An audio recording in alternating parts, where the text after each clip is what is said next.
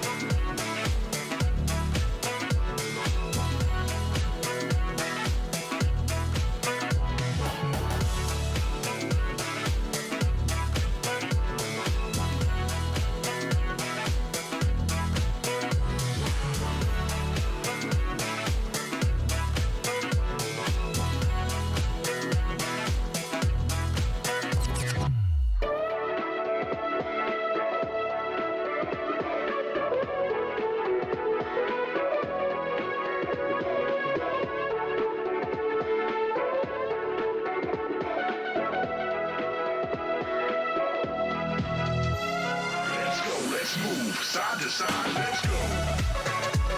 Let's go, let's move, side to side, let's go. Let's go, let's move, side to side, let's go. Let's go, let's move, side to side, let's go.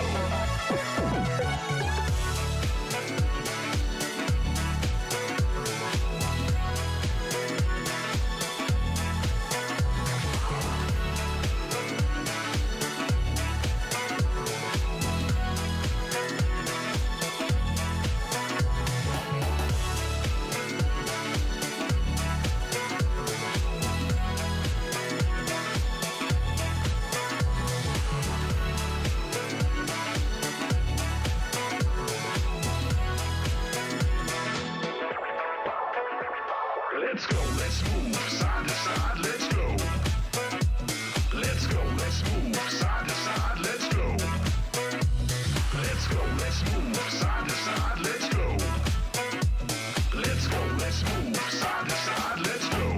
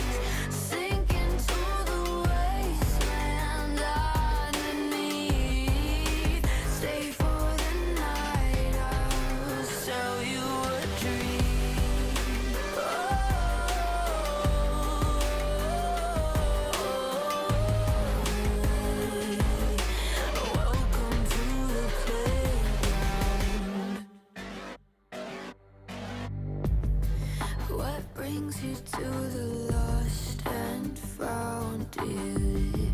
Won't you pull up a seat? Everybody got a prize round here to play. Make me an offer. What will it be? Oh, what will it be? Welcome to the playground. Follow me. Tell me your nightmares and fantasies. Sink into the wasteland underneath. Stay for the night. I'll sell you a dream.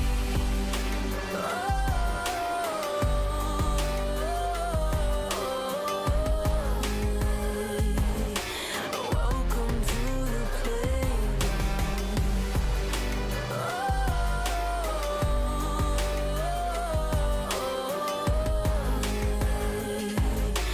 Welcome to the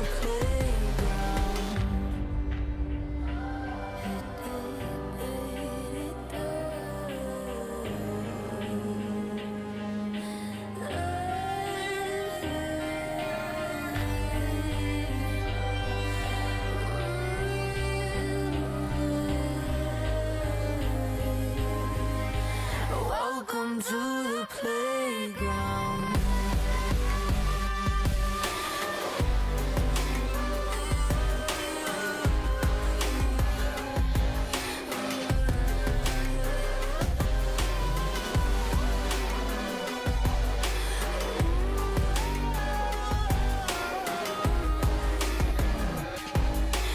Welcome to the playground.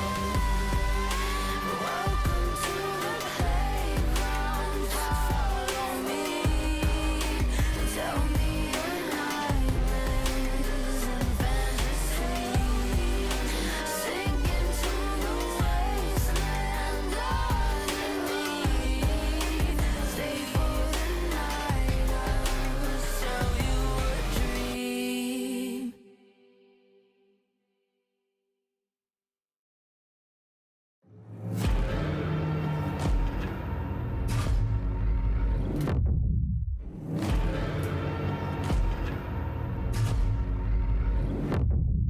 You walk along the edge of danger, and it will change you. Why would you let this voice set in your head? It is meant to destroy you. You summon storms, you play with nature. Now watch it hurt you. Why would you want to shape the world in your hands? You will never make it through.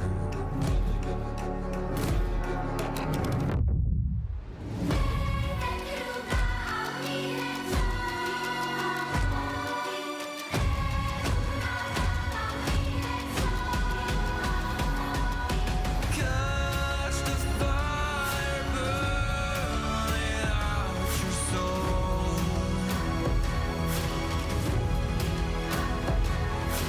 Just make it die, or you will turn it all to ashes and blood. To ashes and blood.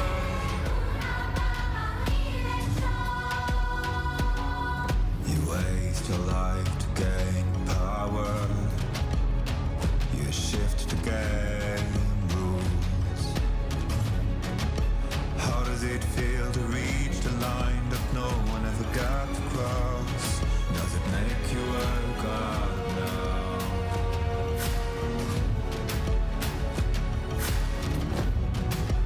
Every sin will be forgiven if you lay down your weapons to the ground.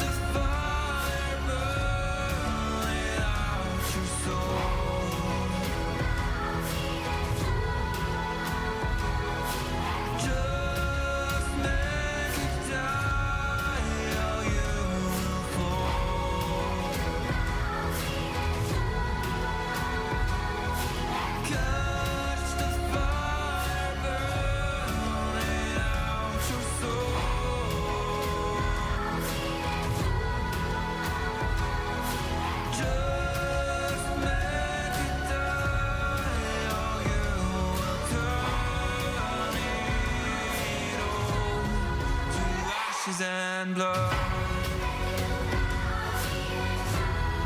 To ashes and blood. To ashes and blood. To ashes and blood. To ashes and blood.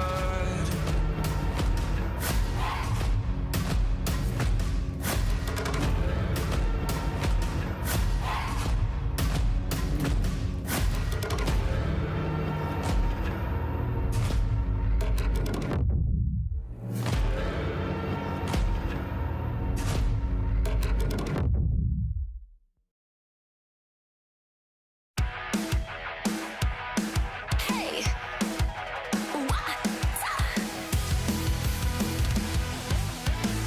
hey, look up at the sky, it's just a starting line. Waltzing through the storm, feel the vibe align.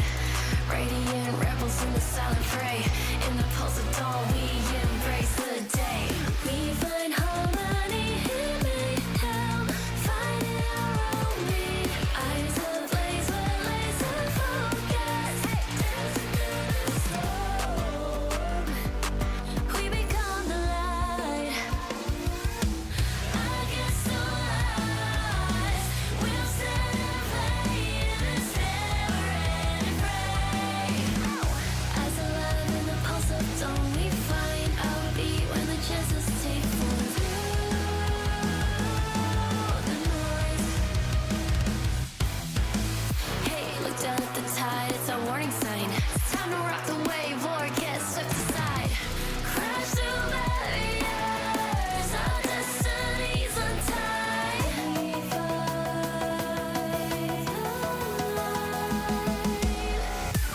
We find harmony in mayhem, finding our own beat. Eyes ablaze with laser focus, dancing through the storm. We become the light.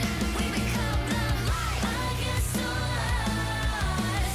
We'll stand and play in this never-ending fray. Eyes alive in the pulse of dawn, we find our beat when the chances take form through the noise.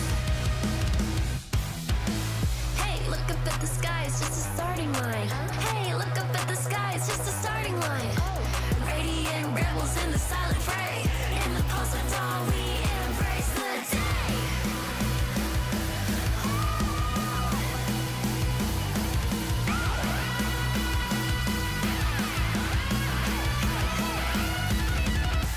We find harmony in mayhem, finding our own beat. Eyes ablaze with laser focus, dancing through the storm. We become the light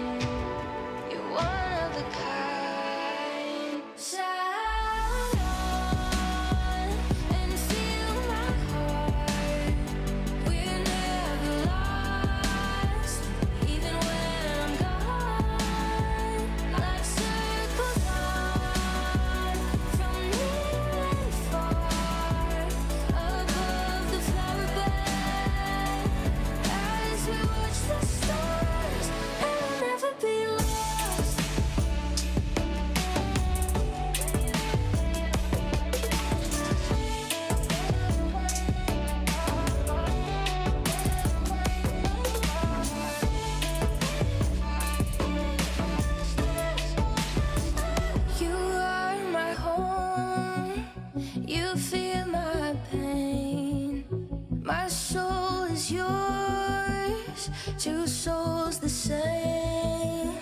With you I'm everything. You never asked me to change a thing. They set our world on fire, but our hearts will burn for miles. I see your beauty shine. You radiate with light. Our hearts dancing time. You're one of a kind.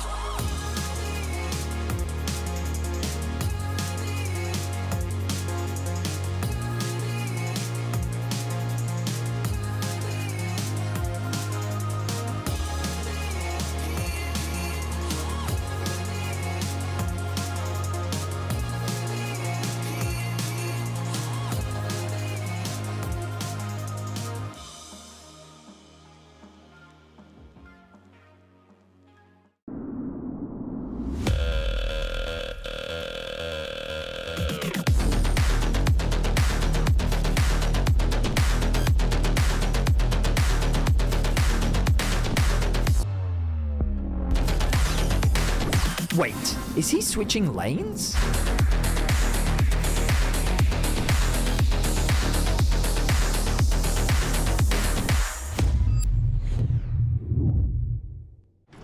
Welcome to Marriott Bonvoy. Where can we take you? From Berlin to the finals, Marriott Bonvoy will be your check-in at every checkpoint.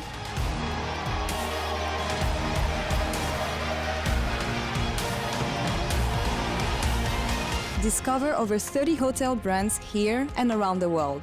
Marriott Bonvoy, a check-in at every checkpoint.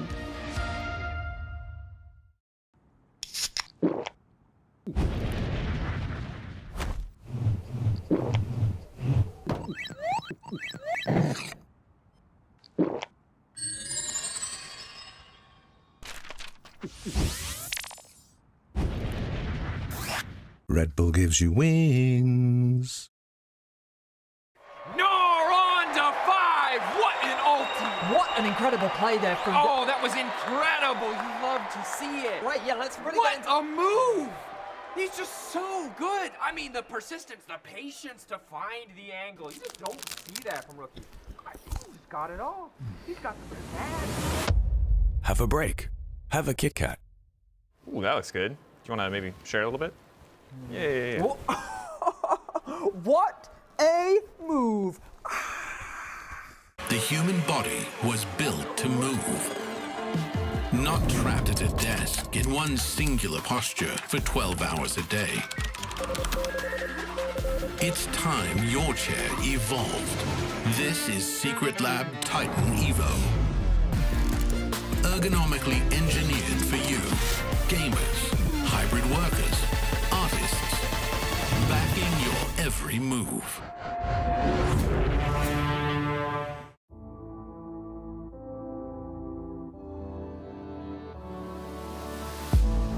If you had it all, would you look the fall in the eyes? Could you walk away this time? Will you realize, recognize it's never over? And the flame that once had died, awaken. Will you rise above the days to come? Will you be enough? Will you walk away this time? Look to your left, to your right, leave the pain behind. 'Cause we all face the fires, and we stray from the light. Go and leave the pain behind.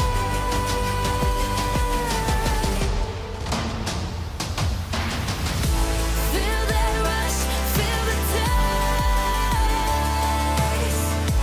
Can you feel it? Rid the pain. Wash it away and stand again.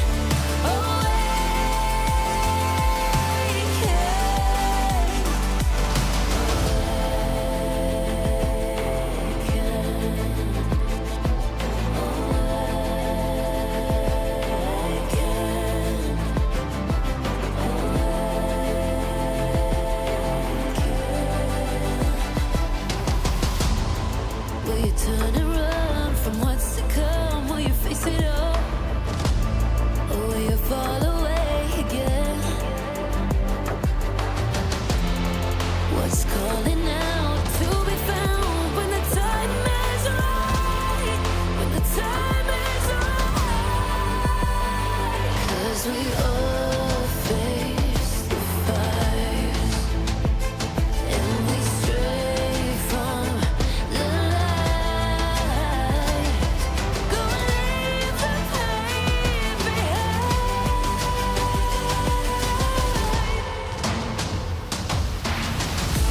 Feel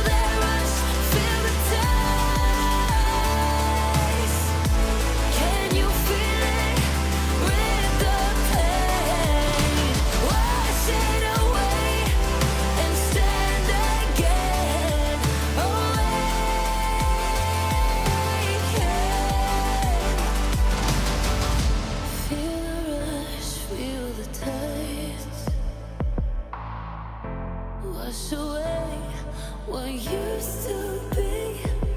Will you make your stand?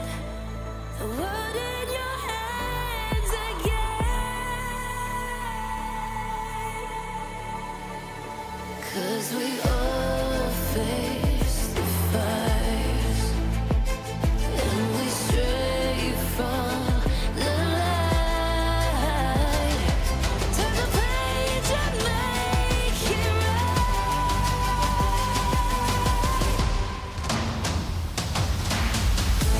Feel that rush, feel the ties.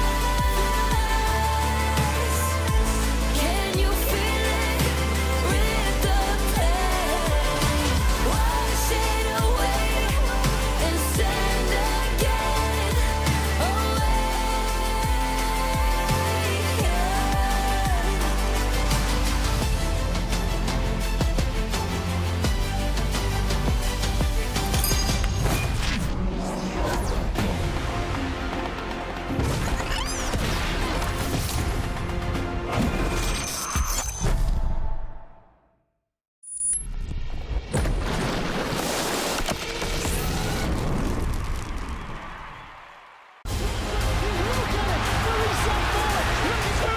The perfect team fight! They take it all!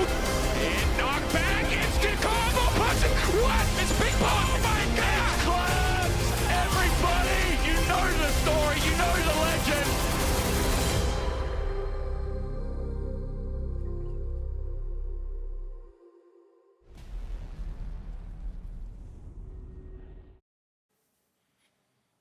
Hi everyone and welcome to the Marriott Bonvoy pre-game check-in with Linsas. Thank you for joining me. Thank you. Chilling in playoffs, Yeah. qualified. How do you feel about this? I mean, good. Yeah. Yes, it was nice yesterday to see SK win their first game. It was kind of good At for least, us. yeah. At least. But it was kind of good for us. I mean, we automatically qualified for the All playoffs, right. so there was no random thoughts about, like, Yeah. in case something happens.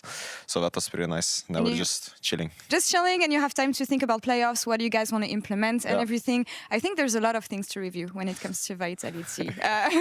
Let's start with the early game because actually when it comes to objectives, this is what goes well. I actually think you have decent stats, you have decent control. What I was really surprised is to see that you don't generate a lot of goals out of those leads. How do you explain this? Like, what do you think you're missing in the early game to actually get the perfect scoreboard? Yeah, I think, we struggled, in the first match days with the early game. Now it's for sure getting better. I mean, we got, a lot more grubs or a lot of more goal leads by contesting grubs. So I think that got better.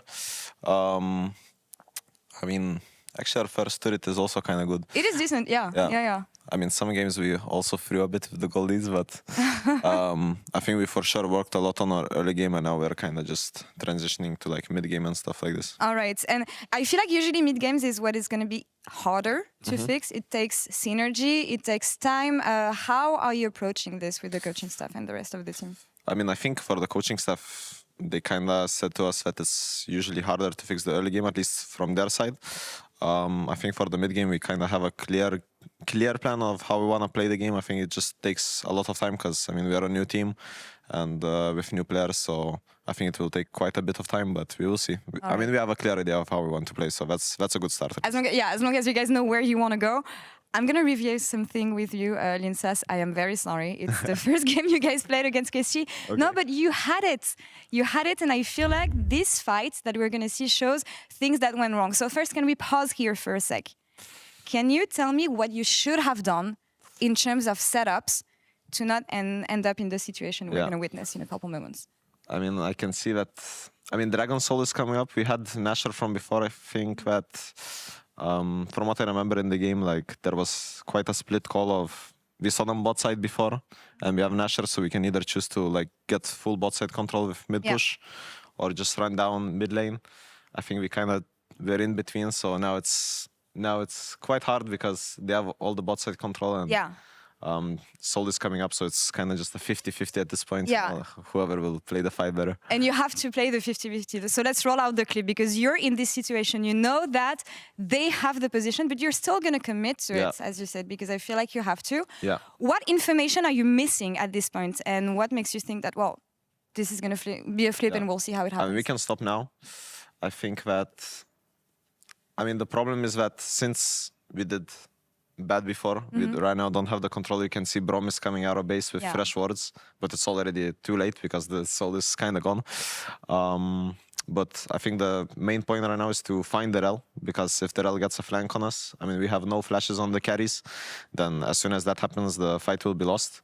But at the same time, like, soul is being rushed, so we kind of, we are just stuck right now. I think they have a way better spot for this fight. But yeah, right now, just find the Rel, and hopefully I can somehow win the 50-50 while at the same time playing for the fight, because if you win the 50-50 but you lose the fight, the game is lost. Yeah, the game is lost. And I mean, it's been, there's been a lot of mistakes, but I feel like you guys tried a lot of things as well. We can keep on rolling the clip because we know how this one ends, sadly. But do you feel like during this game, even after this fight, there's anything that you guys could have done better to actually bring the victory? Because it felt like you gave them the win in the end. I mean, you mean in this fight? Like or after in the game, from what you remember. I mean, we for sure could have had the setup better for the fight. Like, I think Brom being so late was not so good for us. But it just comes from the mistake before. Okay. I think that, I mean, right now there's nothing much. We just hope for a good fight on Asher because it's in 3 minutes, but they have the soul, so I think they are at a clear advantage. But and I feel like we saw a lot of different things from you guys yesterday, for instance. You dictated the pace of the game in the early game and you didn't let go. Moving to GX today, what is the approach? Especially with Closer in the jungle. I mean, I think it's not a weak opponent, but at the same time, I mean, they're not doing the best. I think they lost like 2 games in a row right now. I mean, for Closer, I think he had some good early games, so as long as we can be good in the early game, I think our mid game, like, we worked on it, so it should be better for today. Any answer to this statement that Vitality is 2 sides of a coin, rather? You never know which one it's going to be. I mean, I can kind of understand the statement. Like, sometimes we have a really good game or a really good early game, then everything switches, you know. So I can definitely see it, but I think we're a new team. It's normal for these things to happen. I think we're working hard, so at some point, I think we'll be a very, very good team. All right. What shouldn't you do? What shouldn't do? I think today we shouldn't throw at Baron. We shouldn't throw objectives. Be more careful about this. Thank you so much for the insights. Thank you so much. And good luck against GX. Hello everyone and welcome to Turret Takedown. The rules are really simple. 2 teams are going to be facing off against each other, each with 1 analyst and 1 player, because the players have been absolutely destroying the analysts. So you take turns guessing letters or special characters. If you're correct, you get 1 point. If you are wrong, you lose 1 of your 5 turrets, which also happen to be your lives. If you have no more lives, you cannot guess any more letters. You can always run up to the buzzer and guess the word, even if you have no more lives. But if you are wrong, you are banned from guessing until the other team guesses wrong. Nice, Riot Tribunal banning us. Can we get a nod? Yes, we understand. Understood. It's very good. Amazing. Let's go. Rock, paper, scissors. Odo, GB, who starts first? Go. I will go rock. I'll go paper. Okay. 1, 2, 3. Go. Respectable. Okay, so you guys get to start. Word number 1. Of course, A. Yeah. A. Okay, respectable. Very good choice. Okay, I guess it's your turn then. It's them. What's your favorite letter? We go E. That's usual. Wait, so it can be anything in ingredients. One of us first. Unlucky. Okay. Elder Drake. Wow, you're so smart. I mean, it was actually Yike, you know? Yike was like... Yeah. I had to whisper. Okay, word number 2. Okay, you're the first one. Okay, let's go E again. Okay. Why? Because it works. Okay. It was just a question. Okay. Don't get so attacked, even guys. fighting it. You get 1 point. Congratulations. Thank you. Okay. I will do... Good letter. Come on. S. Oh no, that's a bad letter. What? No, S is bad. Look. What? Actually, it worked. I'm surprised it worked. Okay. What you got for me this time? Probably A. Okay, an A. Oh. Final decision? A, yes. A is not sure good about that? Absolutely. Yeah. What? Oop. Oh. Wait. Vanessa. That's not in league. Cancel. How about T? Yeah. Go. Okay, T. I will say Oh. Oh, I don't like that. Oh, it sounds like it's bad. You lose 1 life. I will go with N. That's so... No. Wow. Oh my god. What is that? This word? Do you guys want a hint? No. No. Good. That's really beta. Yeah. Come on, guys. Letter it. You guys have to Okay. say something. 5. M. Well, I We just said M, didn't Did we? you say M? Yeah. Wow, they already said it as well. I'm sorry. Yeah, I said M. Nope. That's the wrong one. That's the rule. Don't erase it. N. Nice. No, I said M. Okay. He said N. No, I said M. They said M. No, I said M. Okay, then I say N. No, I think it's changes. You fucked up already. Can change. Too late. It's on the okay. board. Okay. Okay, you go. R. I like that. Wow. Hey. 5, 4, I have no idea. I have no 3. idea. Well, you guys don't have to think. It's their job. L. 3. L. What an L. That's so sad. Damn, we're just taking them like that. Oh, you got it? Whoa. No way. Whoa. Rek'Sai. What? There's What? no. Oh, what? That's not crazy. It's a special character. Actually. And you guessed the R too. Good job. Easy. Well done. You got to start. Go again? Don't look at the mistakes here. Okay, we have like 20 letters. You can choose literally anyone. Yeah, it's gonna be anything. I will do V. V. V. And with that, you lose a life. Good job, There's no V, bro. Why would it be a V? I don't know, man. There could be something, bro. Every single time. We say E. It's You easy say points. E? Okay. You're adding up the little points, you know. It's what Yeah. matter. This is such a long word. T. You got it? I don't know what that sound was, but I guess. This goes A again. Yes, it works. Give us an A. Give us an A. GB, do you have any critical thinking skills? I'm more like of a supportive type, you know. I'm just backing up my homie Takamas here, and if it works, it That's an A, by the way. No, just go for it. Remember, you already guessed V Yeah. and it didn't work. Okay, I'll no do more funny letters, come on. Okay, I'll do S again. Yeah, S is fine. S is good. What is It's gonna be a bullshit item and it's gonna be annoying. No. It's gonna be an item? Maybe. You only say that because you heard Taka say it. Oh, really? Yes, you're cheating. I mean, Maybe Okay, 5, he was Inception. 4, He planted the idea. 3, 2, 1. D. D? Oh, okay. No. Deathfire Grasp. Yeah. Yes. Yes. I got it. What Yeah, is I that? saw it in the end. I saw the Deathfire. You don't know It's Deathfire season 2 Grasp? item. Oh, Let's no. go. What? There's more? Oh my god. Okay. Number 5 looks like the final boss. Look at him. Welcome to round 2. What did you say? E. We'll take an E. E? You'll take an E. Oh, wow. How about you Really take this L? No way, this word doesn't have an E in it. Say what I'm it gonna is. It's just a long word. I'm gonna just looking guess for skin. K. K? Yeah, surely that. Damn, I'm like low-key impressed. You actually get a point for that. I have to do my math. Wait, what? Oh, shit. I thought, Oh my god, I'm cracked. yeah. A. I don't know the names. Okay. A is good. Voracious Atakan. Please. You guys get 1 point for the A. You get But you said 5. I guess it actually. Yes, from the K. I got it from the K. Say that. Yeah. Not a. I was counting. Yeah, I didn't know the name, so. Isn't this like the second time that they took your word? No, kinda. All right, so 20 points for this word, plus 20 points? 20. So this is what happens. they have a chance to win now, Okay. The yeah. game shows it's always rigged for you Yeah. to lose, no matter what. Disgusting. Go. Oh, Start, because they started last. K. Again? I mean, it worked last time. No way. It seems like it works again. Do you know what this is? No. Do you know what this is? Oh my god. E. The Okay. one and only. Oh my god. I would say S. I love my S.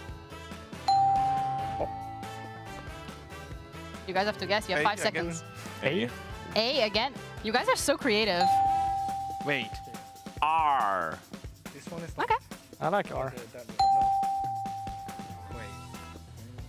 Tick tock, tick tock, tick tock, tick tock. Come on. 3.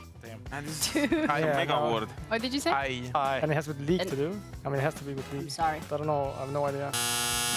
Sure. N. Yeah. Like- No. Yeah, N from no. Okay, Targat, you need to try M now. I'm trying it for you. M? You're actually trying M. M. No way. Oh. That's an M. All right. O? 4. Oh, okay. No way. No. Okay. There's no way. Don't show me. Mega Death Rocket.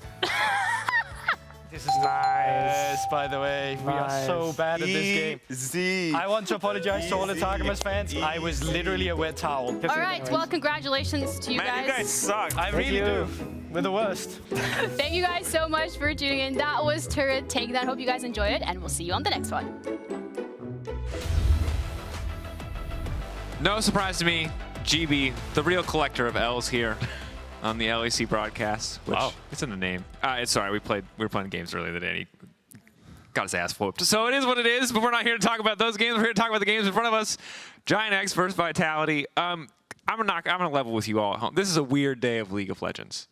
More or less, everything is locked. There's some fighting for positions, but similar to what used to be a 9-week regular season, those last days where there might be an occasional Shaco jungle, we may have games like that today. We're going to take them as seriously as the players take them. It's a battle of pride. It is a battle of pride. And this first game does have some small stakes. Obviously, you want to be more in the top 4. GX are still fighting to put themselves in that position, so they don't obviously get to draw, in theory, an easier opponent as we head into playoffs. So this one looking like a more serious one, but over the course of the day, we might get a variety of intensities of League of Legends. Yeah, I think things might get spicy. For me, Vitality and GX are shaping up to be like close to the top tier, middle of the pack.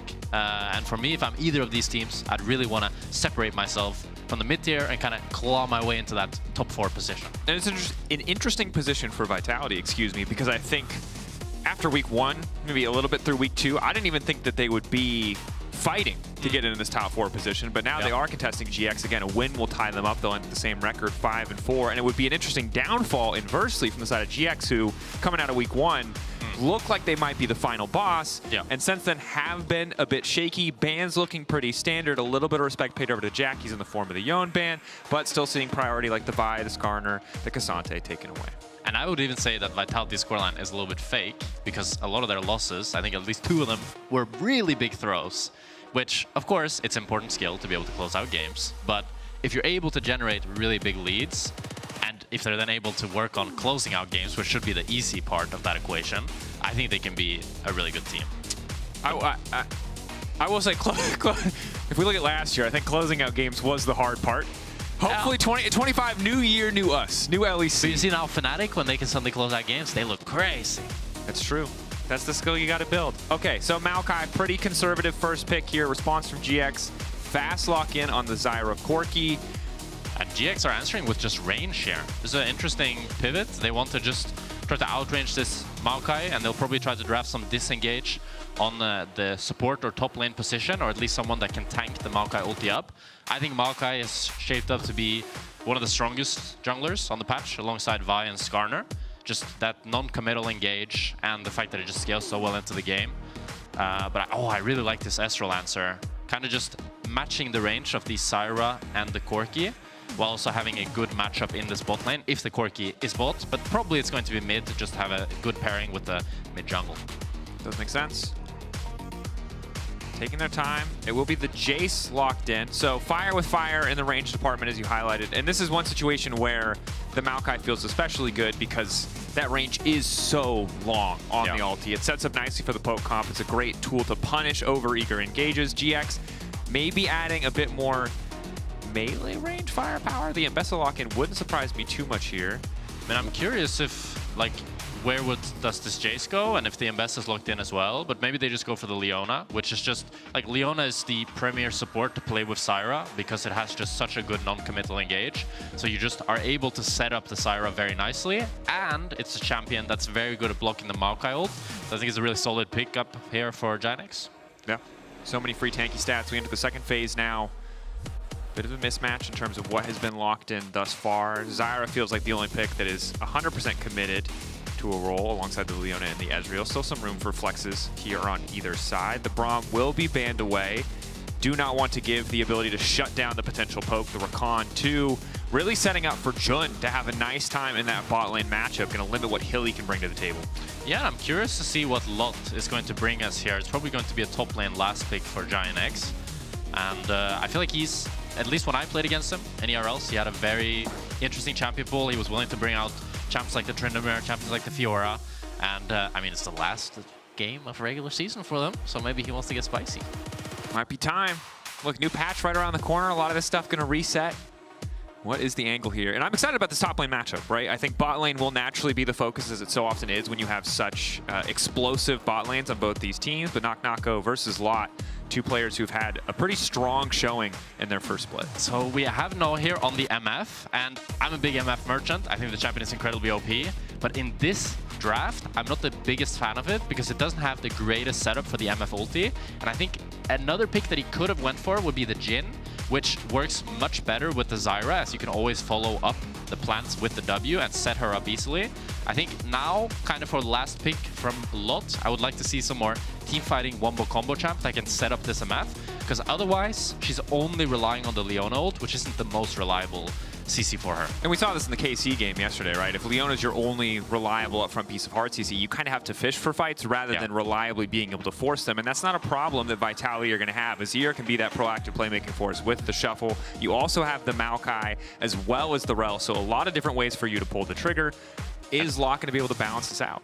I mean, Vitality here are running like the most classic easy front to back. Azir, Maokai, Ezreal, just play the fights well, front to back it. But you wanted and we get Sion. That's committal. That's what I will say. We went from non-committal with the Maokai and Leona to full commitment with the Rel and the Sion as we got later in the draft. But typically Sion doesn't really want to play into very mobile carries, and they have two very mobile carries, and they have a high DPS mid laner that can easily melt him down. But I understand that when you're looking at the Giant X comp, you definitely want some beefy frontline, and Sion is the beefiest frontline that I think you can get. But I think the champion struggles against this Vitality composition, but maybe Lot can prove me wrong. Maybe. I think your initial read was correct, though. This seems like a difficult comp to play MF and Sion. Yeah, it's hard for Sion to land like much of any CC. In your mind, you can see what the montage play looks like, and it looks damn good.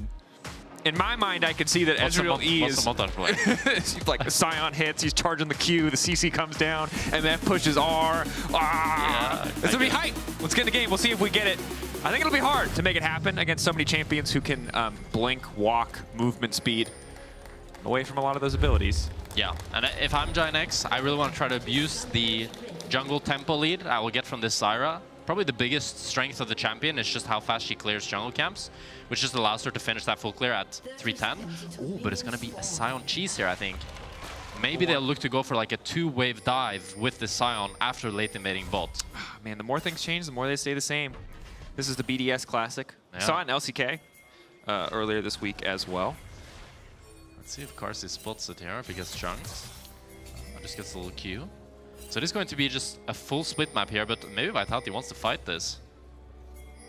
I got really confused as to what year it was in my old man moment and realized I got 5 gold for spotting the ward. I thought Kleptomancy existed again. Brief second where he hit a Q and got $5, and I was like, what year is it? They are so split up here. This is a very weird level 1. Usually you 5-man stack in a bush, and enemy 5-man stacks as well, but they're playing on 5 different flanks here. They're covering all angles at the same time. Some less covered. Closer's getting chunked. I mean, the Zyra losing so much HP is a nightmare. Doesn't have the chance to set up plants either. Ideally, you'd really like to be setting up around red, but you don't have that angle. For Giant X.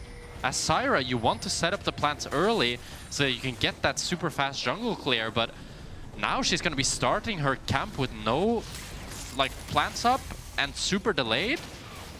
Oy, oy, oy. Also, Maokai's looking for an invade as well. Yeah, Linsis is just going to walk in. Zyra has to drop it all. That was awful. What? Oh, no. What? And they're going to spot him again. Oh, and no. She still has no plants. The biggest part of Zyra's fast jungle clear is that she stands on the buff 1 minute before the jungle camp actually spawns, setting up the plants around her. But when she has to clear a camp with no plants, it takes ages. And sometimes you outplay your enemy, and sometimes they outplay themselves. GX, I mean, good response from Vitality. Closer finally going to take level 2. It will get easier now for him to clear a bit faster, and we are going to be in a split map situation. Potentially a dive that will have to be respected as Noah and Jun are still level 1. But a very bizarre level 1. Also, Lot TPing back to the top side. I was ready for some lane swap shenanigans with this Sion locked in, but we have standard lanes, albeit with a massive deficit for Closer at the start. Yeah, I think what Giant X really wanted was just to have like a standard split map where Sion could dive bot lane on the second wave. But Vitality played well, they played slow, they get the poke, and Giant X kind of panic at the last second and just decide to drop it. And now I'm curious to see how does this Zyra bounce back, as she kind of lost the biggest strength of this champion in the early game. And Vitality are really determined to track closer. You can see Knock-Knocko had push on the top side of the map, walks all the way back into his own jungle just to see if there are any camps for Linces to be able to take, just to see if they can catch closer out as he tries to maintain the split map. This is going to be a huge advantage for Linces. He hasn't even started his own red buff yet. Don't know if he's going to want to fight for the Scuttle Crop. The answer is yes. Mid-wave relatively even. Jackie's has first move from mid here. Zyra not going to really be too threatened. Jackie's still trading with Chat, keeping them both low, stopping either of them really from joining on the play, but Jackie's definitely gets the worst end of that trade. Has the biscuit he can pop. Will do so. Oh, Jackie's. Falcon. Jackie's poked by Sand Soldiers. Awkward. Flash. Ooh, so he flashed and then W's to get the soldier up, because if he just does a normal auto attack, he doesn't kill.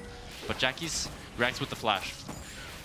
Close exchange. Flash for flash now. But Closer might be able to steal Raptors here. He's kind of clawing himself back into the game. He also got the Scuttle Crab. Not a bad situation. That's Yuumi with a gun.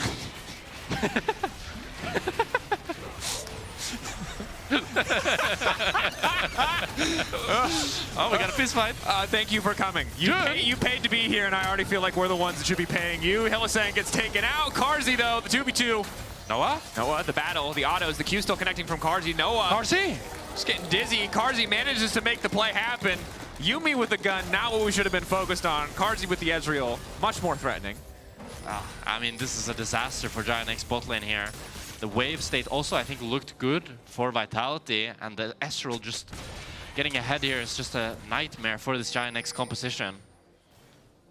This is going to be miserable. Again, we talked about how difficult it will be for them, you know, to set up the kind of the dream combo you're looking for here. Still, obviously, the MF can be strong in a lot of situations. Can get the Bloodthirster first. There's a lot of reasons to pick this champ. It's not just the ulti.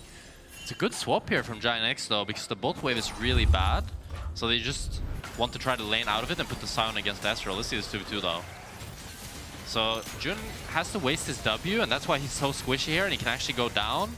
And then Noah wants to return the kill, but MF in these long extended fights, very weak early game, as she doesn't get to utilize her passive at all.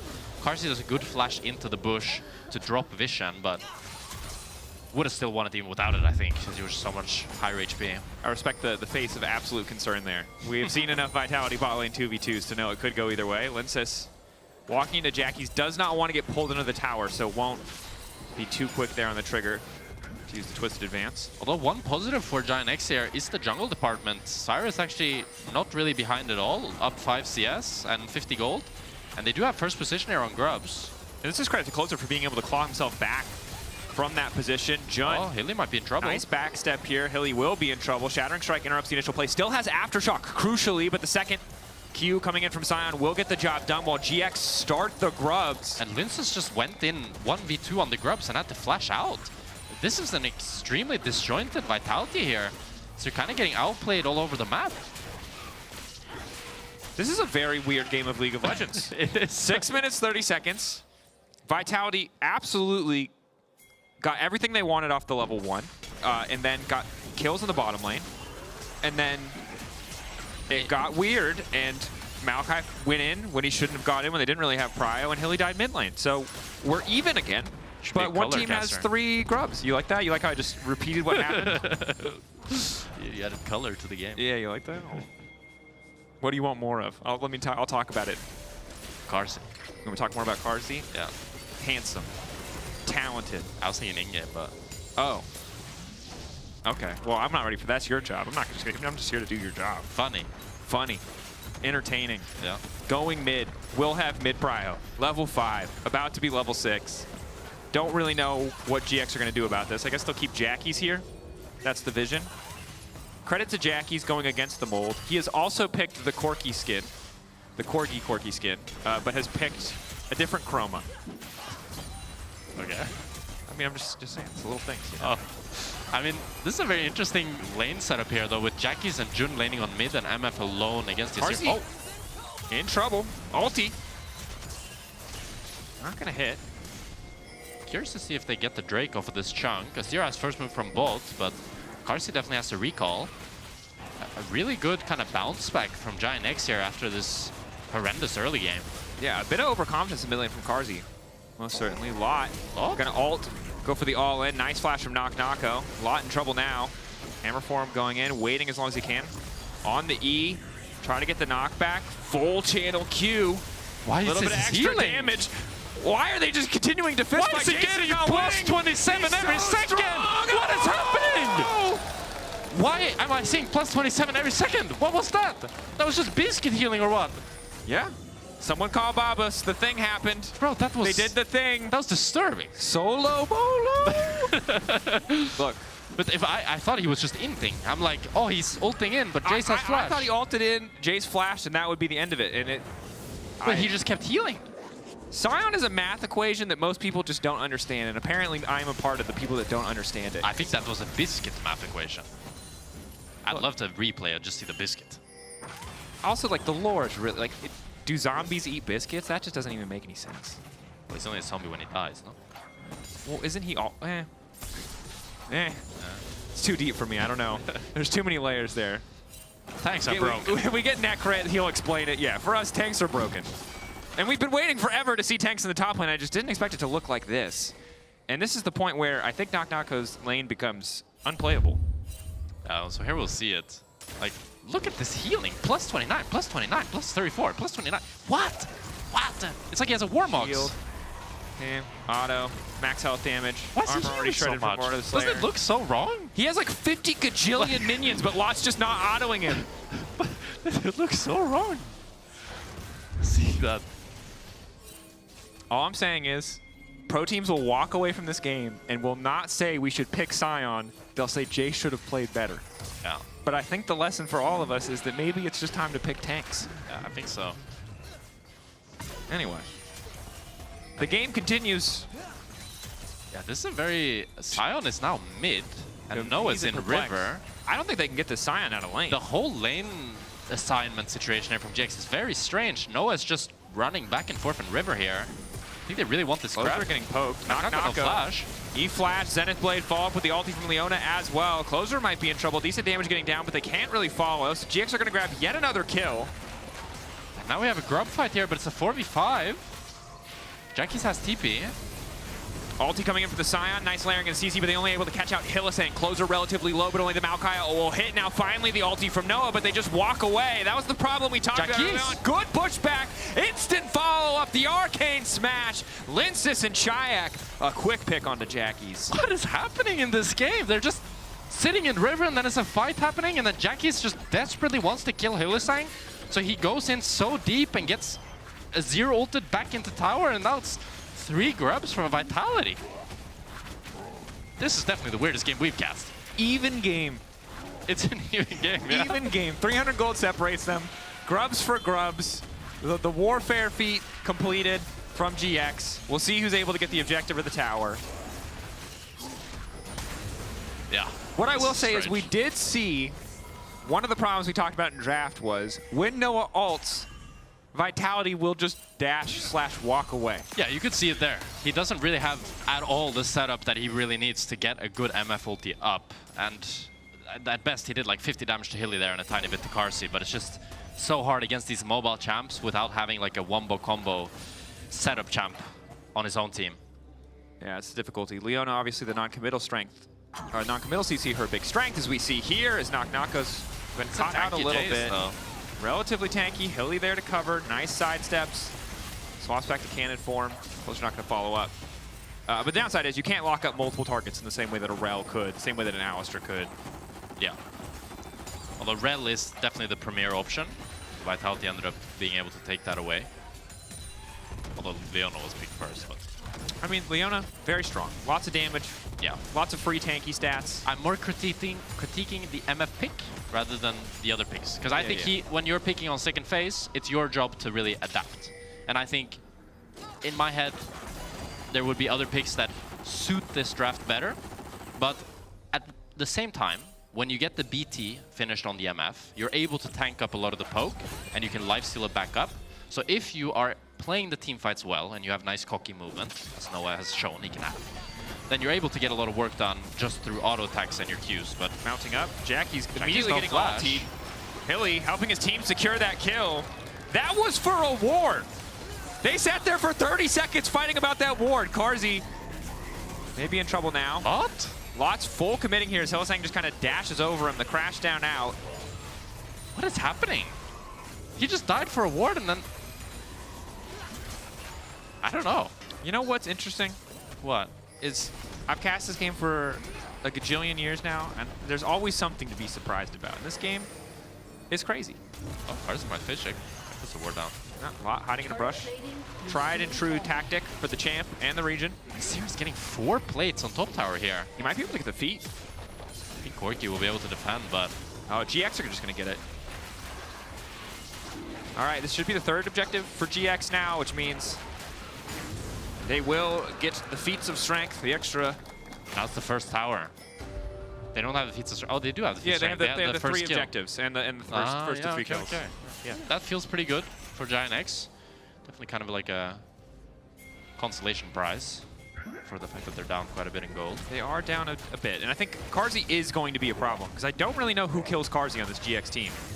Yeah. If Jackies can't 1v1 him, this is a montage team. Like, Shaik, everyone is a bit immobile, a bit slow. Shaik now is also up a full level of getting the solo XP and getting the top plates.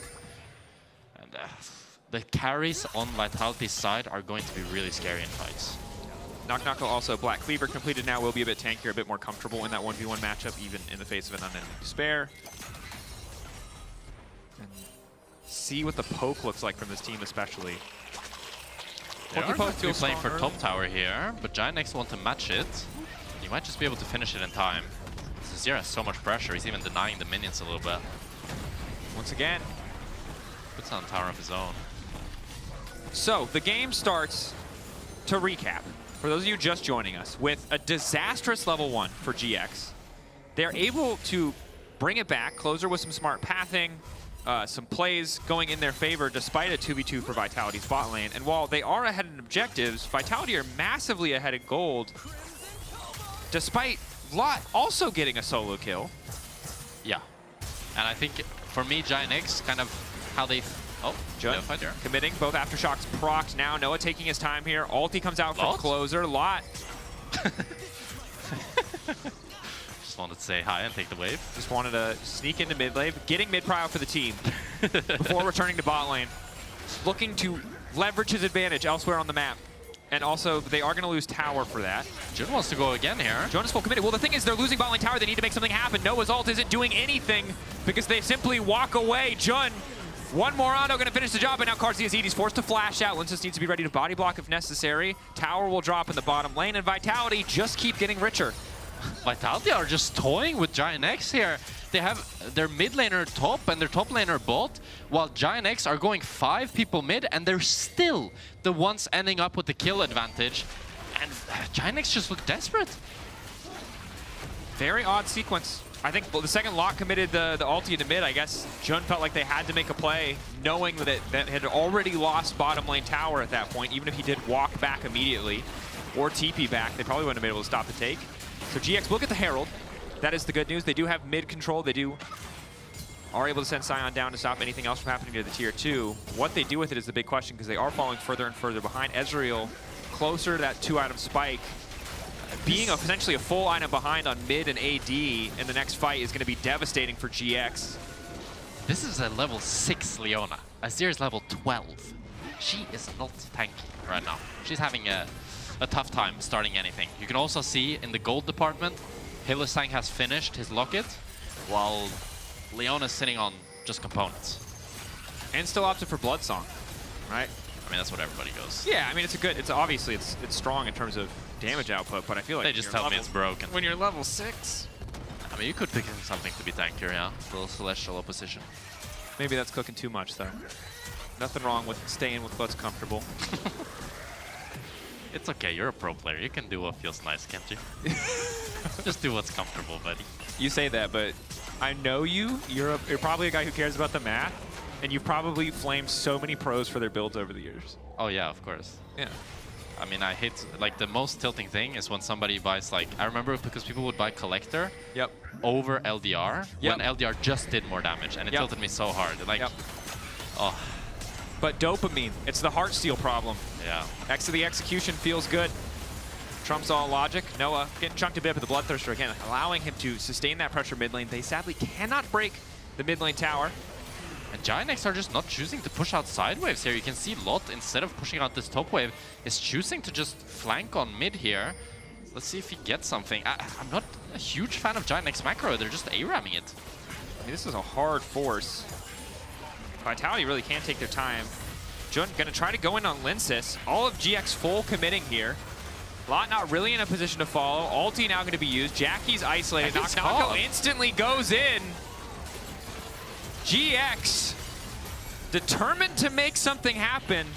But so far all that's happened is that they've fallen further and further behind. The play continues. Vitality know they can just keep going. Hylissang, good ult to interrupt. Jud taken down as well. Closer's ult not going to have any effect. This game, brutal. Again, of all the games today, this is one where two teams are fighting for top four. Chayak trying to make the play happen, has to flash to the side. Noah's ult zoning him away. Yeah, I mean, you can see the MF ulti is just never going to have great value in this game with how the two team compositions are constructed.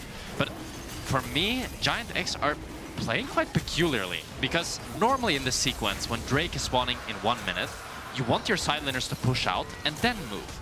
And Sion was on top wave, but chooses instead to walk all the way to mid and leave top neutral. And that way, you don't have a numbers advantage. This is just an equal numbers fight. And Jackie's is in no man's land, desperately wanting to kill this Maokai. And all of Giant X's attempts just look very desperate. And I really want to point out, though, Hylissang, how he's playing mechanically this game, canceling the Sion Q again and again and again, and you'll see it here, makes these fights so much easier for his team to play. Yep. Able to find the picks there. Now Otacon has spawned, or is about to spawn, excuse me, 2 seconds. Unsurprisingly voracious, hungry boy. Yeah. And I want to see Giant X relax, take a deep breath, push out side lanes, and fight with a numbers advantage with Sion ulting. I feel like right now they're just over-forcing too much, and they're playing right into Vitality's hands. I'm gonna be honest with you, I don't know if they're gonna get that opportunity. They're 4K gold down. Chayak has 2 completed items. Jace poke is starting to hurt. Karzi poke is certainly hurting at 2 items. I don't... Yeah, it's a I think that situation. window of opportunity might have closed. I think you're just gonna be behind on side lanes for the most part.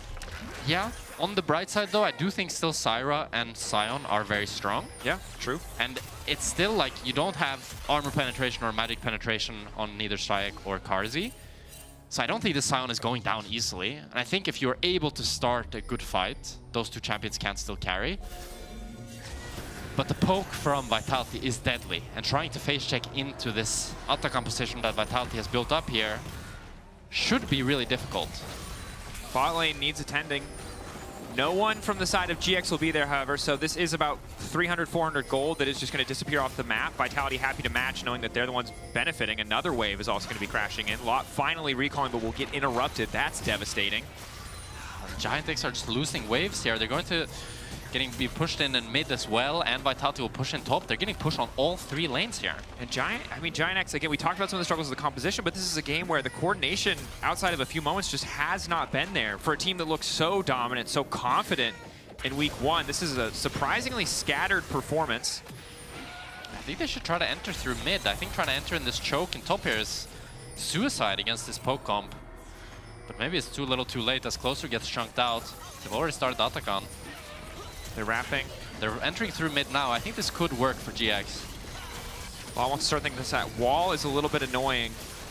Makes it really hard for Lot to play this fight from any significant range. Hilly has a great flank. Hilly ready to go over, but isn't going to overcommit. Vitality, again, I think pretty comfortable playing this slow. As long as they don't get hit by the Wombo combo, they're not under too much threat. Linsis, nice long-range ult, hiding it as long as possible. Only going to catch up 1. Good discipline from GX. Only a single member caught out. But Vitality are the ones getting the poke. Giant X are not able to return any of it. 6K, objective still leashed by the plant there. It'll start to get lower. Now trying to zone Karzi away, forcing an early E. Maybe they can start to follow up the shutdown instantly. Noah, now out of the fight, he hasn't even gotten to do anything. Finally, the ult will come down, trading a few kills back, but Knock goes completely untouched. Lot is dead. Karzi trying to find the ult on the Jun, and it will connect. Vitality, a pretty effortless fight. Some blood drawn. Yes, GX find a kill, but It costs them just about everything. And Vitality are just getting everything. They're just able to poke them down, play it slow, and it looks hopeless for Giant X. And Carson might even be able to cheese him here. And you see he Qs there at the end to get the Triforce proc so that the last auto kills him. Very clean from Carsey there. Respectable. A little bit of a delay on taking the Otacon as well to make sure they have as much timing with the buff as possible. Lots of small... And Lot here, you can see how desperate he is trying to find anything. But they just get kited and ran down. It just looks unplayable, Dracos. Completely. I mean, again, it's Ezreal 2-item power spike. The Jace has Black Cleaver with the W, the Hyper. Bam, bam, bam. You've already shredded through a ton of that armor. Unending Despair, not the best armor item. Not what it was in terms of armor in the previous split. And right now, Vitality are obliterating GX. Yeah. And however, if there is a team that has thrown 6,000-7,000 gold leads, that's been Vitality.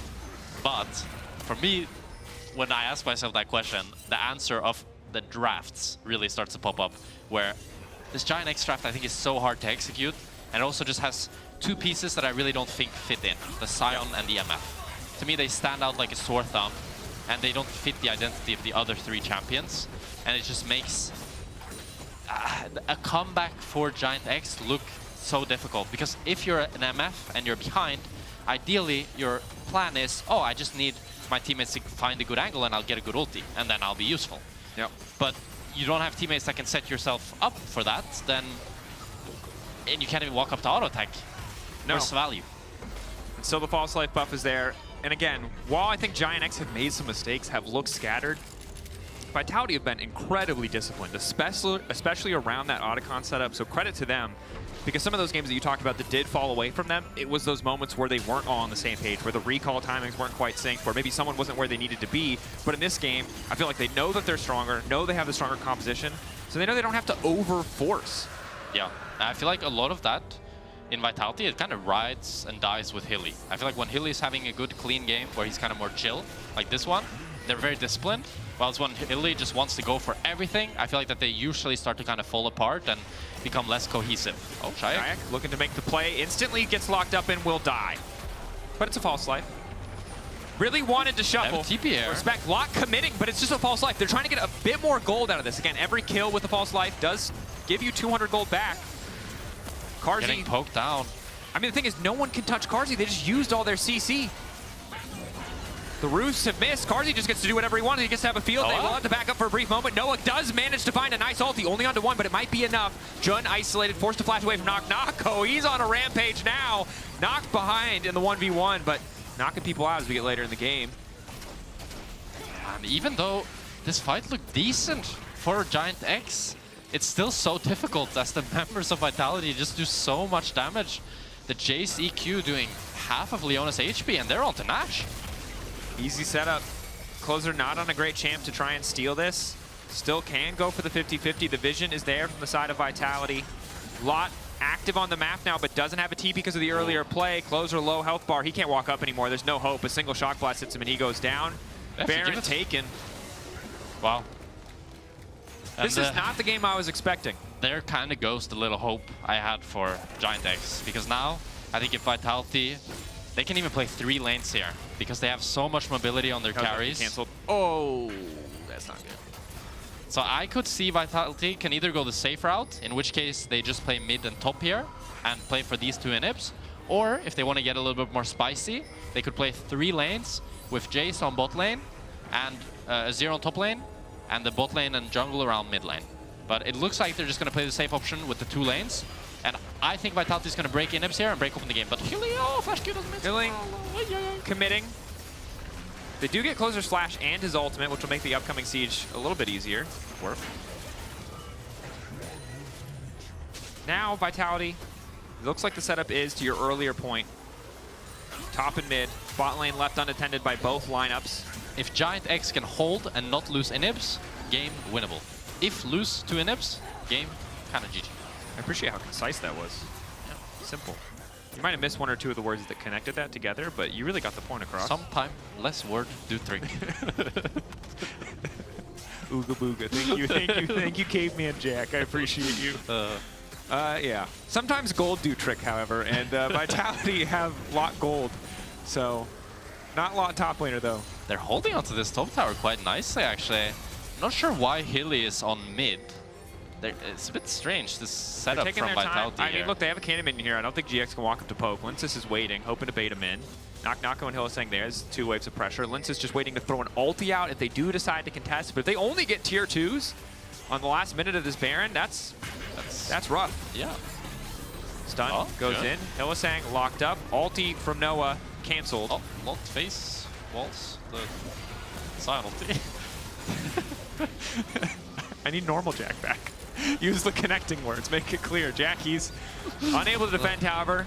GX trying to go for the proactive engage there, knowing they need to collapse on one of the lanes. They try to make something happen mid lane. It doesn't work, and they fall further behind. And sadly, that's been the story of the entire game for Giant X. Everything they have tried to do has turned against them outside of a top lane 1v1 for lot. And Vitality just broke open the game, Dracos. Now you can see Hilly also down to that bot side. He's going to push that wave in alone. Hilly knows we're going to play for triple enemy, guys. We're going to make this a clean, free win. And this poke is just doing so much damage. It's just a matter of time before the game explodes for Giant X, I'm afraid. Yeah, tower will fall. Third inhibitor will fall. If through some miracle, maybe it's Jackie's. Jackie's trying to go 1v1 with Chai. Nice flashback safety. Jackie's! Creates 1-for-1. Actually, not too bad. May delay the what's feeling like an inevitable end, but with 3 inhibitors down, the Nash buff is out.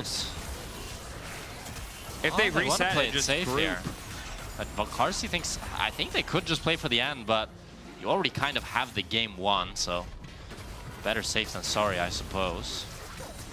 The good news is you are getting more items, more gold when you knock inhibitors down like this. You can't end the game. You're funneling a lot of resources into GX. The super minions are going to be worth a lot. But again, it's a 12k gold lead. Like, yeah. I don't think those minions are going to give 12k worth of gold. Like, League of Legends is a weird game. Because, like, when you play Valorant, right, like, you can, against the best player in the world, sometimes headshot them and win the game. But, like, 12-0 Zed, you know, gold player versus Faker at 0-12, Faker probably still doesn't win that, you know? Snowballing. Snowballing. At a certain point, you are just stronger. You can just beat people with your wallet. And that is the position Vitality in. And on top of that, they're playing much better. Yeah. And have a better comp, too. So what we're saying is the odds are really stacked against GX. And in the world of caster narrative, there's only so much I can try to sell you on a comeback before it becomes completely inauthentic. I think we've crossed that threshold. Okay, now let's think, how would Giant X get the comeback? We need to see a crazy Leon ult, into a crazy Syra ult, into a crazy Sion ult, I think. All of which have to start with someone on Vitality making a big mistake, I think. Yeah, for sure. They need to stack up 5-man or 4-man. 4-man's good enough. And get hit by all of the spells all at once. Let's see if they can do it. Jun starting the fight. Hourglass used. Now going in. Chayak might go down. Noah's still sitting for an extra moment, but now Vitality too damn strong. They're killing everybody in the process. They've taken out the towers. Jackie's running for his life. Hilly wants that final kill, and he'll give his life for it. Vitality tying up GX, ending the split at 5-4. And for me, this was a game where both teams looked a little bit lackluster in the early game, but then Vitality just took it away. A better draft, a better plan coming into this game, and just looked way more cohesive and way better overall. Every sloppy mistake the GX made, Vitality were in a good position to punish. Credit to them for finding those angles. GX back to the drawing board. They already qualified for playoffs. It's not the end of the world. But of course, you can vote for your Kira player of the game at X, or at LEC on X, excuse me, Nako, Carzzy, Hylissang. All good options. Yeah. I think maybe Hilly. Maybe not Nako, to be honest. He did get solo killed. He did get solo killed, but that was disgusting. That was in plus 29, plus 30. That was not normal. You're taking. Like you can't blame him for that. How is that normal? The Sun suddenly had ocean soul. It was. I've never seen one man get so much out of a biscuit. Why did that look like a 5-course meal? Why is my man full health? That's what I'm saying. After this, Lore will be speaking with the victorious Carzzy, and Ottawamne is going to talk about Hylissang, about everything he's gotten away with this week after the break. Don't go anywhere. We'll be right back.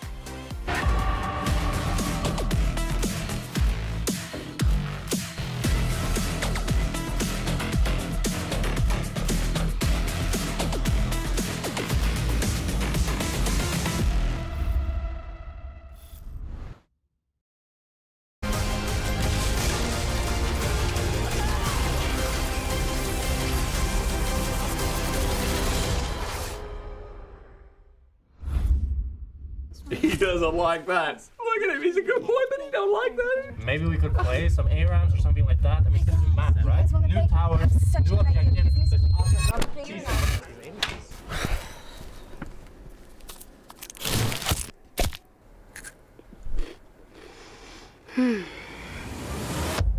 Have a break.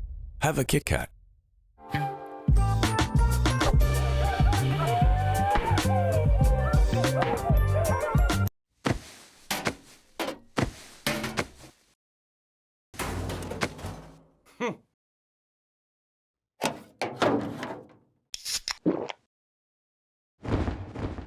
Red Bull gives you wings.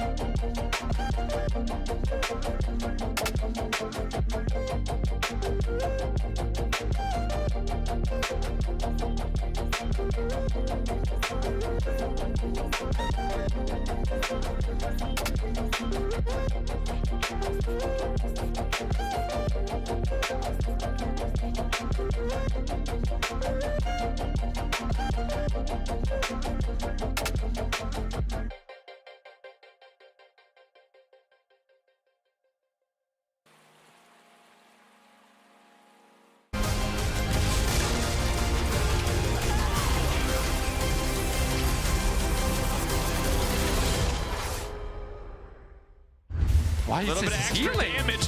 Why are they just continuing to fist Once again, you plus 27 every second. What is happening? They have people behind him, okay? Sion can look TP. Sion can look TP right now. Sion TP. Cork is dead. Leon no E.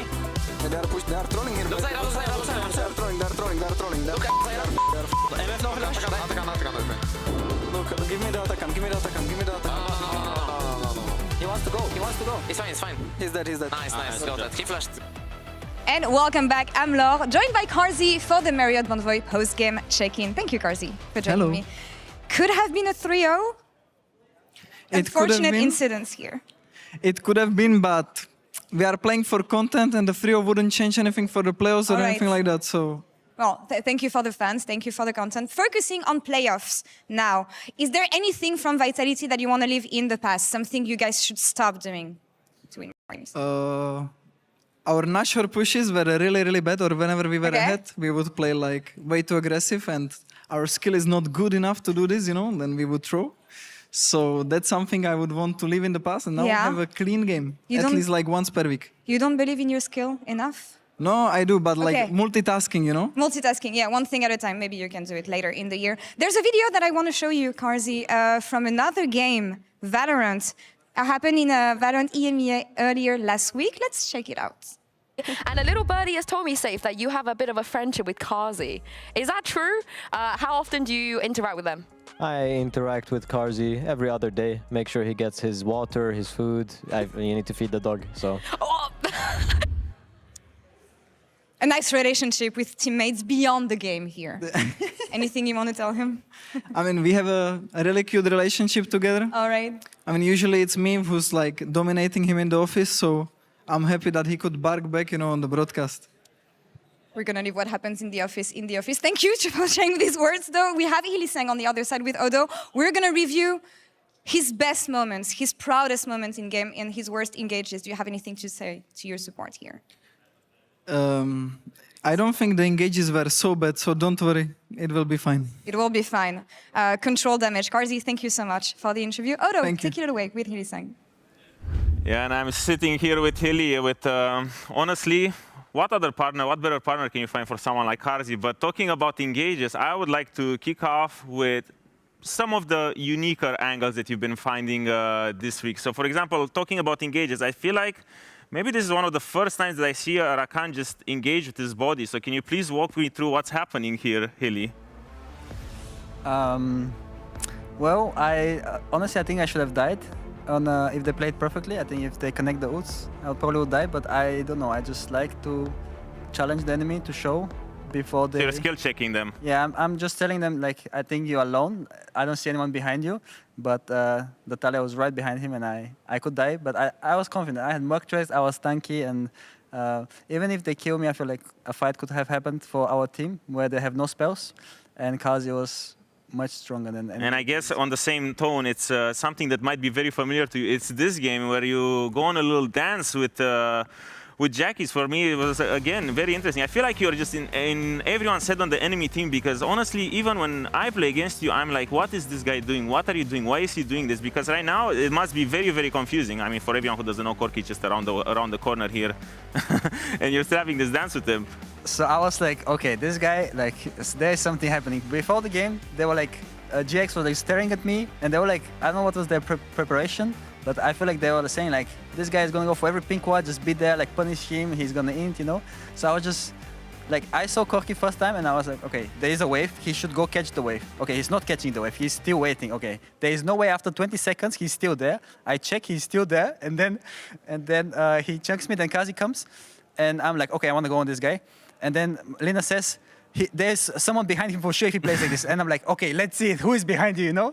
And I just wanted to go on him and kill him. Oh my God, I love it. And also on the topic of crazy engages, usually when you walk in situations like this, I want you to run me through, because a lot of time when people find this angle and they're outnumbered, they don't really still find these unique angles. But if you don't remember, it's your real game where you, well, I'm not gonna let the clips speak for itself. But right now, I think you're the only real or the only player who is getting caught, but somehow 3 seconds later, you're the one catching them. So can you please explain to me, how did you end up in this situation over here? Okay, so funny story. I thought I was trying to stop the ambassador TP. But the ambassador took the different pathing. She took behind the Baron, and I thought she's in this bush. So when I went there, I was like, okay, I don't see the TP, I can't stop it. And we were just stronger than 2v2, so I was willing to die for cancel the TP. But then it was 2v2, so I was like, okay, just if they go on me, I have my Nyla here, like there is no way they win. So. Okay, I love it. And also one of the final clips that I have for you is, it might be a little bit of a slow one because people just like kills in LEC, but right now you're going on a little trip over here, and you somehow end up with full map control. So can you please tell me, how are you choosing this pathing to just go around the whole map and go on a marathon over here? Okay, so you guys don't see it, but there is like Ambassador right now, or like before the fight, when I was behind Baron, Ambassador was behind them and flanking them. but unfortunately, Naku missed the ultimate or they sidestepped it or something. So the fight would have been really good because Nak would have engaged on a guy without flash. I think it was Varus without flash. So he would die instantly, and I was ready to like go, but then he missed. So I was like the one that was. So now you were just making space this whole time. Yes, and then they helped me, and so I leave. If my team don't help me here, they just die. But my team loves me, so they help me. Okay, but now for one that just has no excuse, you know. Can you tell me what's going on here before the casters take it away for this next game? Nothing is happening. I just griefed. You know my top here says they was smited. So it's his fault. Your top. No, he says they was smited, and I keep going. So he tried to save me, but there was no hope. There was no hope. I'm just gonna leave it there. There's just no saving him beyond this point, casters. Yeah, please share your thoughts on whatever Healy just did just now. I respect that he was upfront about it. Yeah. You know? I mean, he's a man that he knows what he wants. He knows what he's about. And he wants to go in. Most of the time, there's a reason behind the play. But sometimes they are just goofs. Yeah, I feel like there's like a cult of Hilly. Either you believe he's the smartest person alive or the dumbest inter. Yeah. And it's super hard to be, I feel like the truth is always somewhere in the middle. That sometimes he makes bad plays, sometimes he makes good plays. I mean, the truth, yeah, it's the gray area. But I think that's too hard for most of us to process. So we just go to one extreme or the other. So which one are you? Oh, I'm a believer. You're a believer now? I'm a believer. You were for sure a doubter at the start of the split. I go back and forth. Oh, okay. But always in extremes. Okay. Depends. Right now, I'm a believer. He's the GOAT. And now we got Koi against Rogue. And this is going to be interesting, because another support who has been doing well up until the matchup yesterday was Alvaro, but MKoi had a rough week. I think you call it a stinky. They made a stinky. Stinky week, yeah. Yeah, stinky week. Jojo got solo killed in one game. Super Alvaro got bodied in the game yesterday. They had a tough one. It has been just a messy week for Koi. Now, they're playing against Rogue, a team that is eliminated. They can try to get themselves higher positioning, but ultimately, Koi are pretty comfortable where they're at, right? So this is a game where maybe we start to see a bit more spice, but now they've immediately locked first pick Corki, so I'm less convinced there will be spice. If that's a VAR, there's no spice. I think they'll spice-free zone. Take this very seriously. I think there's a lot of pride involved. I think when you've had a rough week, losing to the worst team or one of the worst teams, it's like it feels shameful nearly. Yeah. Gotta show us more. Remind people how you made your way up to the top. Koi certainly hit the ground running this split with the new roster, but had some messy games. It's going to be the Sinsa for Malrang here. I feel like it's the Ziggs just like that. Wow. Ziggs for the bottom lane. So we are getting a little bit of spice. We're getting a little bit of spice. I remember Supa played, I think, quite a bit of Ziggs Worlds last year. And I quite liked the Ziggs. It was pretty decent. And I think the idea behind picking the Ziggs here is just it allows you to have more freedom and flexibility in the top side department, because now you don't need to necessarily lock in an AP jungler or an AP top. You can just be fine with having only the Ziggs as a sole AP. And it's also a decent matchup into the Varus. Certainly. Can be tricky, I think, against the Xin in some circumstances, but the Hextech Minefield is really nice. That thing lasts forever. Yeah. It's so easy to control space. You got Corki for poke on top of that. And of course, Ziggs remains the same kind of wave clear tower threat bot that he always has in pro play. Now, a lot of teams, they favored Ziggs over the other mages just due to how good he is in swap scenarios. He also has a really weak level 1, as most mages do, against ADCs. So I could see Koi opting for the swap here, but they could also just decide to standard lane because Rogue answered with the Alistar, who also has an infamously weak level 1, so then they can just kind of handshake the level 1 and be fine. Still just that race to level 2, always important, but something we'll watch. I hope no more swaps. I'm enjoying that we've seen. Yeah, it's been nice seeing 2v2s and 1v1s, and seeing whatever Giant X just did last game. Yeah, whatever. That was a... Showed us, you know, sometimes in order to know what you like, you have to see what you don't like. You need to understand both. You just experiment. That level 1, I don't think we will see again. I'm very curious to see, like, what does Koi decide to pull out in the top and jungle, because they have planned this Ziggs, which tells me that Elyoya probably doesn't want to play an AP jungler, although that is what Rogue is actually targeting with the Nidalee and the Lilia band. But if I'm Elyoya, I'm thinking that he's probably going to look for an AD jungler or maybe a mixed damage jungler instead. I guess I really just don't want him to be able to outpace Malrang early. I guess that would be the argument against AP junglers. If he gets any kind of lead, obviously your clear speed shoots through the roof. But safe blind picks have been taken away Cassante and the Poppy. Poppy, of course, already would be good into the composition. So Rogue might just blind pick their mid laner instead, leave open a counter pick for Adam. And it should be the Corki mid lane, so they should be confident just picking whatever they think is best into that. The Victor we haven't seen actually that much recently, but I think it's a really good matchup into melee mids. It started out actually as a counter pick into Lucian mid many years ago. And in general, it just has a really good trade pattern into these ADCs on mid lane. And I think it's a really good champion just stylistically for Larssen as well. He loves his control mages, and overall, shaping up to be a decent draft for Rogue. I like what we're seeing. Good engage options with the Alistar, with the Xin together.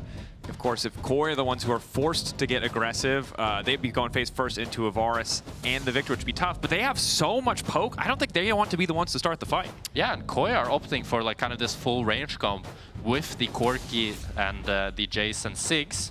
And yeah, I could see this Sejuani being locked in just to give another body for these 3 poking champions and give some non-committal engage. It's our favorite word of the week. Yeah.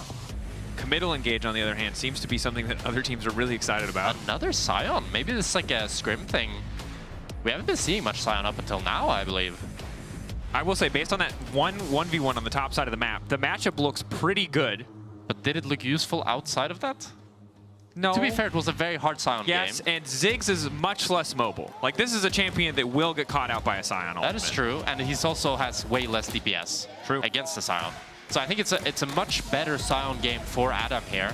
But if I'm Rogue, I would want Adam on a stronger counter pick that is more of a carry, because for me, he's been the shining star on this. Red 5 Sion doesn't feel the best. Does not feel the best. But we saw it last game too, right? So yeah, some merit to it, at least in terms of how comfortable they are. Normally, this would always say lane swap, but based on the last game we saw, it might not be that case. They could try the same strategy as Giant X did, where they go for this kind of crazy Sion invade, just 5-man bot, and then dive on the second wave. We'll see what they end up opting for, but I think they'll definitely try to do something level 1, as that's part of the strength of picking Sion. That passive has ruined pro play in many moments in the past. Yeah. Farming camps. But I feel like it's like 50-50 if it works out. True. We'll see what side of the coin comes out now as we get into our second game. Our second game of the day. Our first and only second game of the day. It's true. Yeah. Another Corgi Chroma. We're mixing it up now. Pink. I like it. It is going to be the lethality Varus here from Patrick, trying to match some of this range from Koi's composition. They do have decent DPS to kill the front line of Koi even with lethality Varus, so I like it. Little note, I think the observers sit mid anytime this Corki skin is locked in, just to see if he's going to do the wiggle. Did it a bit there, no? Or no. He's got to spam the emote. Oh, it's on the We're Victor waiting. that's done it. The observers know what the people want. Victor's trying to bait Jojo it, but Pune Jojo's won't not doing give it. Won't do it. Jojo, come on. Give the people the wiggle. Minions have spawned. Give us the wiggle. Okay, all right, fine. It's a serious game. It's a serious game. You said it. They didn't have a great week. You know, gotta get that redemption. He's locked in. Lights have been turned off. Yeah. It's Nocturne Hours. Nocturne Hours on the sidebars. So it is going to be actually a swap. What? Well, you have the Sion. So I actually don't mind this. I don't mind this. You highlighted it already, right? Alistar level 1, pretty bad. Downside is, you have Varus top lane.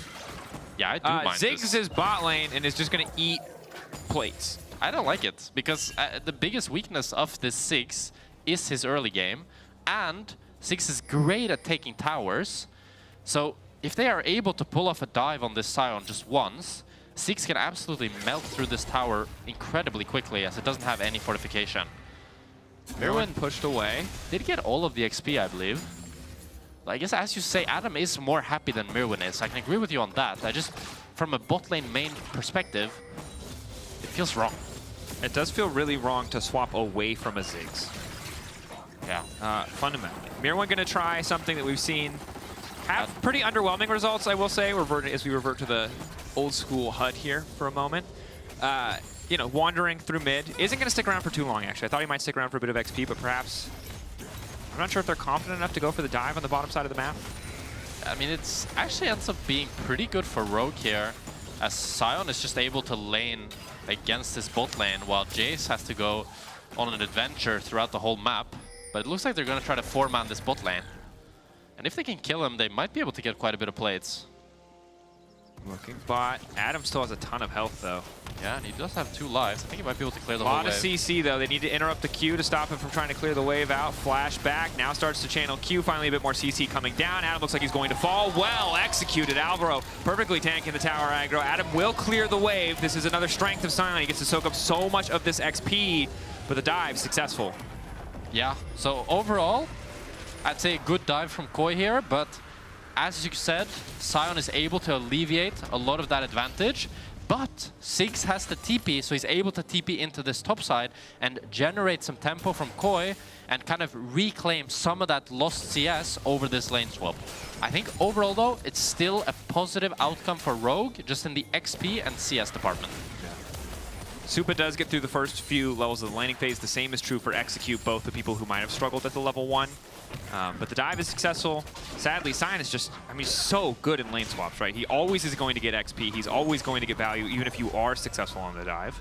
You can see the Sion has generated a 1-level advantage from this. Malrang might look for something here. He's just going to complete the base. Patrick really needs to get this base off. And I think even if he does, he might lose a full wave from it.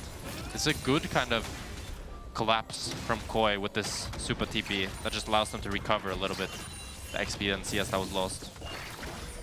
Jojo waiting, seeing if he can get some more mana out of Larson. Does look like he's going to opt to stick around as Supa. Short fuse nerfed, of course, in terms of damage to structures. So it isn't quite as impressive as it once was, but still powerful overall. Zelioya has been caught out. The Frost Armor fades away. He's going to have to flash away. So the Decimating Smash cannot complete. Good heads-up look from the side of Rogue. Yeah, and you can see this is Sejuani that hasn't went back to base yet. So she's so squishy compared to the Sinsao that went double Ruby Crystal. Quite peculiar from Malrang here. Usually you stack some long swords, but he's getting tanky. Heartsteel? No way. The return of Phase Rush Jarvan Maokai? Or Malrang, I called him Maokai. Actually, in Malrang's last game, he just builds like the weirdest, most insane Ultimate Bravery looking ass build you've ever seen. I mean, look, there are a lot of reasons I was excited about Malrang last time he was on Rogue, and his weird builds and Keystone choices was definitely one of them. Yeah. Yes, 100%. Yeah. More likely he's building into one of the mini items that have multiple Ruby Crystals. Probably. Maybe just a Sundered Sky. Yeah. But we'll see. Jojo? Plan, trying to get a bit of wave control here. Early MR for the matchup. See if he full commits to the Hex Drinker or if it is just some Merc Treads. You can see that everything is kind of stabilized after this lane swap. The only thing that's really kind of lasted from it is the XP lead on Adam. He just hit level 6 while Mirwin is still quite far away from it. And they might be able to leverage this Adam 6 to get priority on the grubs. Was it a are they going to do the reverse Sion play? Normally it was Sion backs at level 6 and then ults bot, but he was already bot. So is he backing and then going to ult top? He might. Rogue definitely in a good position. Mirwin does have TP, so he could join her before the Sion. Yeah, but the Sion has ulti, so he's going to get there pretty quick as well. New TP is really slow. That's true, but it's hard to ult through jungle. He's got a drift. Elioya is kind of zoned here. Why did that just sound like the start of a Fast and the Furious film? There's no way he has to drift. He has to drift. He doesn't have to drift anymore. All right, spectator moment from Koi. Not what we generally like to see. Patrick just walking up. Malrang. I mean, they do deny one wave here on top from Patrick. Ulti back to bot lane. See the drift. Drifting. Okay, didn't really have a chance to drift. Well, you got far at least. But so it's going to be grubs given for one wave denied. But it was kind of strange that they decided to just watch them do the grubs, but they are still able to get first access to this Drake here. It's going to be a relatively normal cross map as we've seen here in the LEC. Maybe hoping to find an exit kill or two. Maybe hoping Rogue will be sloppy on the retreat and that they can get more. Ultimately, it does not happen as Adam does not have ulti. Remember, did ulti back to lane. Will be locked up. Chain CC is good there. Mirwin trying to keep the chain going, but Elioya the one in trouble. Will get taken down 1-for-1 thus far. Mirwin needs to run. Adam, very fast boy, but they want to keep the play going on to Malrang. Jojo Pune on the way in, taking a bit of damage from the zombie sign, but it might not matter. Malrang running, doesn't have level 6, and he's going to get dropped down. And you can see that this comes a lot from Koi's hesitancy on the grubs that Rogue is actually able to contest, but it's Jojo with the mid prio able to move first that salvages the play. I think if the roles were reversed here and Larssen could actually move, this would be the comeback play for Rogue. And this is what happened in the top lane while that play was happening. Supa able to get this kill at the cost of Alvaro's life.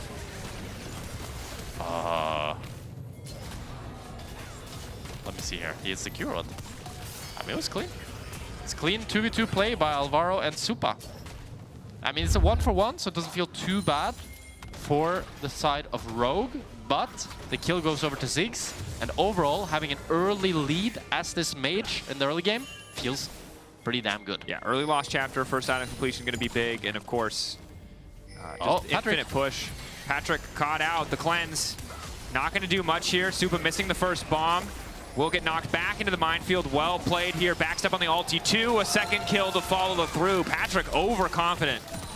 Yeah, and Patrick's had a rough It's been a rough split. Yeah. And I think face checking has been the name of the game for him. As he does it again here and ends up falling down. This might be full tower for Koi. They don't have any grubs, but they do have the demolish. We got the TP from Sion here to salvage it, luckily. And they're actually using this as an opportunity to swap. But as I talked about earlier, getting gold on the Ziggs makes it a lot harder for this Victor and Varus especially to play later on. That's all it takes is one. Oh, combo good. Jojo does manage to Valk out, crucially. Merc treads, paying dividends. Yeah, and Jojo's having a good game. Able to keep up with Larssen on this mid lane, even when Larssen got the counter pick. I mean, got out of lane and got bot to get the kill without falling behind in CS. I think that's big. Just kind of keeping prio and staying strong. Even surviving ganks. Tanking pressure. It won't be Heartsteel for the Zen. It will not be Heartsteel. Which is correct. Has he built weirdly once? I don't think so. I don't think so either. He's a changed man. Execute locked up. The initial stun does not connect, but that's a level 5 Alistar. He gets the headbutt pull of a good amount of damage, but there's no follow-up. Execute will drop. And Rogue are able to get the Drake, but they're getting caught out on the map. First Patrick and now Execute. And Koi are just building and building this gold lead. Yeah, the Ziggs 700 gold ahead. Now has the Hextech Revolver. The Ludens, you mean, no? Ludens, yeah, excuse me. That's the crazy Ludens, yeah. Oof. I mean, this is tough for anyone to lane against him right now. Larssen may be the best option, but even then, Victor, a lot of the ability is so short range, right? You're just kind of E-poking versus Q-poking. But Mirwin sidesteps, waiting on the E until he says the Q come out. It looks like might not get the opportunity, however. Decimating Smash comes down. Jojo. Mirwin taken out. Jojo getting involved in the party. Wants to get the kill back on Nana. One more auto does it. That was completely unhinged. And I mean, Jojo tries to save Mirwin here, but you don't have numbers on this side of the map. Elyoya was in base, and Ziggs was on bot with no TP. Sorry. This is going to be 6 grubs for Rogue here. Unless Koi wants to contest 3v5, 3v4. Level 6 for Execute. Hex Flash is traded. Supa can do a decent amount of damage. Does have ulti. TP back to the top side from Mirwin.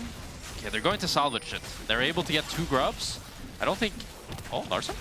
Oh, is he not going to... I thought he was going to E to try to steal it. I think he... Hex Flash. Oh. Execute. Q. Ulti. Too late. Ulti doesn't have enough health.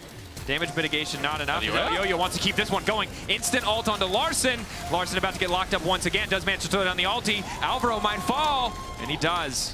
And Rogue looks so disjointed and Koi are punishing beautifully. But they get 1 grub, so they have 4 grubs. And I think to myself, okay, they're happy. But then Larssen kind of wants to contest it, and so does Execute. But Malrong is sitting in the middle of top bush, wanting to look for a cheese after they're going to drop the grubs. And they're just all on different pages. And I feel like that's been the story of Rogue this split. It certainly has.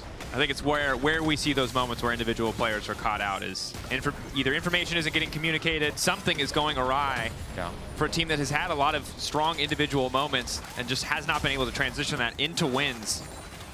I really think for Rogue, you need to put Adam on more of a playmaker, more of a carry, because for me, he's been the most consistent player on this roster, and I think putting him on Sion is just setting yourself up for failure.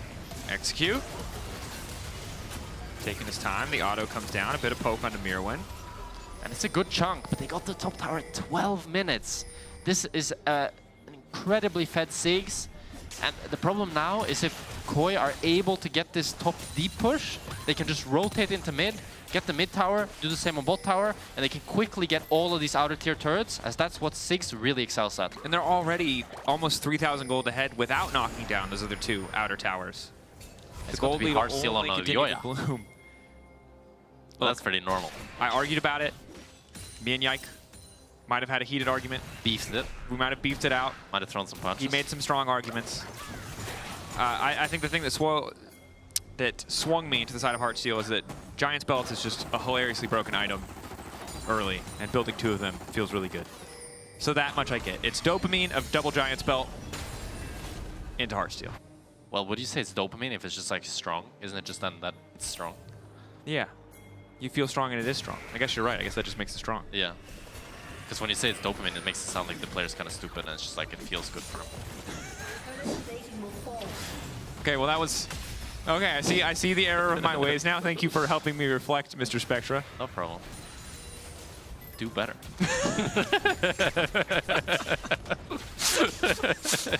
Okay, all right, we're not casting my life right now. We're casting League of Legends, but I appreciate you. We got the Drift King here on bot lane. Did I bill you for therapy? How does this work? Anyway, who's coaching who in our dynamic? That's the real question. Jojapune just going to instantly delete this wave. It's going to be a pretty... Oh, Alvaro? Supportal combat? Yeah, supportal combat a bit. Oh, Yo-Yo getting involved. Rude. I think Execute might be the one in trouble. It's going to be fine. So what Koi really want to do here is try to get this top D push and then have Mirwin rotate to mid and then try to siege onto this mid tower. And I do have Mirwin moving, and this is actually the full AD poke Jace. So all they need is really 1 EQ, just like that. I mean, we're going to be in a similar situation where Execute probably gets 1 combo and an ulti off, but may just die right after. On the bright side though, you do have the Lethality Varus, and you know what he's great at? Clearing mid wave. Yeah, so it's hard to get that mid tower. Is that still true when he has Swifties and... we got to dive on Adam. Gonna try to lock up Adam. Does manage to get a decent Q off, but it is not going to matter. Unending Despair will provide no healing. Mirwin? Mirwin caught out on the top side. An even trade, but the tower falling now in favor of Koi. And Rogue not really in a position to take that one down, so Koi happy to have the momentum advantage, using the strength of that Ziggs to knock it down quickly, and we'll just start the next objective. I think Rogue are able to get this top tower on this wave, so it is just going to be like 1 tower for tower and a Drake for Koi, unless... If Koi continue. I mean, I think Execute and Patrick should be careful here. Kind of fake pressuring a little bit, but Jojo? Patrick instantly ults. Well-layered CC this time around. Jojapune still does a shitload of damage, and Patrick does not do any damage! Oh, that's a feels bad. Yeah. I mean, Patrick misplaced the combo there a little bit on the Varus. He starts off with E instead of ulting, so he doesn't get the Blight cooldown refund as fast as he'd like. But I think even if he plays it properly, it's just... He's too far behind Dracos. He just gets murdered by this level 11, Corki Trinity Force has the extra HP, has the extra bit of MR to mitigate some of the Blight stack damage. Yeah, it's... That's mid tower for Koi, and that really blows this game open, as now they can get deep mid prio and move to side lanes. This is top lane. Mirwin one-shots the wave, maybe doesn't know that Malrang is there, but regardless, delays the push. They did a lot of damage. I didn't think they could just one-shot him. But that's kind of what happens when you play this full AD Jace. You're very, very squishy. They're trying to overload on bot side here and get this tower, but they do have TP on both Supa and Mirwin. TP back to mid lane from Supa, so at least one of those accounted for, but still 4 members committed here from the side of Rogue. And Koi here, they just want to buy time. Beautiful cancel there from Jojo onto the Scion. He wants to look to cancel the Scion again, but Larsen is body blocking the Corki rockets. But, Gage onto Malrang. Just a bit of poke. Again, the play really is happening on the top side. They hear the ulti of Scion. They know the back is completed. Now instead they'll try to engage bottom side, knowing that they have the 4v4 and the gold advantage. I think good recognition of when they need to go and when they need to pull back from the side of Koi. Rogue also very aware, slowly retreating. Beautiful rotation here by Mirwin. They're just going to play 2 lanes now, mid and bot, and might look to poke them out to get either bot or mid tower. Or they're just going to recall. Never mind. I thought they could play for bot tier 2, but they're going to think better of it. And they're just going to take the bases.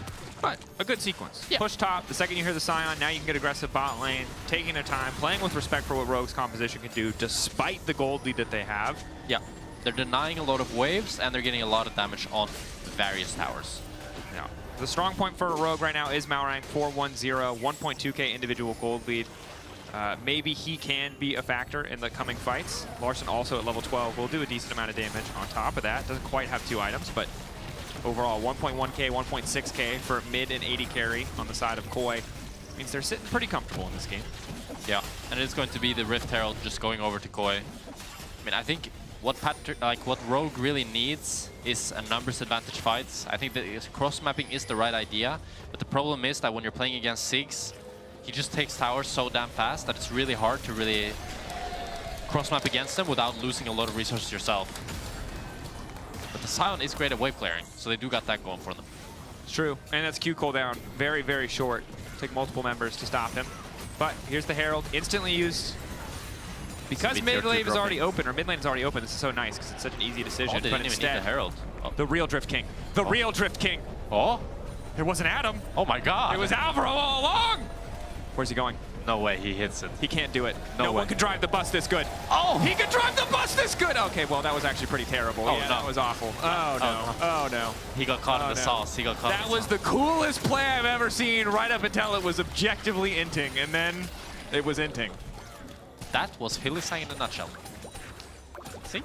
Like, imagine if you're only, like, if you're locked in like that, The difference you don't was- see the int until it's suddenly The too late. difference was in the Hylissang play that Herald had like 500 health.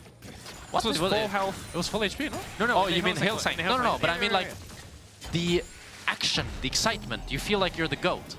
Drifting. I mean, it was the drifting goat. Yeah. It was just. But then suddenly you're at 1v5.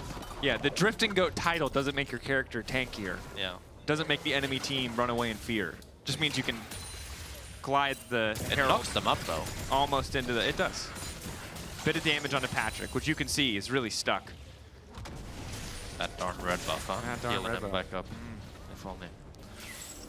But it's still a pretty comfortable gold lead here for Koi. Yeah, I don't think that Alvaro's hurt. You're gonna need a few more Drift King Alvaro plays like that. That's the only one we're gonna get this game, though. Well, he might decide to drift without the Herald. Without the Herald? Again. He's doing an overdrive. That's your moment. That's your Fast and Furious moment. There's no I way. never watched Fast and Furious. No one's ever drifted without a Herald. Really, the beautiful thing about them is that they're pretty much all tropes, so you don't actually need to watch any of them. If you've heard jokes about the movies, you've basically seen the movies. Fair enough. We got the Atakan start here from Koi and TP in from Adam. You're gonna try to enter through this Tribush choke, but I think that's a mistake. You should try to enter through mid, through open space. I think it's too late to enter through mid. They don't have enough time. 8K. Adam has to pull the trigger and just go. Mirwin zoning here well. Oh, they're just Pushing. dropping it. Oh, this is such a conservative choice. Maybe they get tier 1, but losing Otacon here is devastating. They're not even going to get tier 1. They're going to try to get the Drake, but Koi have a top wave here that they're going to look to play with. Jojo might look to all-in Larson on this wave. Let's see what Larson can do here. Rest of the team on the way. Valk forward does put him in a bit of an awkward spot. Not too awkward because he has the false light buff. Dragon, in the meantime, a pretty meager consolation prize, but it does slow MKoi's Drake stacking. Not that they were in too good of a position. Maybe an out for Chemtech Soul as Jojo will break the tower. Execute, decent combo. Alvaro caught out. Shattering Strike locking up a few members. Alvaro will fall again, but it's the false life, so just 200 gold given back to the side of Rogue, and doesn't really put a dent in the 5.5k difference between the teams. Flash back. Good ulti from Patrick. Mirwin doing a decent amount of damage back in the meantime. Super locked up, but nobody can follow up. Rogue getting one, but it's just the withdrawals. The bomb going to take Super over the wall into Patrick. Super! He just one-shots Oh my god! Oh, that feels bad. False life, back to base. A fake kill for a real kill. But 2 real kills. Was that a good usage of the Atakan from Koi? I feel like it wasn't, no? They got top tower and they got mid tower, but they gave over... They opened up top lane inhibitor. They gave over 800 gold in the false lives. I guess it's not that bad. And they got 2 kills. Yeah. It's Atakan buff. It's pretty OP. It's pretty OP. And I think... and they still have it on it's core. It's not just dopamine. It's actually strong. So yeah. Learned. And now it's like... They have crazy tempo advantage as well, so they might even be able to play for tier 2 bot. But I really like this play from Adam and Execute. Just recognizing that like Jojo is really low and just trying to pull the trigger based on it. But Super does so much damage here. He's I mean, tiny windows. This should just be like in an even game Kobe's state. him, to be honest. Yeah. Dunks on his head. Oh no. It's an all-star game moment. That's not what you want to be seeing. You don't want to be getting styled on like on that. stage. Oh. Wait, Jojo? Oh, he has the false side. He still has the buff. So he does chunk them down now. Let's see if they can get a tower off of this. But Adam's smart here. Adam already lowering the health on the wave. No Baron here. The bot wave is coming. Maybe they'll be able to get play for the tier 2 bot here. Larson wants to clear the wave, but he's alone. Just a few more autos. I mean, Super, you can see. Short fuse still. Decent cooldown, so. They're going to have to play with one more wave, but it's quite far away. But they do win the sustained poke war, so they can't kind of just stay here and just bide their time. That wave is very far away, however. Larson's going to back. Heal up. Got some rogue chants in the crowd. Where's Those are Koi chants. Those are Koi chants. I thought it was like a rare rogue chant. In your defense, it's quite hard to hear. There's noise and the approximation of words. On stream, they can hear you perfectly. Can we get a rogue chant? Rogue. Rogue. Oh man, you're not allowed to laugh at that. That's rude. I laughed at your reaction. What do you mean by reaction? You were smirking. I didn't smirk. You gave me a smirk. You have no proof of that. Only TikTok feed can see that. Here we are. Let's go, Rogue fans. How are we winning this one? We're 7k gold down. We're gonna need a great execute engage or another Adam great ulti. A possibility. I mean, Larson and Malrang are both. Oh, execute. Knock back. Malrang can do a little bit of work here. Adam on the way up, but on the back half of this play, Elyoya has no ulti. Execute. He's tanky, but he's not tanky enough. Super now unstoppable. That might be what broke the camel's back. It's taking a siege on this mid tower. Now you're so serious. I mean, there's Nash up in 25. Execute will be up for it, but he will be late. Nash is the last, I think, bastion of hope. If you steal a Nash, because I don't think you can fight for the Nash. Yeah. I mean, Koi's Nash damage isn't the fastest, so they could try to play for a fight if they're able to have the Nash kind of chunk them down. If you steal a Nash, Rogue can buy more time and scale. I mean, Victor is going to be a problem long term. Yeah, Victor and Xin Zhao for me are the two champions that are like actually strong enough to kill people. So if they can, like, if the rest of the team can set up a fight for them to shine, things are definitely possible. But they're gonna need a lot of good things to happen. It feels very similar to our first game. I mean, very different in terms of how we got here, but we're in a similar state as we were in our first game of the day, which is that one team is winning. Is winning very commandingly, and the circumstances by which the other team comes back require some creative thinking. Yeah. It's good Adam here is just buying some space though, deciding to drop this top wave. Just to, oh, Patrick? Patrick. Not gonna get caught up here, but that's ulti down. Elyoya really does not take much damage. Execute drops again. Oh, now the follow-up engages here. Patrick isolated, caught out. A bit more money to the side of MKoi as yet another member falls. They might not even need the Baron. Malrang's supposed to be the strong member. Larson finding the first kill. Ulti doing decent damage here. We'll get a bit of extra money from the Raptors as well, but Baron is up and in the sights of Koi. Yeah, and you can see that this rogue bot lane is just so weak. It's so hard to really do anything. He lands all his spells, but the damage is not there. And now it's a Victor without ultimate. I don't know if Rogue can contest this, Dracos. Valk up there from Adam, instant ult. The satchel does come down though to free him, to get them away. To get them off the Nash. Not too bad. Yeah. Costs them Adam's flash, not ideal. Silent flash not that important at least. There is a top wave pushing into Rogue here, so someone's gonna have to go catch that before the inhib drops. You can see the replay here, and it's a bit of a shaky engage there from Elyoya onto Patrick, but even though he lands the ultimate onto Elyoya and the empowered Q, the damage is really not there, and he does actually flash the Rel flash engage, but it doesn't matter. And Xin Zhao kind of knocks the Rel back on top of him, which was a unfortunate sequence of events. Yeah. Not quite on the same page, not quite connected. And this is the point where it's rough because, I mean, lethality bars just does not scale super gracefully. Yeah. Victor does have 3 items though, with the Rabadon. He's going to be pumping now with Void Staff as well. If he can get that level 16, could do some work for sure. I mean, you can see how much damage his ulti does do. will need more than just that, I think, to win a fight. And Koi has no Drakes, so they're gonna have to end with this Nash for sure.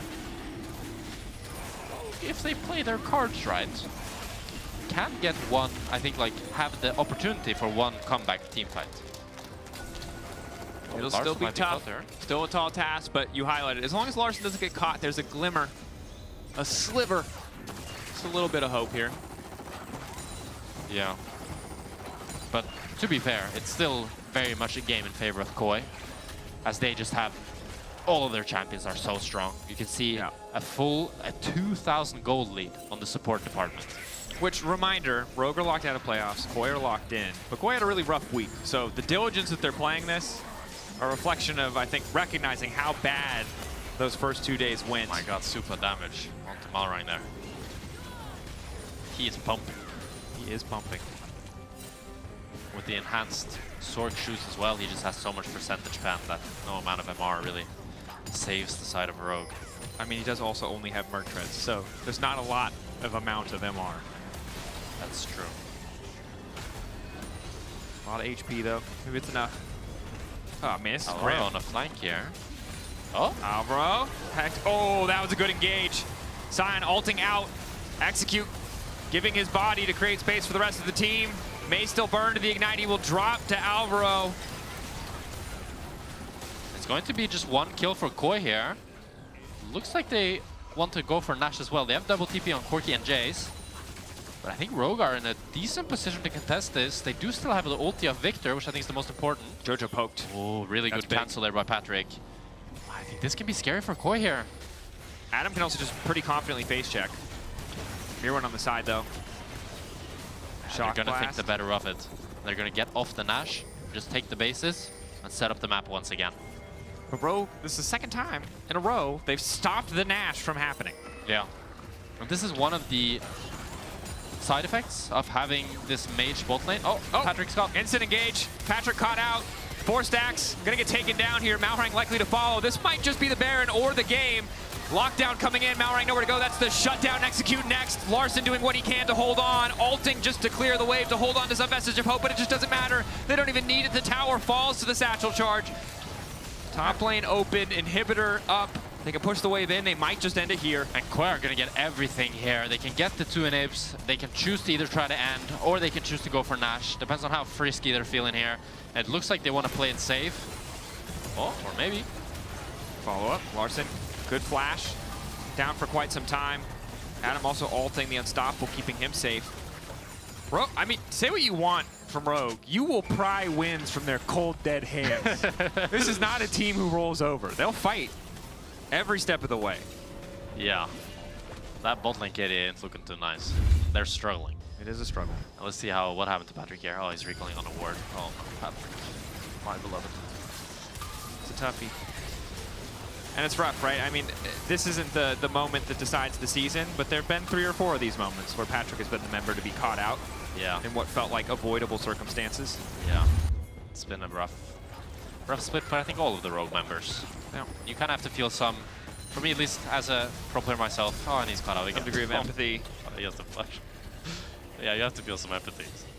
You can't say that while laughing. Well, I mean, it's too comedic, no? I'm talking about Patrick getting caught and he gets caught. Come on. Yeah, But I mean, there's not. yeah, as a pro player myself, I struggled, and I know how it can be, right? So I think sending them, like, they should know. I think Patrick knows that him getting caught is bad. You don't need to tell him that him getting caught is bad. So showing love to the players rather than pointing out the obvious helps create a more positive community that is a better environment to be both a pro and a fan, in my opinion. Flashback to you laughing 2 seconds ago. Well, you can still laugh. Bringing comedy into all aspects of life is good. Yep. We'll see if there are any comedic angles here for Koi on the closeout. I think it should be a pretty Malrang. clean end here, unless Malrang... Oh, going over the wall, looking to lock up Merwin. It's a good combo. The Jace should just get one popped here. Takes a bit of time, but they get the first kill. Supa and Jojapune untouched, but Larson locked out. Good start from coming in from Elyoyo. Larson just gonna get one shot. The Heartsteel Sejuani with red buff. Might be enough to finish the kill. Larson finally getting dropped down. Initially it looks so good. One more kill coming back. Elyoyo manages to live. And that's gonna do it. The Baron goes down. Alvaro, what a beautiful engage there. I love the creativity from Malrang. I don't know how he did it, but he managed to have the second hit of his Q be on the plant, so that he immediately got the third hit onto Jace, which knocked him up, but it's just too little, too late, and Koi are taking the Nexus home. Credit to Koi. Outplayed, outmatched. We will see them a week break, and then they'll be here in playoffs. Rogue, it'll take a bit more time. Hopefully they can regroup, refocus, but today is a day for Koi. A bit of redemption here in what was a pretty rough week 3. Yeah, a good bounce back wing. They just played it slow and steady. They had the game in their hands, I think, throughout the all stages of the game. Certainly did. Vote for your Kira, the player of the game, at LEC on X, Elyoya, Jojo Pune, or Supa. I think Alvaro for me, but really? Elyoya, that last play, Elyoya just solo zoned the victor out of the fight completely. Maybe Elyoya, yeah. I'm not sure either, though. Because I didn't even see the Alvaro thing you were talking about. I was watching. He got a 3-4 man. I just saw the victor get zoned. Look, we were focusing on different things. Fair enough. Well played to Koi. See them again in playoffs. Oh. Impressive, impressive stuff. Of course, we will see Rogue bowing farewell. A heartbreaking way to end the split, but we will see them again in spring, and we'll just hope that they're able to come back stronger, more focused for the split ahead, for best of 3s. After the break, we're going to hear from Mirwin on whether or not he is fearless about fearless drafts. So don't go anywhere, because I think, spoiler, he's probably pretty fearless. Yeah, I think he's going to be comfortable.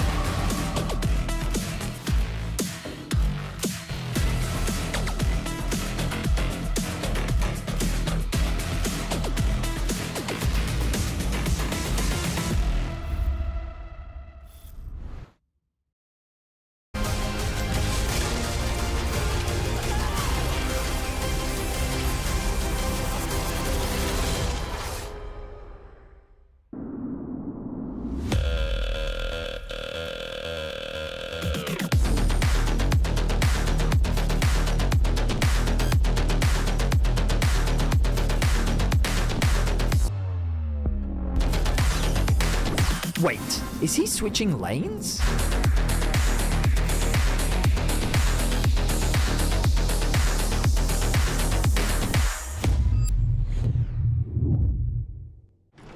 Welcome to Marriott Bonvoy. Where can we take you? From Berlin to the finals, Marriott Bonvoy will be your check-in at every checkpoint.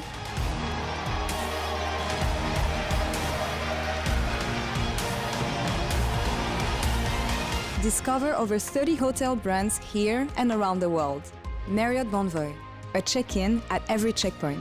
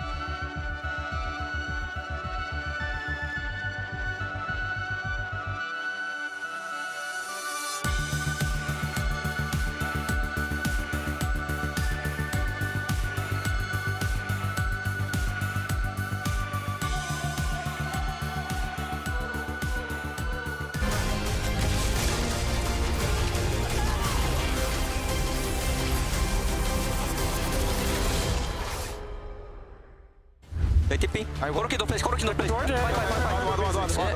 could be 60p. Don't place. Don't place. Can I get? Actually, never mind. Oh, okay, we can play grubs, no? He can't do it. No one can drive the bus this good. Oh, he can drive the bus this good. Okay, well, that was actually pretty terrible. Oh, Yeah, no. that was awful. That was the coolest play I've ever seen right up until it was objectively inting, and then it was inting. Zenor. I will stun. I'm coming. No flash, I start ulti. I tank, I will. We can try ending, by the way. Like Victor. Yeah. And welcome back to the Marriott Bonvoy post-game check-in with Victorious Mervin with me to talk about Fearless Draft, actually, because away best of ones, never again. We're going to move to a format we think you're going to enjoy.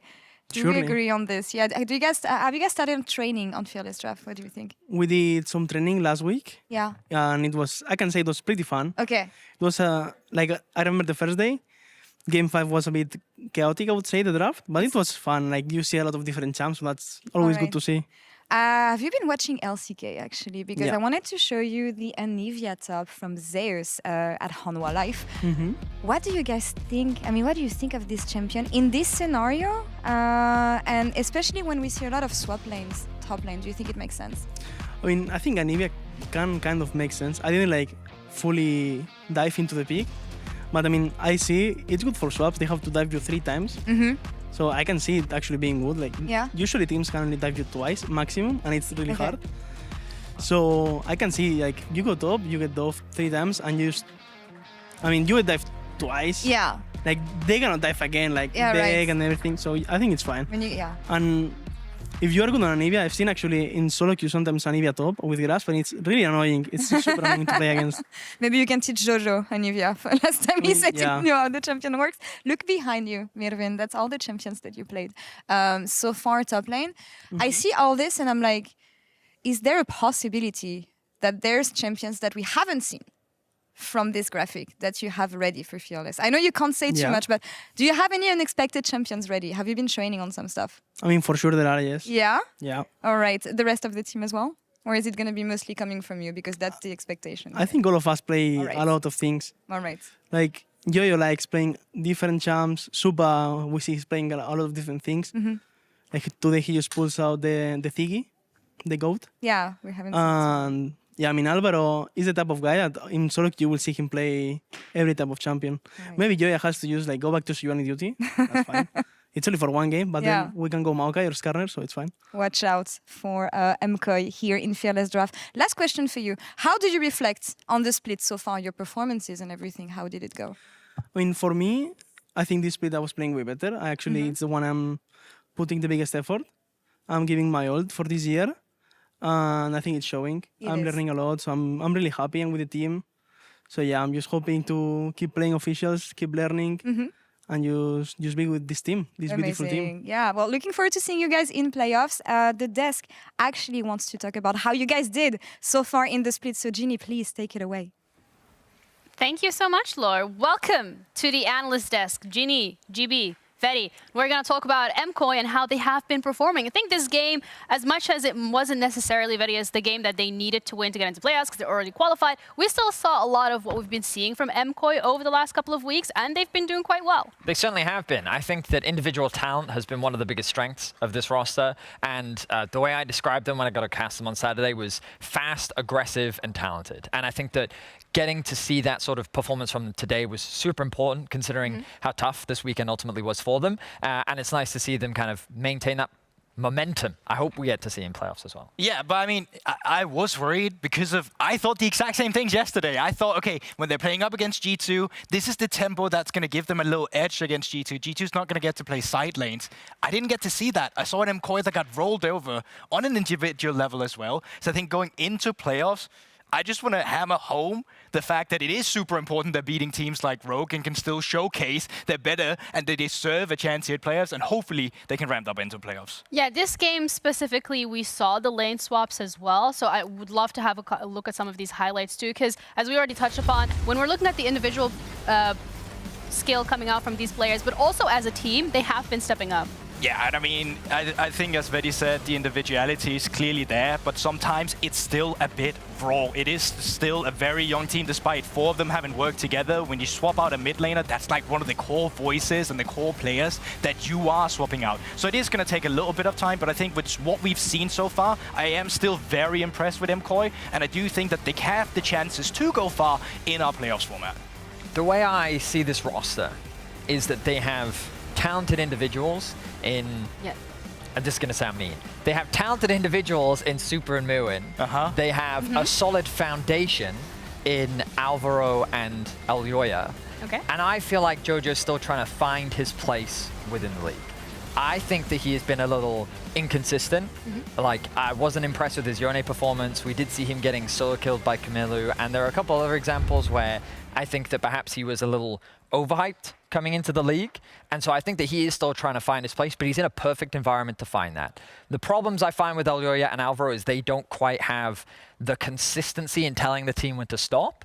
But I do think that the individual talent of of Super and Mirwin has really been shining. And I love the fact that Mirwin identifies how good his split is, because quite frankly, him and Super have just been so talented in so many of these fights at either saving or sometimes having the opposite effect of trying to overreach and having to kind of pull the team back. So I think that this has a great foundation that's still getting closer and closer to finding that perfect form. And that, for me, is what has been good about this split. They have been developing in the right direction, and they're getting that much closer to finding that perfect gel. And I think that's a fair assessment as well when we're looking at the individuals and when we're looking at the talent. Particularly, Supa here is going to be taking away Kia Player of the Game. So that is a title that he's just been getting in almost every single game at this point. And he is such a talented individual. And particularly as well, seeing him on the Ziggs today, I'm excited for when we're looking at the Fearless draft, because there's so much that we can expect, not just from Mirwin now, but also from Supa. Yeah, I mean, I think Supa is a very impressive bot lane, and we already saw some of the Ziggs at last year's Worlds where they had good success with that, with Alvaro as well, having a massive performance.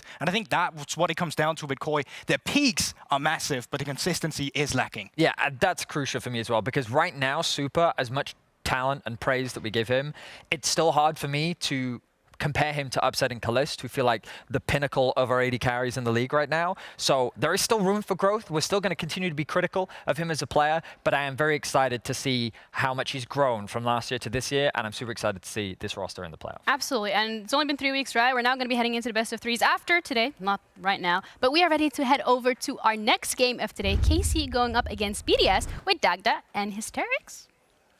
Yeah, okay. Well, we'll take you into it because, Dagda, I'm hoping that this game is going to be entertaining. You know, we're in the last week, playoffs are being set up, and now we're just hoping it's cinema, hey? Who gave you popcorn? I got it from the lobby. Why? It's cinema day! It's cinema day! And we have to enjoy it with some popcorn. I'll take it. Thank you. I appreciate it. We've got to enjoy it. Okay. Well, while he's occupied, I suppose, yeah, I'm very, very excited to be coming into this KC versus BDS matchup. I think KC kind of wanted to bounce back after yesterday's loss to Fnatic. I think Fnatic kind of showcasing yesterday they are probably the best team in the league, so I don't feel too bad for KC, but I definitely think BDS, this is still a rivalry that stems a little bit from LFL, so you're always going to have that kind of banter back and forth between the two sides. Oh, yeah, at EMEA Masters. At EMEA Masters, it was... Oh, the kernels are just sitting there, aren't they? It really is. I mean, the thing is... Popcorn all over the floor. The only feedback is I just needed a bit hotter, you know? I just a bit hotter. Oh, yeah. Yeah.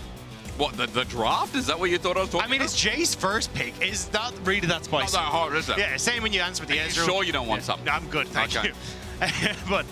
I mean, I'm actually, with the amount of jungle focus here, I'm curious what 113 wants to go for. Like, do you end up just going for the Nidalee and saying, hey, we're going to go for all this range and poke and kind of go for that? Or do you want to try and go for something a little bit different and mix it up?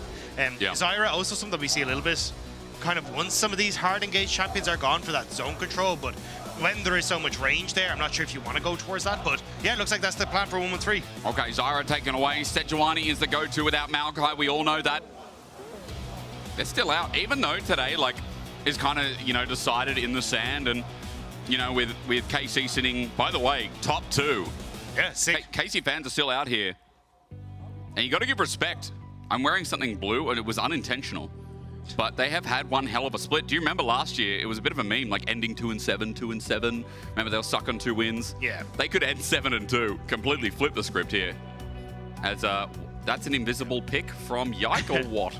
Yeah, we'll find out in a little bit. But, I mean, I think the big thing for... Oh, there it is. There's the Nidalee, there's Leona. So, non-committal engage, but a lot more range. Like, you already kind of knew that this was going to be the feeling for KC. But I do think, like, for KC, it's great to see this team coming into their own, especially after the last year. We started to see small inklings of what this team could have been towards the end of summer, but we never really got to see everything that we wanted to. But now, finishing a guaranteed second here with Giant having lost that game earlier and Movistar Koi as well. So I think they're in a fantastic spot now to try and, you know, I suppose give back to the fans that have given so much to them over the course of the year. True.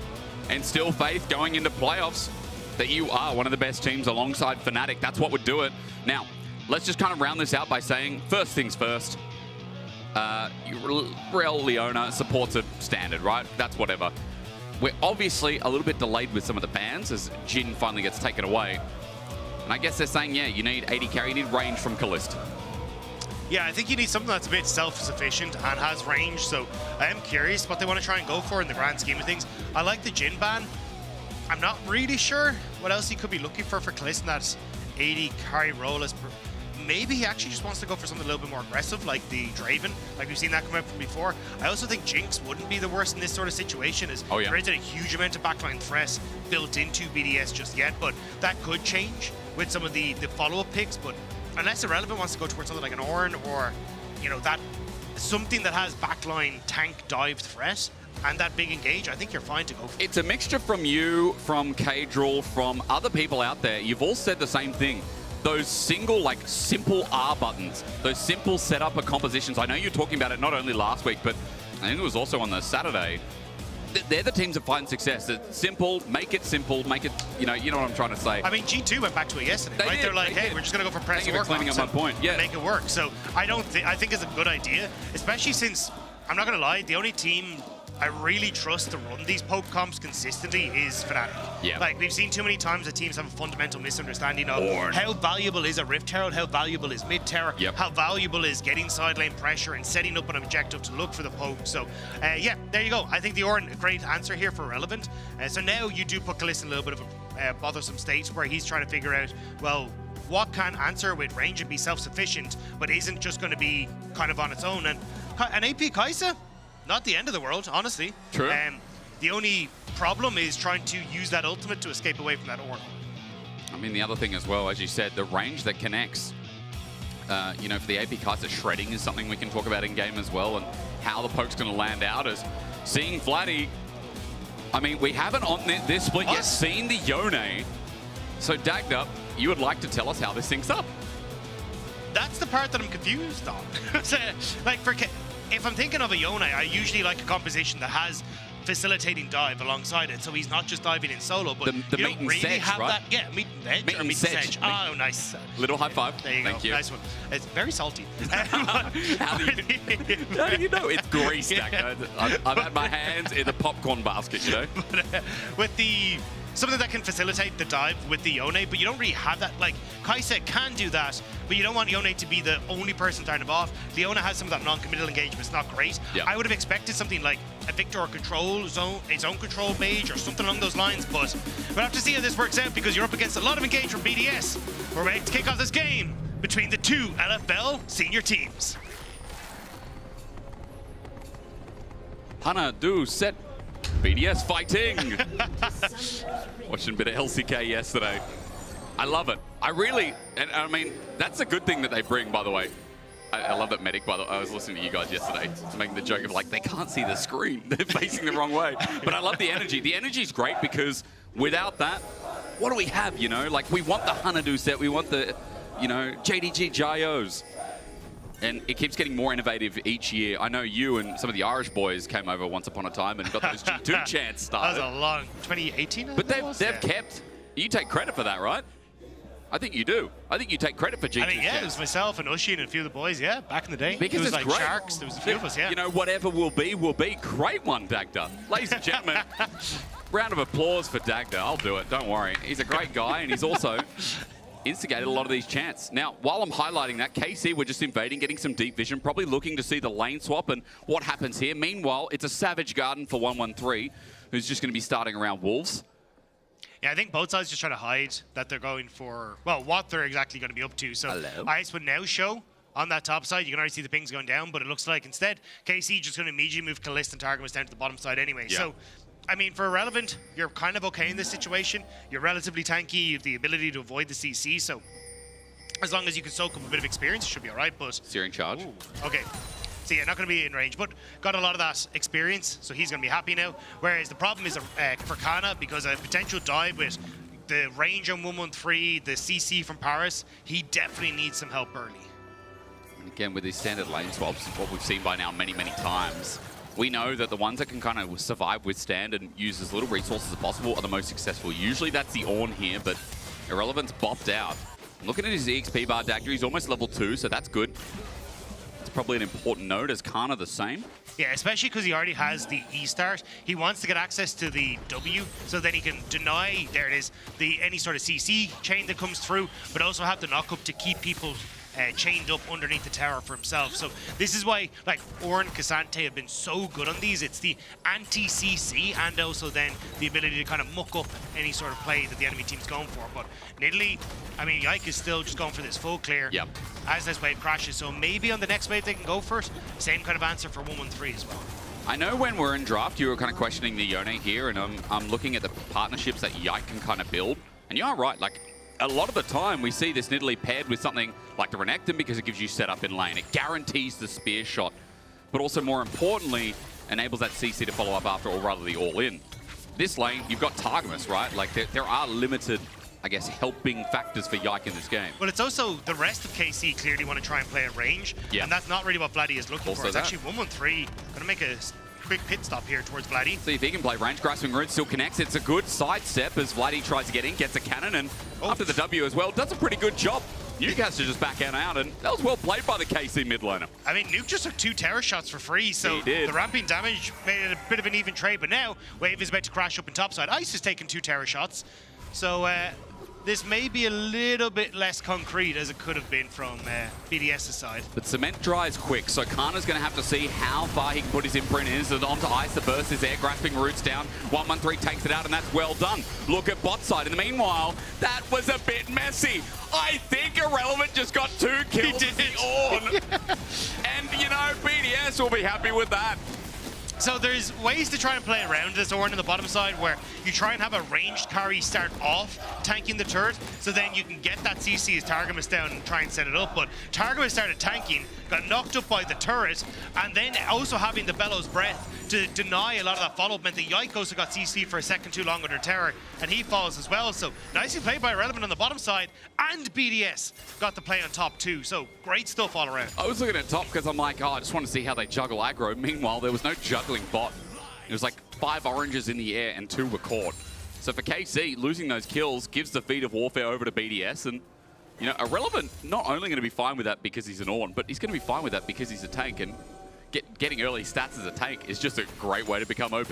Yeah, especially for the Jace, it does kind of hinder you a lot. Oh, so, yeah.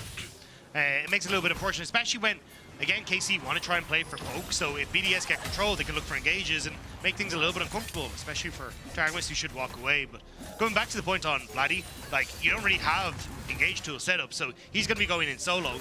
So you kind of want to play in his sides. I would have prepared something like a Galio in this sort of situation where it's like, hey, if BDS get the engage, we can actually ult to save our carries, to deny access, and then if Kalist ever needs to go in, then you can follow up on the Galio on top of the Kaisa, and you get your kind of pseudo-engage that way. But going for the Yone here, it's more comfort for Vladdy, I feel, than fitting the comp necessarily. Yeah, first one of the split, but it does feel that way as 113 is looking for his impact bot. Kalist might be in trouble. Arcane shift from Ice, and Paris is looking for the crash down. Only finds one in Targamas, who gets rooted up, but they're turning it around. Spear just misses, and they need Targamas for the setup so that Yike can land the dunk down. 3 versus 3, another javelin toss to the wayside, and BDS are fine with that. The wave's just going to push into KC's bot. Yeah, Gliss be able to clear it out, so not much here. Targamas got back up. Again, Paris got a bit too far forward here. Maybe crash down, but it's a bait. Targamas took it willingly. Shattering Strike with the Rel passive as well. 1 auto away. Targamas. I thought those Fade Ashes might have just killed him off there, but just not quite out. There we go. Flash a remount up. Yike flashes away from the Shattering Strike. They're really playing with fire here on the bottom side. No one dies, but we get some summoners out. Yeah, barely able to survive. I'm kind of surprised that BDS were able to get so much out of KC on that bottom lane, but still, Kalesi were able to farm it out.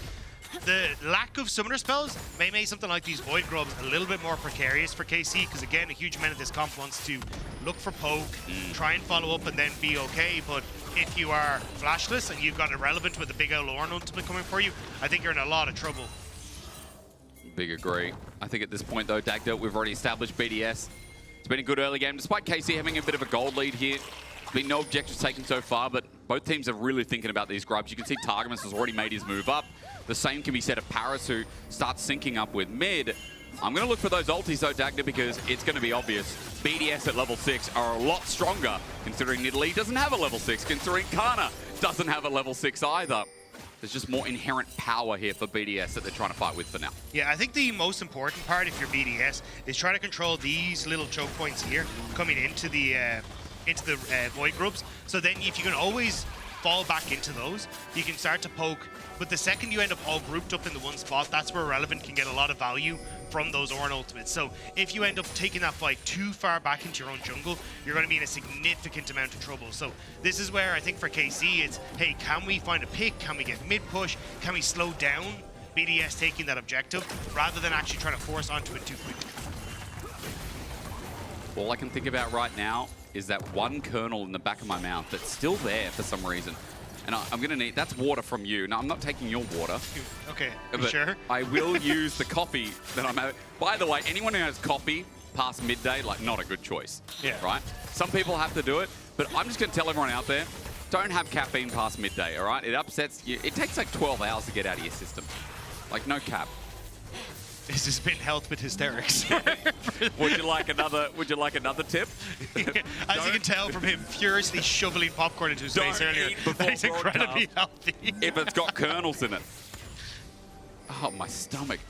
Like, well, we got 3 games to cast Dagda, so I better pucker up, eh? That's not the word you were looking for. No. That means ready for a kiss or something, doesn't it? Yes. Oh, well, I don't know where to go from this. This is like a first date. Well, we might have to meet BDS and KC and River here as they start to move over. That's a good way to break the ice, eh? Good one. Good one. It's a good one. Actually, I didn't mean to do that. It's a good one. What is happening, Jake? I don't know. Can I tell you a joke? Can I tell you a joke while the Dragon's going on? Just quickly before we get back into it.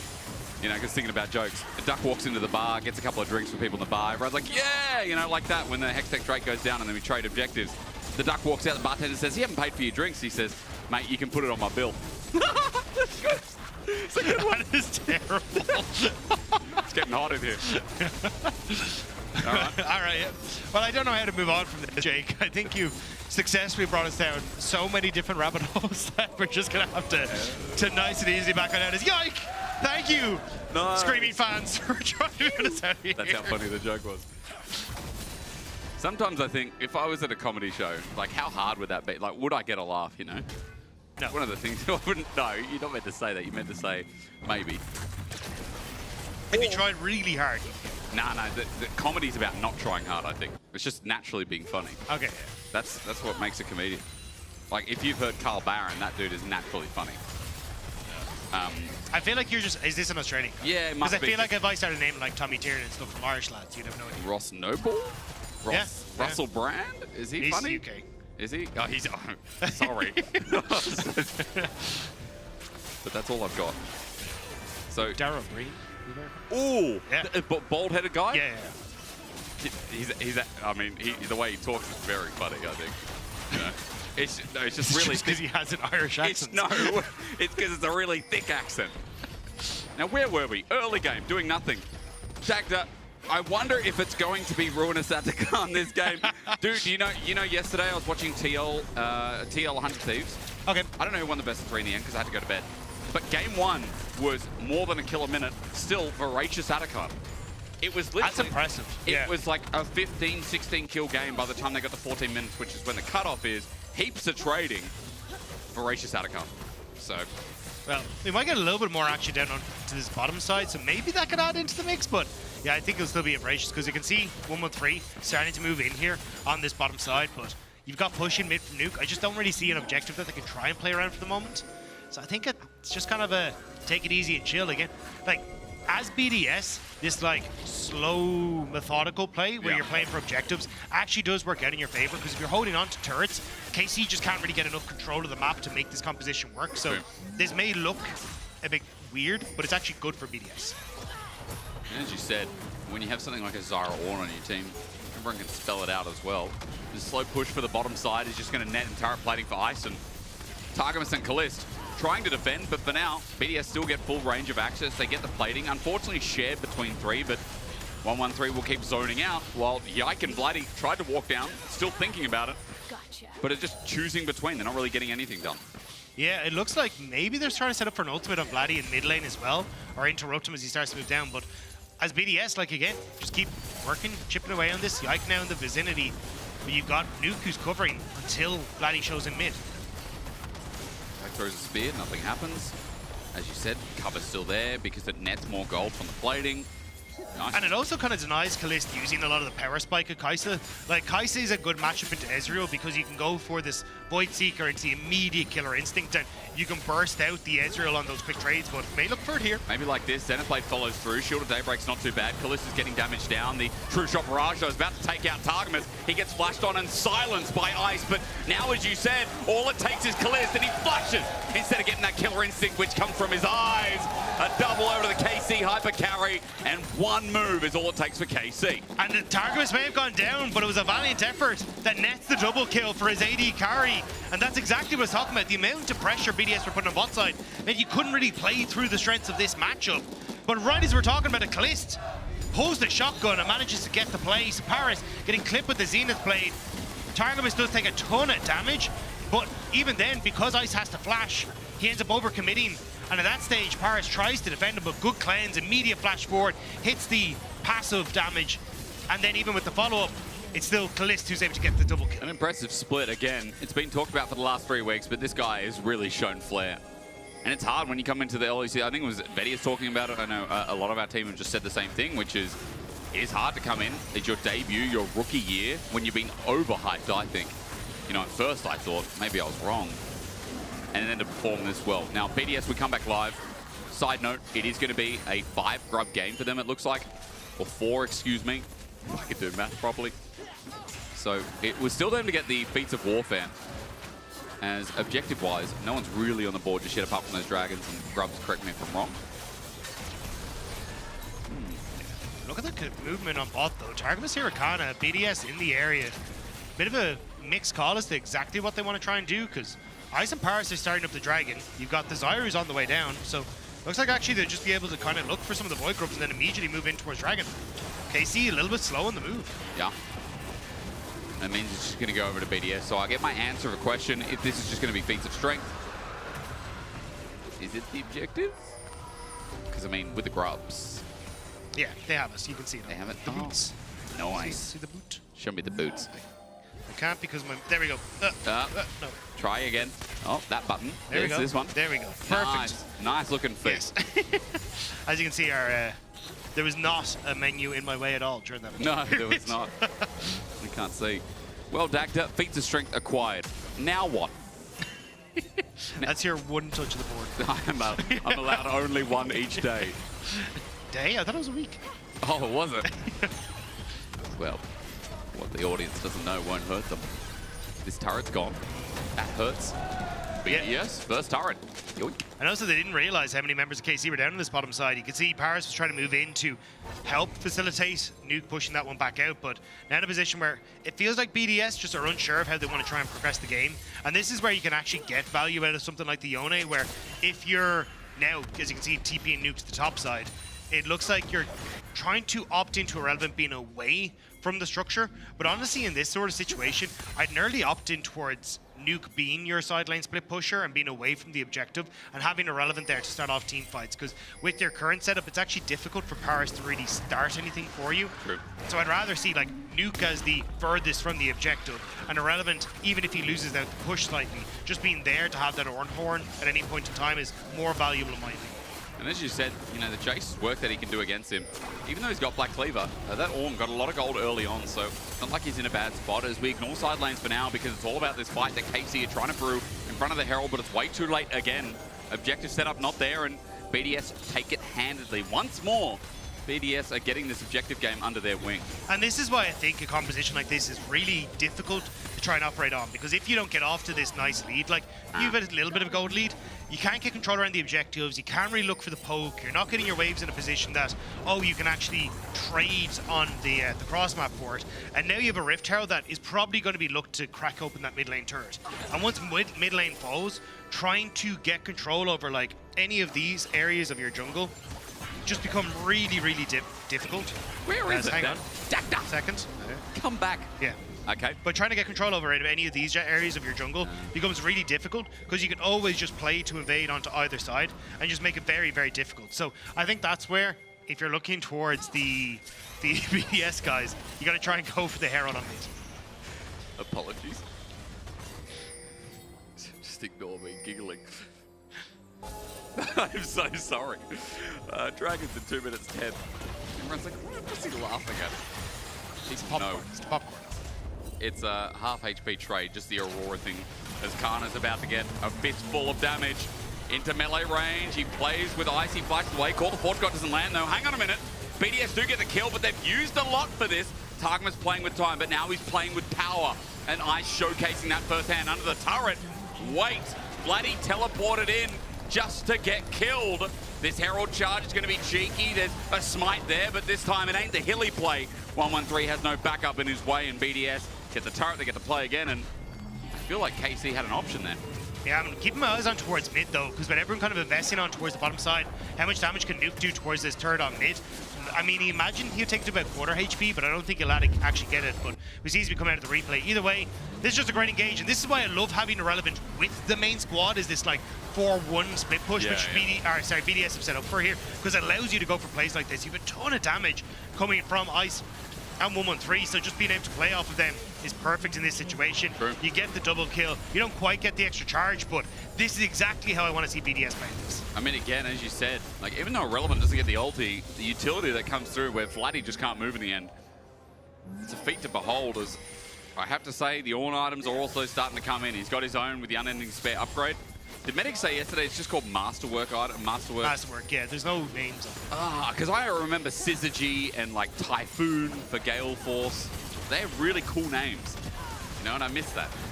Unending Despair could be like absolute grief as there's a disengage from Paris. And again, here's the Ornn. He misses, but look, he'll just Bellows Breath, hit Targamas, and another turret goes down. The Wild Growth impacts that as well as Ice just keeps getting all the kill credit. 4-1, almost made it 5 with Kaliss on the side. And KC right now going to pick up Vladdy. Well, pick up a turret with Vladdy's help. That's a trade, Dagda, but I feel like BDS are just asserting control.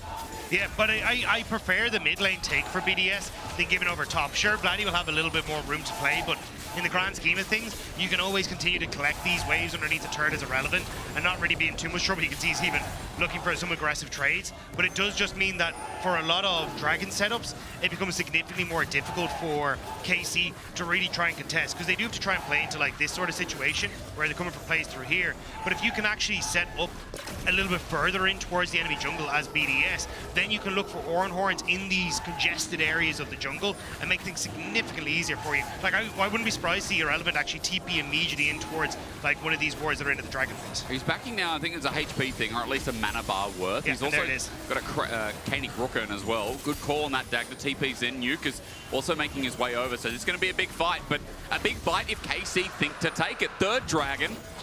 Again, the problem is that it's either Targamas who goes in or Vladdy sends an ult.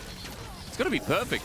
The thing is though, because KC have now entered in towards river. They have multiple different exit strategies if they want to, and that's where you can't really go for the big horn as irrelevant. So this is where KC feel comfortable to start this up because they can play for poke at range, having gotten control of this area.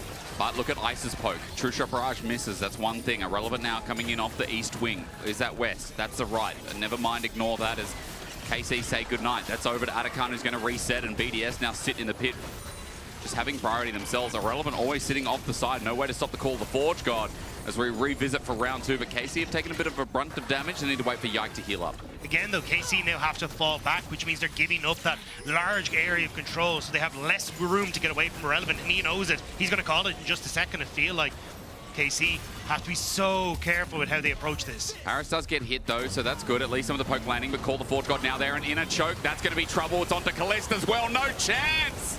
Easy engage as Irrelevant's on the front line, and at least Vladdy gets a great ulti off, but the follow-up just isn't there. BDS chase them down, and we could have told you 5 minutes ago that things are looking grim, but now the proof is definitely in the BDS pudding. Yeah, caught in the corridor without the hall pass, and BDS slapped them into detention. Kana, though, still pushing forward. Looks like at the moment BDS don't feel comfortable enough to fully start up the objective, but they're just getting these picks, they're getting more gold and putting KC onto the back foot. Did you have hall passes in Ireland? Was that a thing? No, it's American, right? Yes. America, yeah. See, for me, in Australia, when you need to go to the toilet, you just go to the toilet. They say, what are you doing out of class? I'm just going to the toilet. Oh, rightio, no problem. But look, you can see this fight, like this corridor just makes it so difficult to play through for the Horn, and that's why when you have that ultimate, trying to force people into these tight corridors is just perfect. It means he basically can't miss it, and unfortunately for Kalist, he was right in the firing line, and he's the one that goes down, and once that's the case, KC just don't feel comfortable fighting without the AD carry. And I feel like we're going to do that again because, again, Atakan wasn't taken, and down bot side is complete opposite side of the map. He even played League before. Baron's actually top, did you know? 2 minutes 30 till that spawn, so the timer enables BDS to take this fight, draw it out. Maybe align those timers a little bit. A couple of wards still lingering from KC, but they're expiring. They're being spotted also by BDS. We fight round 2, and Call the Forge God will be up once more. But this is the thing, KC can't fight through here, so that's why you're looking at the mini-map where they're trying to get push on towards mid, but they've abandoned that now, which is actually great for BDS. So as long as Kana doesn't get caught here. Almost. But yeah, you're just trying to draw up BDS so they're separated, and you can start to look for the poke, because in this, 3 versus 4, they can't do much, but there you go again. It's Ragnarok again. Oh, he calls the flash, you're right. Irrelevant gets Yike. True Shot Barrage almost gets him. Searing Charge, I'm watching. Irrelevant is taking on 3, while the rest of KC try to get the carries. Bellows breath, but Irrelevant walks it out. And that man is one fine Ornn as BDS hold 5 for now, and KC have lost their support. They're engaged. Yike almost off the side as Aurora balanced. Nuke was just fishing to see if he could get Yike. Vladdy's still pushing in the bot lane, so someone will have to go and connect with that. But Relevant has the TP about to come up, so BDS still fine. And again, it's this kind of war of attrition for KC's side, whereas it's trying to find that hard engage for BDS, and they've consistently been able to catch at least one member, which is all they really need to do in this sort of spot. It's looking good at BDS. I know we talk compositionally about the differences here, but if they can close this game home, playoffs are looking red hot chili peppers. Like, we've looked at the standings, right, Dagda, and we've kind of said this split, and a lot of people disagree, but I think you can't deny that at least the top 5, out maybe borderlines of top 6, look really good.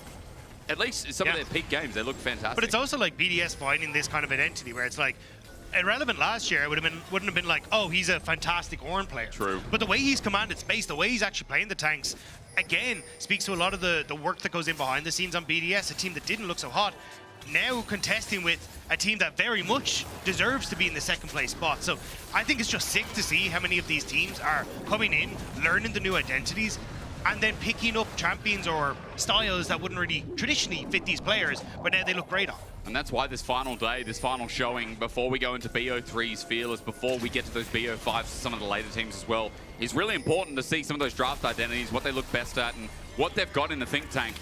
For KC, regardless how this game goes, I mean, this is another one to add to the list. Yike has played pretty much everything. Nidalee now in the mix as well. And you notice throughout the split, KC have actually put out a lot of different drafts. So that's, again, what's getting me excited for Fearless, is that there is multiple draft identities for this top-tier team. This game obviously is not hitting the same mark, and BDS are kind of thwarting them with a simpler execution as Dragon now spawns and Atakan's still sitting there. All 3 objectives are up. And as I'm yapping away, I'm starting to think, which one do BDS try and start off first? But here's the thing, KC have already got presence on mid. They have Vladdy on a rotation on side. This is a much better setup for KC. We're going to just play for poke without just being caught in that one position. Soulflare doesn't hit though. Targamas into the fray. Bellows breath, call the Forge God. As you said, which direction irrelevant, and lacks it back, but it gets nothing. Into the middle though, Vladdy also gets nothing. Paris gets everything, and that's about that, isn't it? BDS, you blink, you look left and right, but everything is a puddle of death. They just went for the all-in, and BDS were happy to call the bluff. Great ultimate from 113 just before he fell as well. I think he caught 4 members with that Stranglethorn. And now BDS immediately move over towards the Baron with the soul in their back pocket. If they're not in a choke, just wait till they come on top of you and put down the vines, put down the roots. It was great from BDS, and as they take down the Baron, KC are going to send Kalista to the sides to get a trade, but Baron's gone, soul in the pocket, Artican's still there, but a quick reset from BDS thanks to this Baron will mean that we're going to get another 5v5 around bottom. Yeah, but you can see here, right, you've multiple different angles of attack that are coming in from KC where they're trying to make plays happen, but the second that they actually go for the all-in, as Vladdy goes over, Kalist goes in, Yike jumps in, but look at the Stranglethorns. Great position there from 113. Kalist can't get into the fight. They're able to pick off Vladdy incredibly quickly. Targamas as well. There you go, look at that, man. Like, he knew. That was a great position for that ultimate. Holy, that was the biggest let's go I've seen in LEC this split. Love the emotion. Sometimes I wonder why our players don't just stand up and shout across the stage. I'd be all down for that. I encourage that. I encourage 113 letting it out after what a turbulent split it's been. Remember this bloke, I mean, I know you guys talked a lot about how he's been in the LEC before, his journey. People were like, yo, him and Malrang are kind of crazy, you know? And like 113 coming in, I mean, he's got a lot to prove. Yeah, I mean, coming off of KC Blue as well, got to feel pretty nice to now be going up against his former team as well, and just being able to go, hey, it's looking pretty good on BDS, even if we're slightly further down. It was the Linsus replacement, right? Like, they had Linsus in for a bit. I know there's... Ow! Nuke is emoting on him. That's unfortunate. Awawa. Got a 14-stack Magi's, and I'm here for it. Even the Masterwork upgrade on the Shadow Flame as well, so a lot of damage coming in off of this champion right now, and now BDS. Again, I look like TP from Relevant, they can just hard force on this tower. There is zero KC can do here. Relevant just needs to ult to zone them. Well, they don't even need to. KC just have to back away. Just with grubs as well. You got 4 grubs, you walk up. Mid's also under fire too. KC have to defend at their Nexus turrets, and they've got the Atacon buff, so a dive is imminent. A 29-minute game, a possibility. No spears connecting, and all of a sudden BDS are putting the final touches in. Vladdy steps up, Paris runs into the turret, and you can see that BDS are putting the focus in on one Nexus turret. Get rid of a little bit of deliverance in the way. BDS now have 5 people still in a healthy enough state with 1 less Nexus turret. Solar Flare comes down from Targamas. In goes Vladdy. Call the Forge God. Irrelevant looking Orny. As perfect as the setup was, as perfect as the spike down was, KC can't get a break. In 29 minutes, BDS moved from 3 to 4. I know Dagger's counting the Panthers, but it's all over Red Rover. And BDS end the split 4 and 5 with a rejuvenated roster. I was convinced BDS were about to dive that in here at that Nexus turret, but not going to be the case. Instead, they will just take the win. Nicely done by BDS. And again, keep it simple, keep it easy, and you execute flawlessly. I think BDS should be so proud to end the split like that. Of course, you can vote for your key player of the game. Tell them how they ended the split. At LEC or next, would you like Irrelevant, Nuke, or Paris for your MVP, your player of the game, your POG? Ooh, that's a hard one, Dagda. Yeah, I do think Irrelevant had some fantastic Ornn ultimates and really did play well on the map. So, but again, Nuke just deleted someone. So that generally kind of gets the crowd going. That does get credit as well. Shout out to Paris, who's had a much better end of the split than he did start. But remember, we have breaks here in the LEC. That means you need to break, sit down, have some popcorn yourself. Afterwards, Ginny will identify some bodies with Nuke. Oh, it's a crime scene.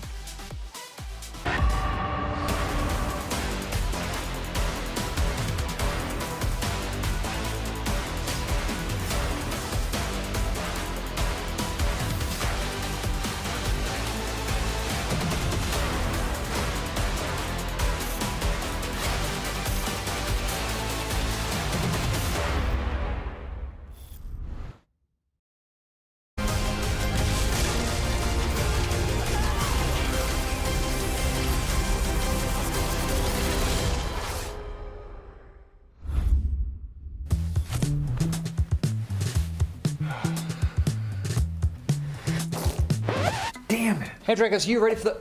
Oh, that doesn't look good. Wait, I have a solution, but you have a break. I will be right back. Just wait.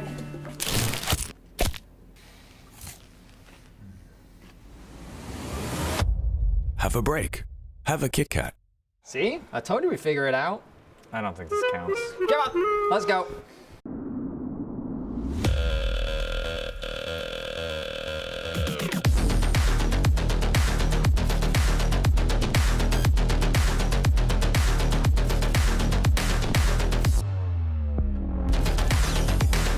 Wait, is he switching lanes?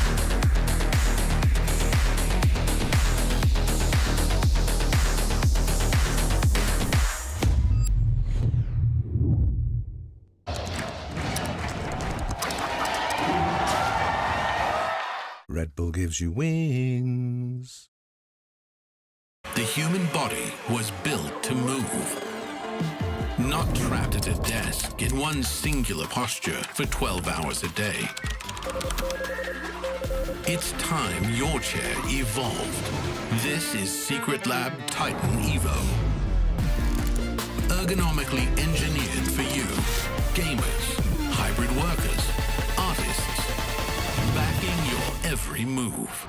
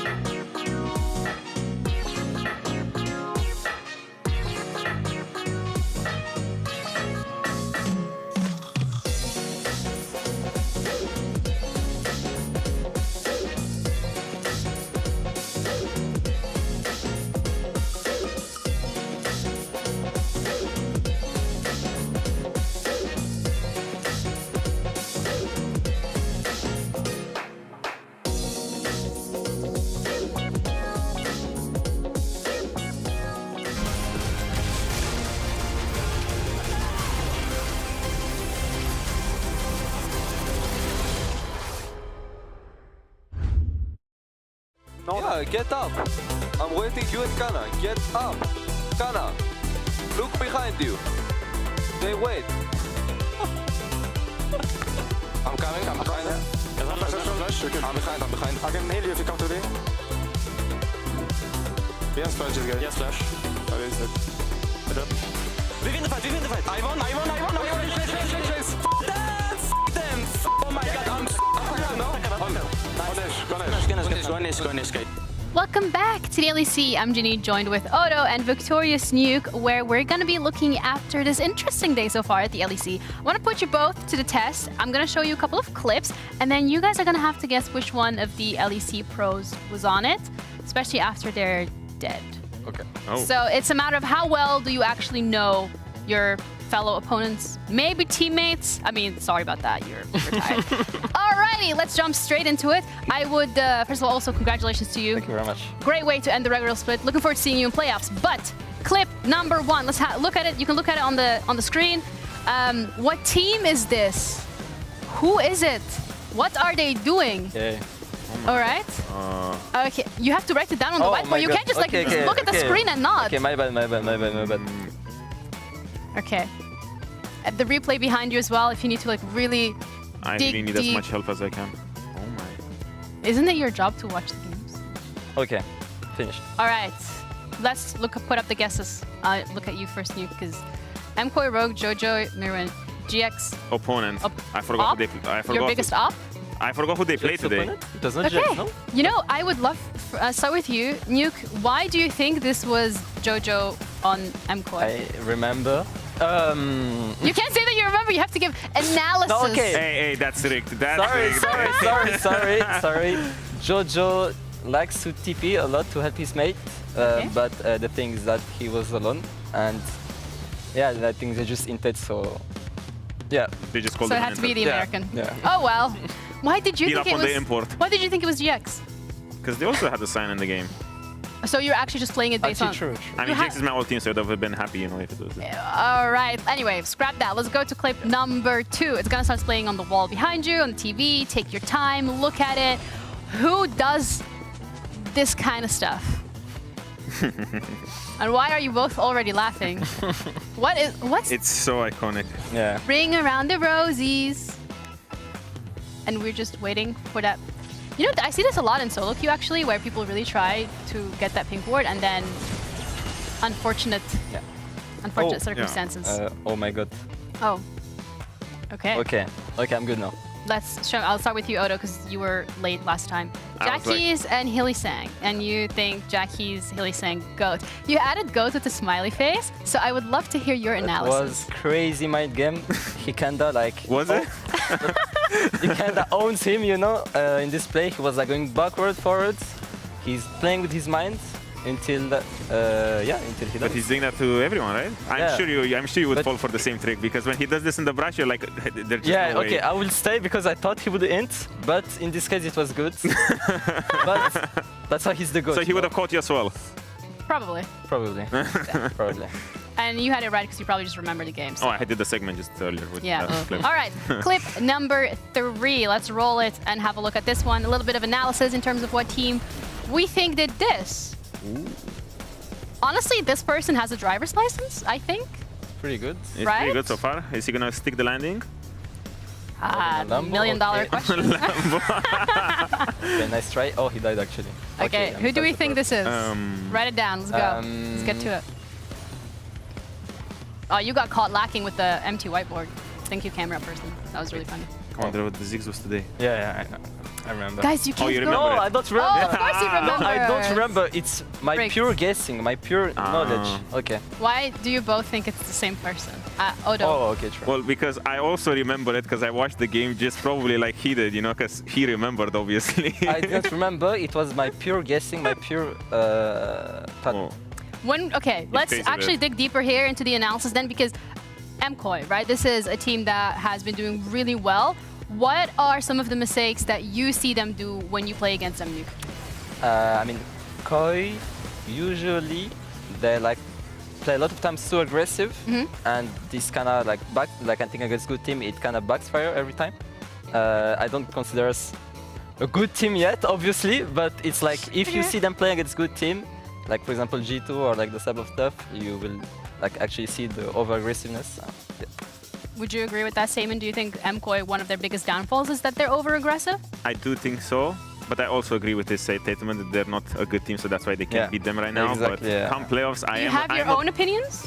No, I mean I'm here to just make him shine, you know. So all right, let's play another I'm just gonna make him look as good as possible. Last clip then, because no opinions here so far.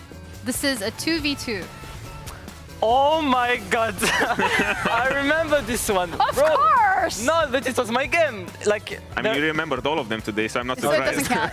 It's rigged. But yeah. What about this makes it scream that it's your game? Was it because you inted too hard? Was it because I had my camera on them when like they were screaming 2v2, and then I watched. I'm like, okay, they will solo kill Poggers, and then I see Ice E in, and I'm like, oh, you know. Okay, like, let's dig deeper into that, because you're saying, oh, you're seeing Ice E in. Yeah. Do you think maybe sometimes when you're playing these fights, some of the people on BDS can be a little over-aggressive? I still okay. It's not over aggressiveness. I think it's mostly nerves. You know, like we're a new team. We need to learn from each other. Like you're not that new. You guys played together last year. What do you mean? I played with the Ice, but not with Boom, Joel, and Paris, right? So yeah, it's just like cohesion, and if we get the good cohesion, the over aggressiveness or like the int will be transformed into Pog move. You know. Wow. I love the lingo.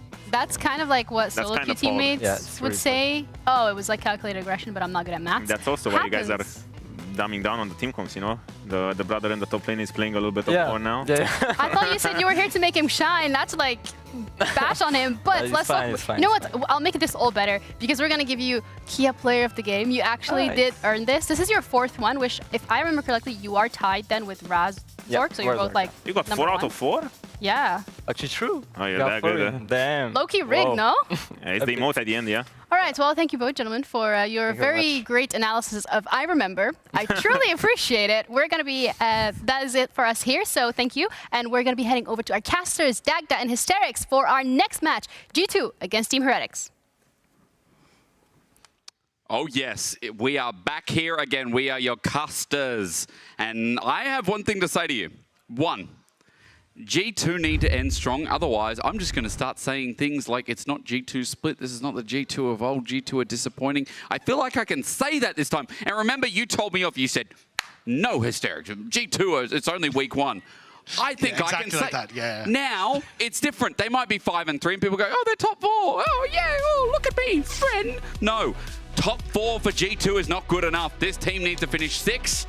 Otherwise, I'm going to start putting question marks out there. Otherwise, they finish with Giant X. They finish with Vitality. They finish amidst the teams tied in 5th, Dagda. Is that not enough of a speculation? But I think the thing is, for G2, they've gone back to basic, fundamentally good League of Legends. Yeah. And I think that's what is working for them at the moment. Like, you look at their last few compositions, it has been, hey, we're going to have a tank in the top lane. We've had Cassante, Shogat, Ornn. We're just going to go for something that is decent DPS in the bot lane. We're going to play through a strong mid jungle, and we're just going to make sure we can play for late game team fights with decent scaling. Because there's no more of this, like, hey, we're going to go for silences or Akalis and try and play through side lanes and try and play for, like, funkier compositions that need a lot of communication and coordination. It's, hey, let's just press or and see what happens. So I like that that's what G2 are going back to, because you can see this is still a team that's working and figuring out what gels for them. And I wouldn't be surprised to see a very similar story coming into this series here. I mean, I like that point, right? Because my reaction is definitely to what we've seen during the split, and I guess you're right. In recency, it has been a better G2. I just want to reiterate, finishing strong would be a good look for G2 going into playoffs, and especially against Team Heretics, which they have had a bit of a run themselves. Like, I think Heretics have been better than we expected here, but I will just keep you up to date with the pick ban before I go down this rabbit hole, because they're thinking about what they can pick. It's obviously going to be the Corki here. It is a show since Skewmond is the Nunu OTP. That would be a good way to end the split. It would be. I mean, maybe, but I think against like something like a Maokai, it's a miserable time, because you're like, hey, I'm going to roll this ball into the middle of you and immediately get ulted. Vi, on the other hand, works out quite well, and I think this is where you can go for. I mean, we saw Caps go back towards the Ari when the last time they picked up the Vi, but I do think just having, hey, we're going to go for team fights. We're going to play for simple and easy to execute team fights. Works out great. Simple, easy to execute. That is one, but you need engage. Leona still the primary support on the patch outside of the rel. Maybe it's just a handshake deal like we got in the last game. I mean, that has commonly been the go-to. No one's really picking up this Alistar as a response. Instead, with these early roams, these early aggressions, is that English? You know what I mean. It's just about who can roam better. I already know what you mean. But I do understand is, like, I think the reason we're seeing the Leona prop up more is because she has that long range, non-committal engage. True. And when we're seeing a lot of range compositions come into the meta, it makes sense to try and grab her early, because Rel is great if we are going head to head and just headbutting each other essentially, because then you're all close range and I get a lot of value from that big AoE ultimate. But in the case of you're not really having that kind of long range ult that you can try and snipe people with, it just works out a little bit better. Rakan, also one that has a ton of mobility that can look for these engages, but neither side here is really committed. Sorry, at least on Heretic side, you've never really committed to a composition yet. So I wouldn't be surprised to see things like the Jason that banned out, try and get some of them away from Heretics. Whereas on G2 side, you are definitely looking at some sort of dive composition. Maybe Broken Blade wants to go back towards another tank like the Ornn. True. So Ambessa kind of signals that. I think a Jace ban as well, more than likely going to be on the cards here for G2. And Ambessa a lot of the time, I mean, by the way, first of all, I'm sad we haven't seen Renekton as an option into it. It feels like a pretty good option, and Ambessa. Is this because you're spamming Renekton and solo queue? With hubris. Thank you, Ericon. Yes, but as Talia's banned away, it's because, again, it's more variety in the top lane. Gnar also gone. You know, maybe we do. Again, as you said, we just get an Ornn for Broken Blade that they're kind of fishing for here with the setup. Yeah, maybe they're just saying, hey, look, we don't mind if you take the Jace. We're going to go for something like the Ornn, and then we saw in the last game what happens if you try and look for the Terror Dives against the Ornn. So we'll just Terror Dive your Jace and come out in the lead anyway through the lane swap scenario. But we'll see exactly what's going to happen. Maokai, though, going to the top side is not what I expected. Love it. Yeah, it's a nice adaptation, and basically says, look, even if you go for the tank now, we have Maokai, which is going to be totally fine into that top side. So has Broken Blade got something funky that he can try and bring out in that top end? Can he go Varus? That Varus top versus Maokai sounds kind of... Does it sound okay? I guess. I think you just get locked up too easily, like the ultimate just chases you down. So there you go, Shogun. Okay. So basically saying, look, Heretics with the Wukong, more than likely going to try and play into us, so Shogun now gets that value. But what does Caps want to play in the mid? Because you're a little bit down on damage. I suppose Shogun can help a little bit with the Feast, so trying to get through the tank Maokai isn't too bad, but... Does Azir go well here? No, ignore that. It's Ari instead. I mean, Azir wouldn't have been terrible, but I think they're just playing for an incredibly strong mid-jungle. We saw this already in their last game against Rogue as well, where they just want to try and play for a strength in that duo, and then try and lean that elsewhere on the map. Or does Camilo then go Azir Dagda? So talk about strengths here for mid-jungle for Team Heretics. A lot of steal, actually. Remember, he can steal Cho'Gath ult, and he gets the permanent stack, so you get a big Silas if he does get it. I'm excited, Dagda, because again, you talked about G2's ease of execution. Let's not forget that 2v2 yesterday, with its ease, ran the laning phase. Labrov had a great day. Hunsummer followed up and got fed as all hell. And all they had was, all right, we get set up through mid-jungle and we have Broken Blade on tank. This is your definition of easy setup again, right? Yeah, and I think that's why I do like it from G2. Also, I'm a little nervous for Heretics because it feels like the burden of execution is significantly higher with their comp. Fair enough. Like, yes, you have Wukong who can set up team fights, but you're trying to do it against an Ahri and also an Ezreal that has a ton of escape. So trying to lock these carries down for the follow-up from a Corki, from a Silas, I think is going to be relatively tough, especially playing in towards Leona and Cho'Gath, who can get a lot of value in those fights that are very close quarters. So I think for G2, they have a very clear game path of how they want to play the game. Yep. Whereas I think for Heretics, it's more about creating Bedlam and seeing if they can thrive in that chaos. I like Bedlam. I do not like Bed. Let's hope it is not the latter. Ladies and gentlemen, I don't want to get you excited as we get into this game, but we are starting with a pause. So we're not going to get the flashy lights because there's a pause. Hold your horses. Oh, yow! That's a pause. Nice one, production. Yeah, it's our last day, and they're like, joke's on you. We're going to show it anyway. No, come back. All right, we're going to find out what the issue is. I've heard there's audio issues, but maybe they're just trying to mute me. It is actually G2 who's initiated the pause. League officials, those are the people who are the officials. Officially official. Of the league. Of the league, officials of the league. They've received a report of potential audio issues on stage. They're investigating. So the whole day is a crime, isn't it? Like, I was going to say, is this related to the crime scene from the last one? We should give them monocles and, you know, the spy glasses and hats. We should put our referees in like cool hats. How cool just would make that be? them Sherlock Holmes. Yes. Yeah. And then when there's an issue, hold it up to the screen. You called? Broken Blade, take your hands off the mouse. We're going to have to dust it for Prince. Whose Prince do you think you're going to find on Broken Blade's mouse? Wait, it's Caps. They've swapped mouse. They've swapped mice. Nice graphic. Yo, hold up your signs. If our camera's going around on our last hour. Wait, that's sick. Yeah, that is sick. Yeah. Did you draw that? I think so. Hang on. The things outside. Camera doesn't want to. Let's focus a bit. Oh, never mind. It was a nice transition. There's an official now. So, by deducing from my incredible dear Watson that Hansama is away from his PC, I think it's Hansama's issue.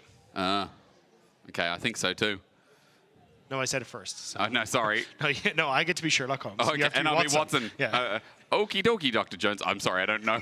I don't know. You said someone else's name. I then quoted Indiana Jones because I heard Sherlock Holmes and it rhymed. Oh, that's nice. Some nice signs. I'm sorry, yeah, I got the wrong movie. Wrong movie, you know. You know Indiana Jones, what's the kid, right? Yeah. Where they do the thing with the bag and then they pull the... The swap. Yeah. That is a graphic. Yeah, let's put that on our show next time, next playoffs. Okay. Where is that person? Can you explain what that is? What is Where that? are you? Which side are you on? Can I see that again? Where's the sign? I know you can hear me over audio, but I'm shouting to you in the crowd now. Who's got that sign? Yeah. What is happening? Who? No, it's this one over here.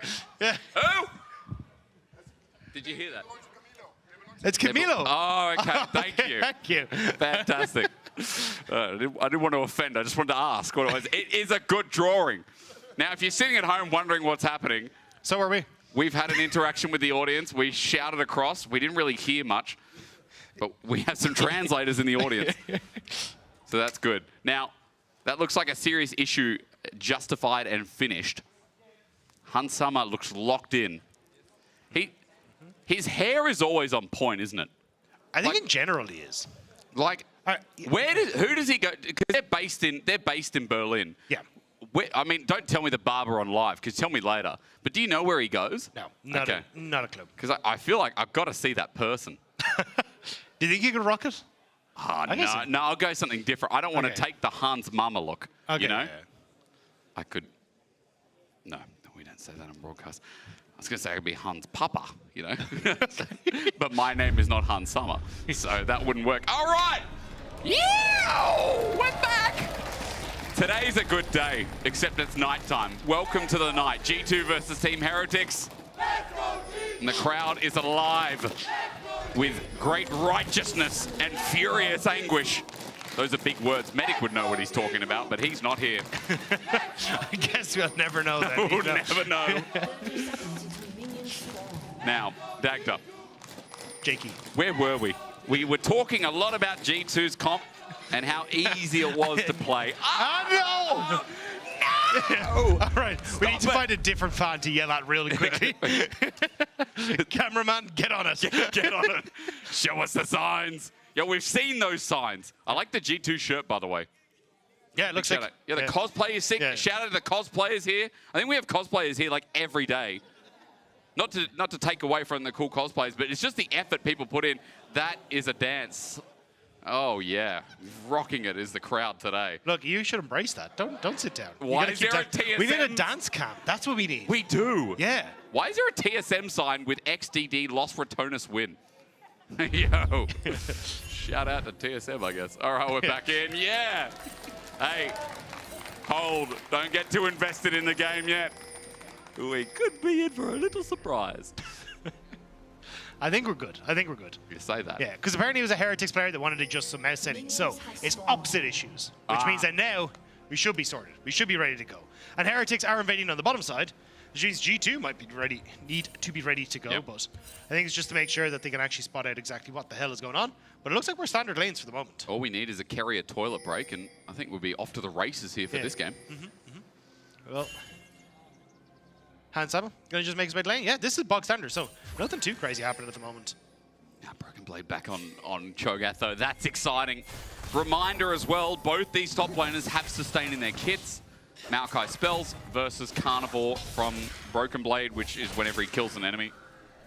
That partnered with Overgrowth is pretty broken, considering that every 8 minions you get 6 HP or something like that. So Broken Blade's going to be looking good. Grasp Something that, you know, that guy with the Bal sign would never understand. Bal just doesn't play Grasp. Yeah. But I think the thing is, as well, is that the Shogun at least gets mana back as well. Yeah. Which makes things a little bit easier for him to try and trade effectively against it. Plus, you can kind of poke the Maokai through the way. But this is just going to be a tank battle. The bog standard, there's going to be nothing too crazy about it. And the fact there's no like lane swaps means that they actually get to farm and be the tanks that they are meant to be. It's exciting, isn't it? Good engage there from Camilo. He's just going to take the brunt as he goes back. Orb Deception is a cheeky chunk. But Camilo has to all in like that as the Silas, especially pre-6. I was curious to see what route choice Caps is going to go, because you've seen kind of Grasp and Dyne really starting to come into the mix. We even got to State of Worlds and still works relatively well on the range carries just to go for these quick heals. But Caps just hoping to poke him out a little bit more with some Maneri as Stend. There's Ignite down as well. He flashes away because Arcane Shift and everything in the kitchen sink from Hansama was thrown. So good 2v2 again, starting off right as this repeat in duo lane from Hansama and Labrov is doing exactly what it did yesterday. Yeah, not quite the double kill, but still a nice trade back, and they'll be happy to, not quite, I was going to say push Stend off, but Stend does have to be a little bit careful because Skewmond is on the bottom side and his jungler's path up top. So if you're Skewmond, even just taking a quick peek into this bottom side could end up netting you something, but I think that's why this ward has been placed down in that top end, just to try and spot out if Skewmond is going to try and come in onto the bottom lane. Nice trading from Hansama. Mystic Shock doesn't connect. Still watching the 2v2. Sten has to walk up. Remember, his flash is now down, but it's turned on its head. Great Valkyrie. Hansama sidestep, but not today. Labrov is left in a 1v2. He's going to try and trade onto Sten, but a Gleaming Quill heals up, but no. Flack had played that well. And the first blood goes over to Team Heretics. Yeah, the early trading from Corki, especially when he hits 3, is absolutely obnoxious. The amount of damage that can come out. And also then the follow-up from Stend was just great. So despite being down in the early stages, it's Hansama that drops first. That's a complete opposite to what we saw yesterday. Is I think that took G2 by surprise. Yeah, it's got a caster curse. It might be, but you know that's old. We need something new. Caster curses are so like 2009, no? 2010, 11. That's when we started. Yeah, that's right. That's how old it is. They're at least 2016. Okay. Yeah. But still, that's old. Yeah. How no. 2016 was only like 2 years ago. No. Yeah, sure. It wasn't 9 years ago. God, I feel old as... With standard lanes comes standard responsibilities. So supports are roaming a little bit, looking to see what they can find through jungle. Some deep wards placed, I believe, on the way through. Or at least all I can see was one in river from Scuttle. So, excuse me, the only one placed is spotting Skewmon right now as Stend. Quick engage through bot.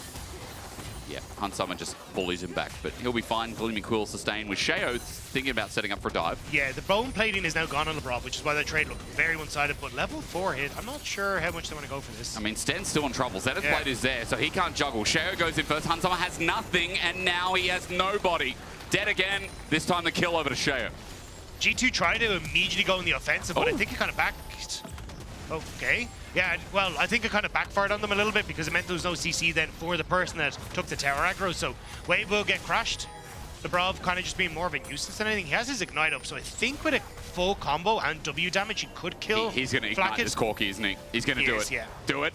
Almost. Oh, yeah. Just out of range. Also good play from Zen there. So he ends up using the Battle Dance to shield Flacket at the last second, and unless the damage actually hits your health bar, you won't get interrupted. So even if the Ignite did go out, Sten had protected Flacket, it would have been able to reset. I want to put a side note. Fervor of Battle Leona would win there. Remember we were talking about it on Saturday? You just gave me crap for saying that a caster curse was too old. And this is the second time this weekend you brought up Fervor. That was 2017. Oh, that's so different. Or was it 2016? SKT versus Misfits. Quarterfinals. 17 or 16. Because 16 was Misfortune support. Yes. Or maybe that was 17 as well. No, 16. Oh my god, I can't remember. Think so? Yeah. I can't remember. Like, I can't remember these league historic facts. There's 2 grubs for 1, by the way, is going to be trade up top as G2 think about trying to steal the last one, but there's more numbers from Team Heretics. The Skewmon probably has to say no to this, as yes, he does. Stend. No Q wind up from Skewmon. He now used it to get on out. You know what I was thinking about? I was thinking about the fact that, like, when Bo first debuted in the LPL on FPX in, like, 2021, he had played Olaf, flash queued over a wall for red buff and stole red buff. That was his debut. But that information I maintained for some reason is not the angle here from Sten. Tries to get Hansama and Labrov. Why do I think about that? Why do I have that in my brain? I don't even know how it's relevant to this game. It's not. It's not.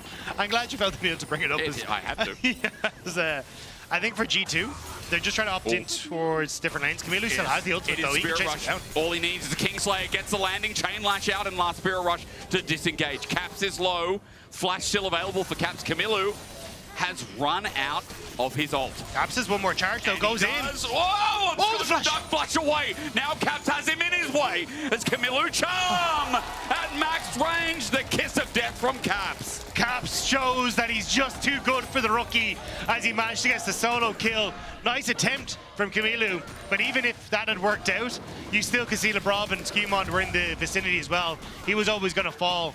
Sheo will be able to answer with the Dragon on the bottom side, but it's the kill to Caps. Black are just going to bully off Hans Summer in the meanwhile, but Caps with that kill puts G2 back on the map here in this game. 700 gold lead as well.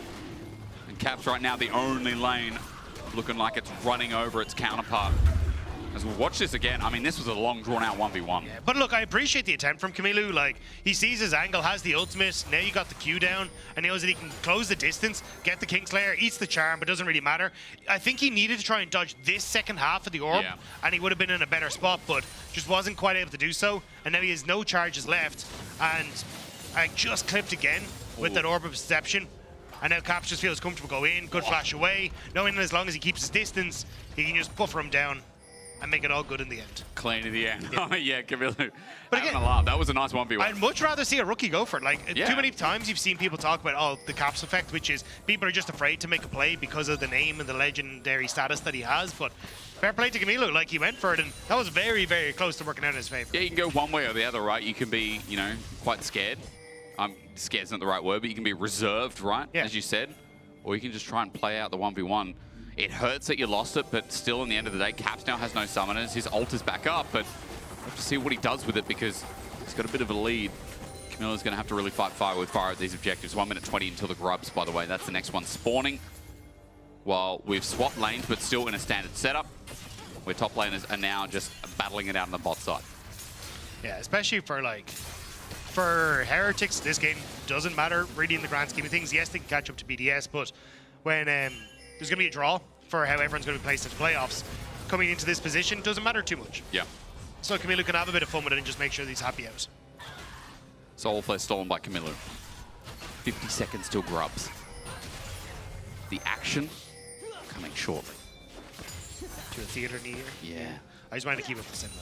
Oh, I mean, you know why I did that? Because it's cinema today. Because as you said, a lot of these matchups don't have the same, you know, intensity that we had during the split.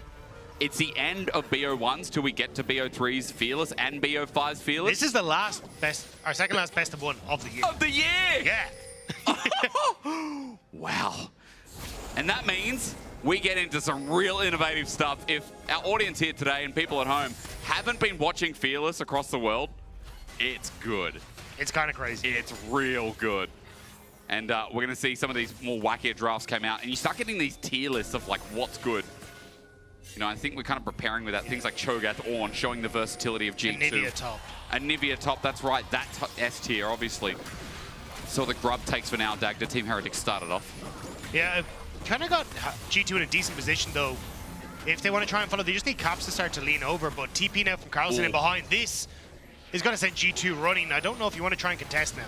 Thinks about it. Blast Cone taken. Nature's Grasp in hand. Now he's front on. No flanking angle. G2 moving from the left and right at the same time. Nature's Grasp is simply a zoning tool on one.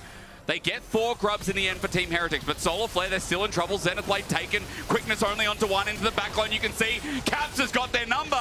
Rolls in first, and so does Skewmond. Team Heretics took this fight, and now they have to live with it. A Rapture, a knock, and Carlson will be blocked. Caps again. Oh, he takes it with the last auto. It's nasty, but G2 in the end just get all the blood to themselves. It's 4 grubs for Heretics, but it's 4 kills for G2 off the back of this. And I think Heretics needed to commit to something. If you're going to go for the Void grubs, fine, but I really think you should have taken the fight, because in this position, you've already backed away too far. You're taking too much poke from Hansama, who's in a great position, and Caps reset after reset in this fight. Great flash forward there from Skewmond to, again, just continue this follow-up as they chase them down. And Caps, I think, having a bit of fun with it in the end as well. As he goes forward, good cleanse from Flackett. Immediate, like that's a Captain Jack if we've ever seen one. Means that they're able to trade 1-for-1 against Caps. I mean, 3 kills now on this Ari. Caught out as we come back to live, though, as Zenithblade used to buy time, and Lebrov is in the thick of it yet again. Hansama not going to block this one out because his support has flash, but still gets rocketed out.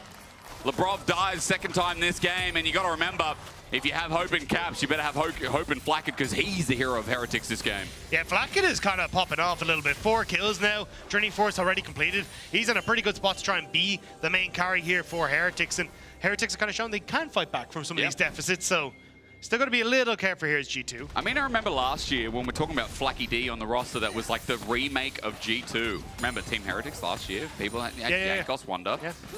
And people were like, he doesn't have the carry power. That was the problem with Team Heretics all of last year. They don't have carry power. I feel like Flackett, at the first 3 weeks, there have been some moments of brilliance where he's shown that carry potential, right? And it is nice to see when that criticism, although harsh, seemed very fair for a team that lacked that step up in this game. Let's see if he can get it across the line. 1.1k gold lead. He's got a Trinity Force tier well and truly getting stacked as you see top. Broken Blade, in the meanwhile, is going to be taking himself a nice bit of turret. Can't eat that one. If Cho'Gath could eat turrets, that would be so broken. First turret of the game goes to G2. He just becomes the size of the turret immediately. It would like lean in towards like a Godzilla skin for him, where he just deletes the towers as he goes. But either way, Heretics set up on Dragon. Big push on top side. He's got a dinosaur skin. He's got it's like prehistoric. Yeah. He's just the bones. Second Dragon for Team Heretics, by the way. Yeah, and Euro's getting pushed for BB on that top side, so...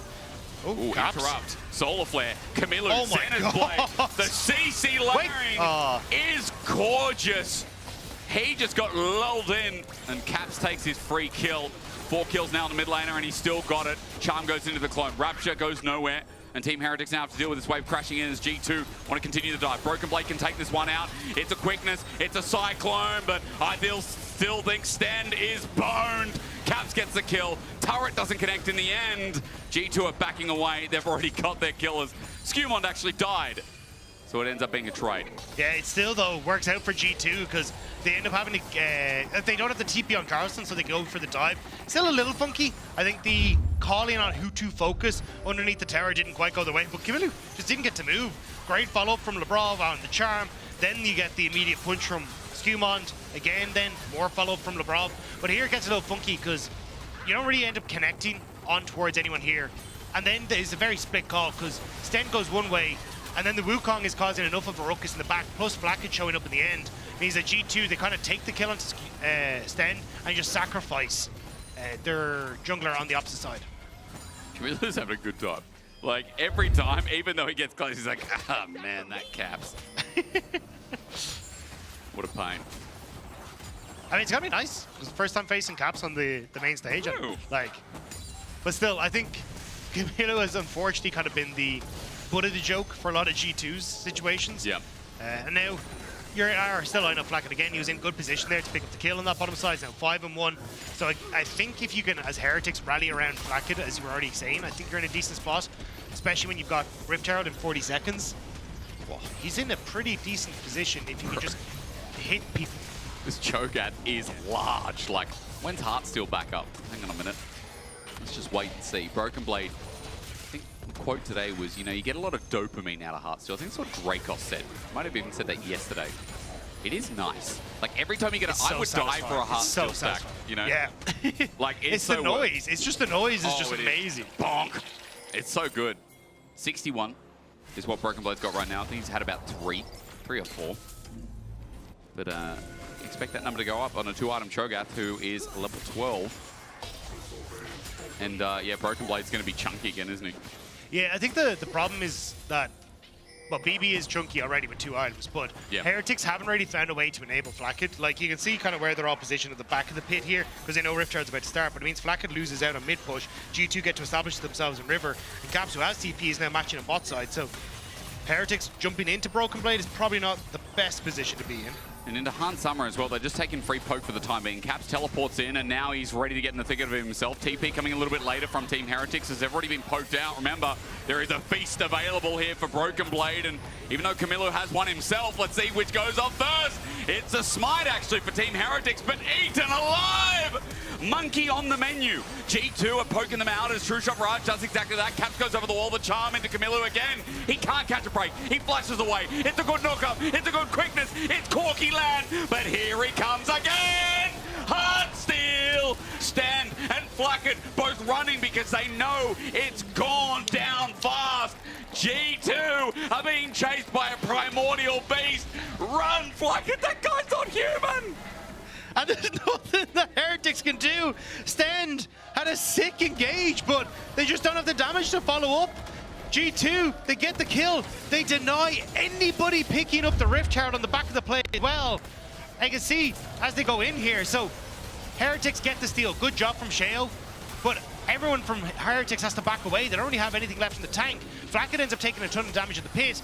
And then the World's Mother jumps over the wall here to support Caps. So Skewmond ends up following up onto Camilo. But look at Flacket, his HP is so low. So he gets, all he gets is that one rocket into the middle before the rest of G2 collapse. And a good knock-up from Broken Blade means Han Sama feels comfortable to follow over. But because that fight happens over towards the red pit, no one gets to pick up the Rift Herald Eye in the pit. So it's just all for naught for Heretics. It really is. I mean, it's like, it's closer than I'm making it out to be, but every time a fight goes on, longer it goes on, no one from G2's really dying. Broken Blade especially, now 3-0-4. He might not be big yet, but he did get a stack on that last fight. And as he tries to defend top, or rather just waits for the push to come in with Team Heretics trading, it is going to be a 1-for-1. Might actually be a 2-for-1 in turret stack, because look at me. Yeah, I was going to say. Because I think you just get mid-tower off the back of this as well. Carlson's doing his best. Maybe too many members of Heretics around. Han Sama going to stick around for it. Carlson, can he get the... Oh, no twisted advance, but... Yeah, G2 very close to taking it. So 1-for-1, still happy. And the difference is you're losing that wave on the bottom side as Heretics, whereas Broken Blade was already in position to pick that up on top. Now you're getting the Dragon as well. So still G2 coming out with a lot of these objectives, at least the lead on the objectives. I mean, stopping the Dragon stacking feels like one of the main things as well. Artican spawning in a minute, and that's going to be top side where Broken Blade sits with teleport, but just sits all the same. Invisible Wukong, it comes in, and guess what? Lebrov sent under the turret. Caps as well, took me by surprise. Instant double right before Artican. Nice pick from Team Heretics, and that was Sheo being sneaky. That engage was sick. Like, Stend and Sheo just immediately jumping onto Han Sama. He didn't have a chance. The quickness, CCs him, then the follow-up from Sheo to get the knock-up. This guy doesn't have a chance to react. Caps just got stuck in the middle. I'm curious to see the replay, because I was like, oh, it's just Lebrov, but I think Caps had to pop the ulti at some point. Anyway, bit of a TikTok brain from me is Team Heretics. They're going to get TP'd on. Carlson in a bit of trouble in a 1v2. Heals up a little bit. Good bramble smash. Here's Broken Blade, though. That's all I think about each. Yes, another kill. The G2 song reigning supreme for Broken Blade for his 10th stack. Is that the G2 song? I don't know. Isn't that I think you're trying to get us DMCA'd, but we'll watch the engage here, because Shea goes over the wall. Quickness from Sten into the battle dance. Immediately closes the gap. They get Caps, then they end up getting the kill onto Lebrov as well. So, sorry, it wasn't Han Sama went down, but yeah, it was sick. Like, really, really cool engage from Heretics there. That's the song I heard from the crowd. Is that not it? Or is that some kind of like F1 driver's song? It's just, not. Yeah, I think it's just been repurposed. Okay, all right. So it's like all the football tracks. They're all just existing songs. True. Yeah, they are, really, aren't they? I don't know which one I was even singing. No. You know when UEFA came, when they had the football? It's like UEFA? UEFA, is that what you call it? UEFA. UEFA? Yeah. Isn't it an E? Yeah, UEFA. It's still pronounced UEFA. But it's an E, UEFA. No? No. Really? What happened to FIFA? They still exist. Oh, okay. See, that was easy to say. They didn't go anywhere. But the problem is, I mean, I tried to learn the chants, and I forgot where I was going with this because it just caught me on UEFA. But the problem is, I was like, you know, anyway, I don't know where I am, Dagda. The problem is right now that G2, I mean, there's no problem for them, is there? I'm treating it like G2 in a bad spot. There's a 3K gold lead for mid and 2.5 for top. Yeah, it's going pretty okay. Like, Flacket again is massive, but he doesn't really have a front line to protect him right now. And you say that as like, you have a Maokai or Wukong, you think, oh, this is fine, but realistically, these fights are happening so quickly and G2 are operating so fast, it's kind of tough. You need engages like we just saw from Heretics with Sheo being sneaky and Sten to follow him up. Like this creativity, that kind of chaos that we talked about coming out of Champs Select is what Heretics want to try and live for, but right now, G2 just aren't really given the chance to play around this. And right now, no lanes apart from bot really under Team Heretics control. G2 moving up towards Atakan, and it's just going to be the next go-to. Oh, let's reveal which one it is. Oh, it's the orange one. What a surprise! What does this one do, Dagda? I don't know. Could you bring up the graphic? Oh, should we talk about it? So if you guys don't know, this one, oh, it's voracious. I almost pressed the wrong button. I was like, let's bring up Ruinous Atakan. Low action. I doubt it because we're about to have a fight. Team Heretics, run for your life. True Shot Barrage tags him, and now that Camilu's here, he needs a big ult to steal.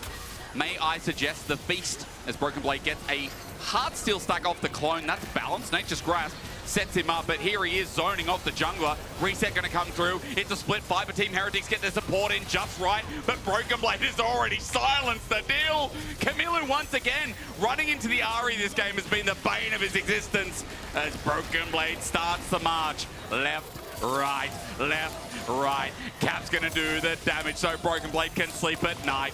Sten and Sheo, they're running to their turret. You can see that Han Summer ain't giving up the chase, and even though he's 1,500 gold behind that, Ezreal still means business as G2 move right back. We've hit peak 1950 cinema as this Shogun is just eating planes out of the sky as they come too close to him. G2, they just get the kills. They're going to move back towards the Voracious Atakan. They get the tower, and Heretics are desperately trying to do something, but the Shogun's massive. They just walked to Flacket, and there was nothing. I love, because on Euphoria we talked to Flacket, he was like, BB was so kind and nurturing when I joined the team, and like he's one of the people I connected with the best, and now Broken Blade's like, I'm taking all that back in this game. He's a good personality. Dagda, run us through your thoughts of this replay. Well, the thing is, Flacket, Stend, and Camilu are trying to split up the fight, but it's just, they don't really have anything to get Carlson and Sheo in. So, Broken Blade just walks at Flacket, manages to pick him off. Camilu's now on the backside, and he's getting CC'd down. And Labrov then is happy to go forward behind Sama, because the only damage here really is Sheo, but you can see that's kind of negligible at this stage. So G2 just happy to run through, and I appreciate the effort from Heretics, but you kind of needed more threat from Carlson and Sheo, or at least one of those tanks to be at the front line with the rest of your carries, and it just never happened.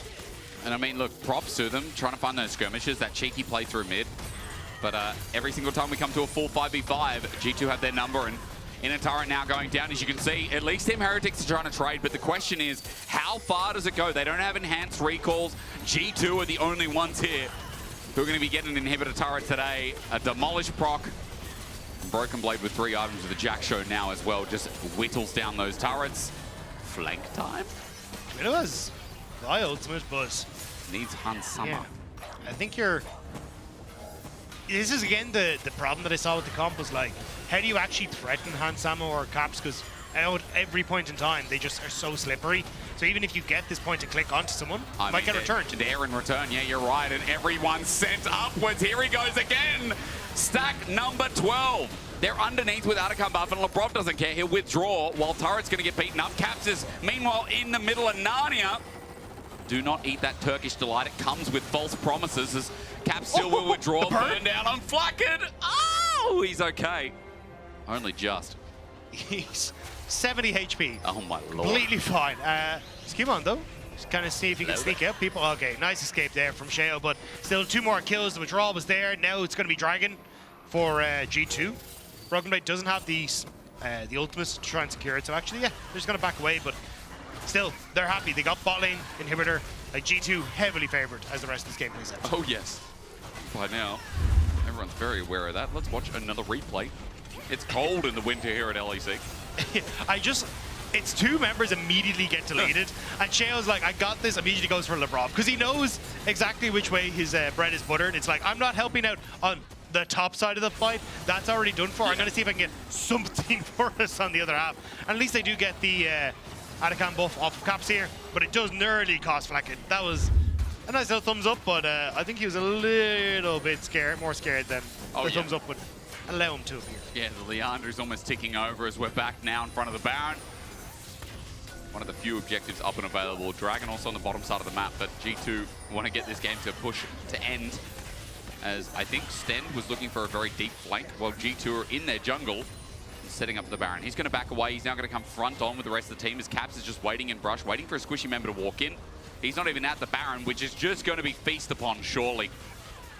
You even got the Lich Bane for Caps completed now, so he's going to pack a punch with those auto attacks after a full combo. So definitely assassinary, but Shale, that's a problem. Let's go for it again. A knock up, a rapture once again, and there's a carnivore in sight. Thank you again for another Heartsteel stack. A knock up only on the jungle, and guess what? There's going to be more in range. He's just running at them. Shayo has to flash away, and look, a new target. Flacket has to flash away from Broken Blade, even if he dies. This guy is David versus Goliath, but this time, Goliath is winning. As he runs forward, it's Skewmond who now takes lead, takes charge. He sets the loudspeakers up to let him know. And G2 are going to finish 6-3. That's the perfect way to go. There was just no killing the Shogun. They tried. They tossed everything. Plane, buildings, trees, but nothing could stop it. G2 will take the victory. Little did we know, all it takes is a much better early game from Team Heretics and stopping G2 from getting a clinical win like that. Well-paced game. G2 ends 6-3. And I think we can start having faith again. I mean, for G2, they went back towards basics. Good, strong mid jungle, solid team fighting composition, and Broken Blade on a tank that can just walk through everyone. Well, you can vote for your key player of the game. It's a Broken Blade, Skewmond, or Caps. I mean, Caps had some pretty banger moments as between Flacket and Broken Blade. That's nice, especially Caps as well. Well, I think Team Heretics can still be happy with parts of this game, but G2, I feel a lot better, Dagda, as I can tell everyone at home that after this last break, our last BO1 break, we'll have a pose-off with Broken Blade and Flacket. Yeah, it's who owns the pose. Who can do the best blue steel. What is, Broken Blade's pose. No, the Top Gun it pose. actually is Flacket's pose. Oh, is it? Broken Blade stole it. I'm never going to find out who's better with it, though. Yeah, take that.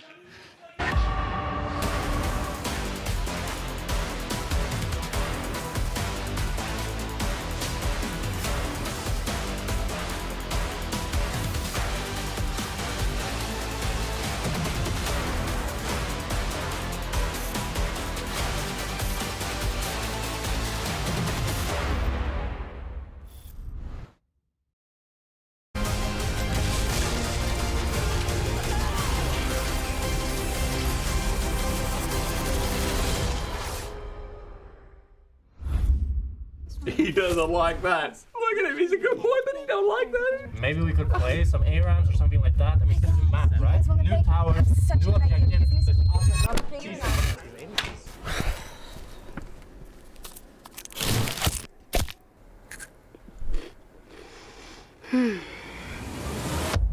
Have a break. Have a Kit Kat.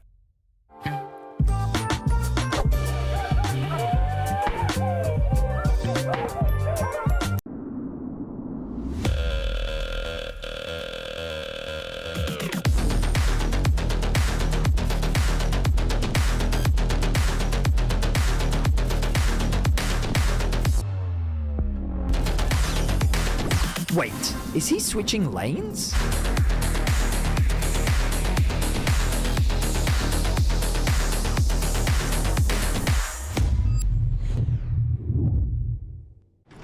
Welcome to Marriott Bonvoy. Where can we take you? From Berlin to the finals, Marriott Bonvoy will be your check-in at every checkpoint.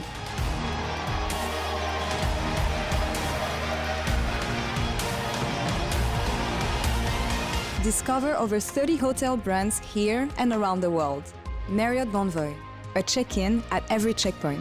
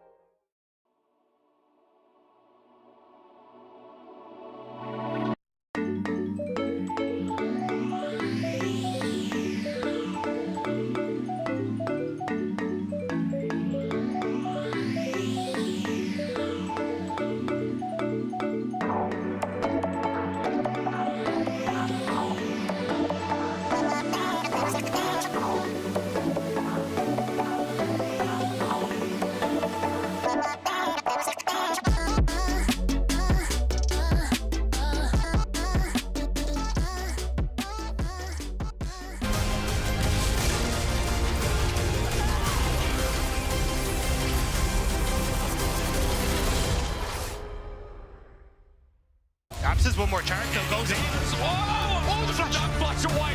Now Caps has him in his way. It's Camilo Charm at max range. The kiss of death from Caps. Go have Q2, guys. 1 second. Okay. Hit. Stop.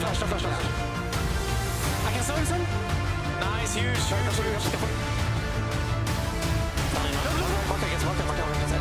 can tank. I'm gonna tank. Nice. You were sweating so much. Yeah. Welcome back to the LEC. I'm Ginny, joined with Broken Blade and Flacket, and you guys are already having a great time. Like, what was that? Like this guy on the comms, I just heard he was sweating so much to kill me. And I saw you tried to predict my side step. Like, do you think you're good or what? Yeah, I was.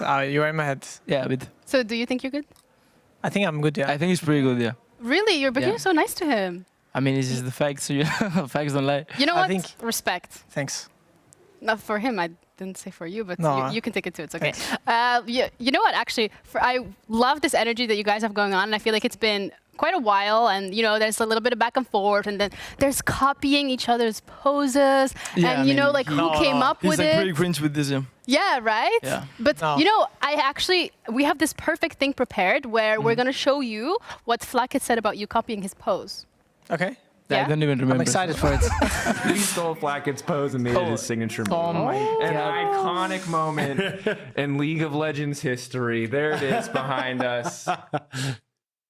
We've settled this already. I love my post. It's my post. We've settled this. This is if you missed the years of LEC that this is from, we've covered this. It's Flacket's pose officially. It's my pose. BB has tried to deny it many times. G2, when I was in MSI, they made like a poll on Instagram, and we were both doing the pose, and people could vote, right?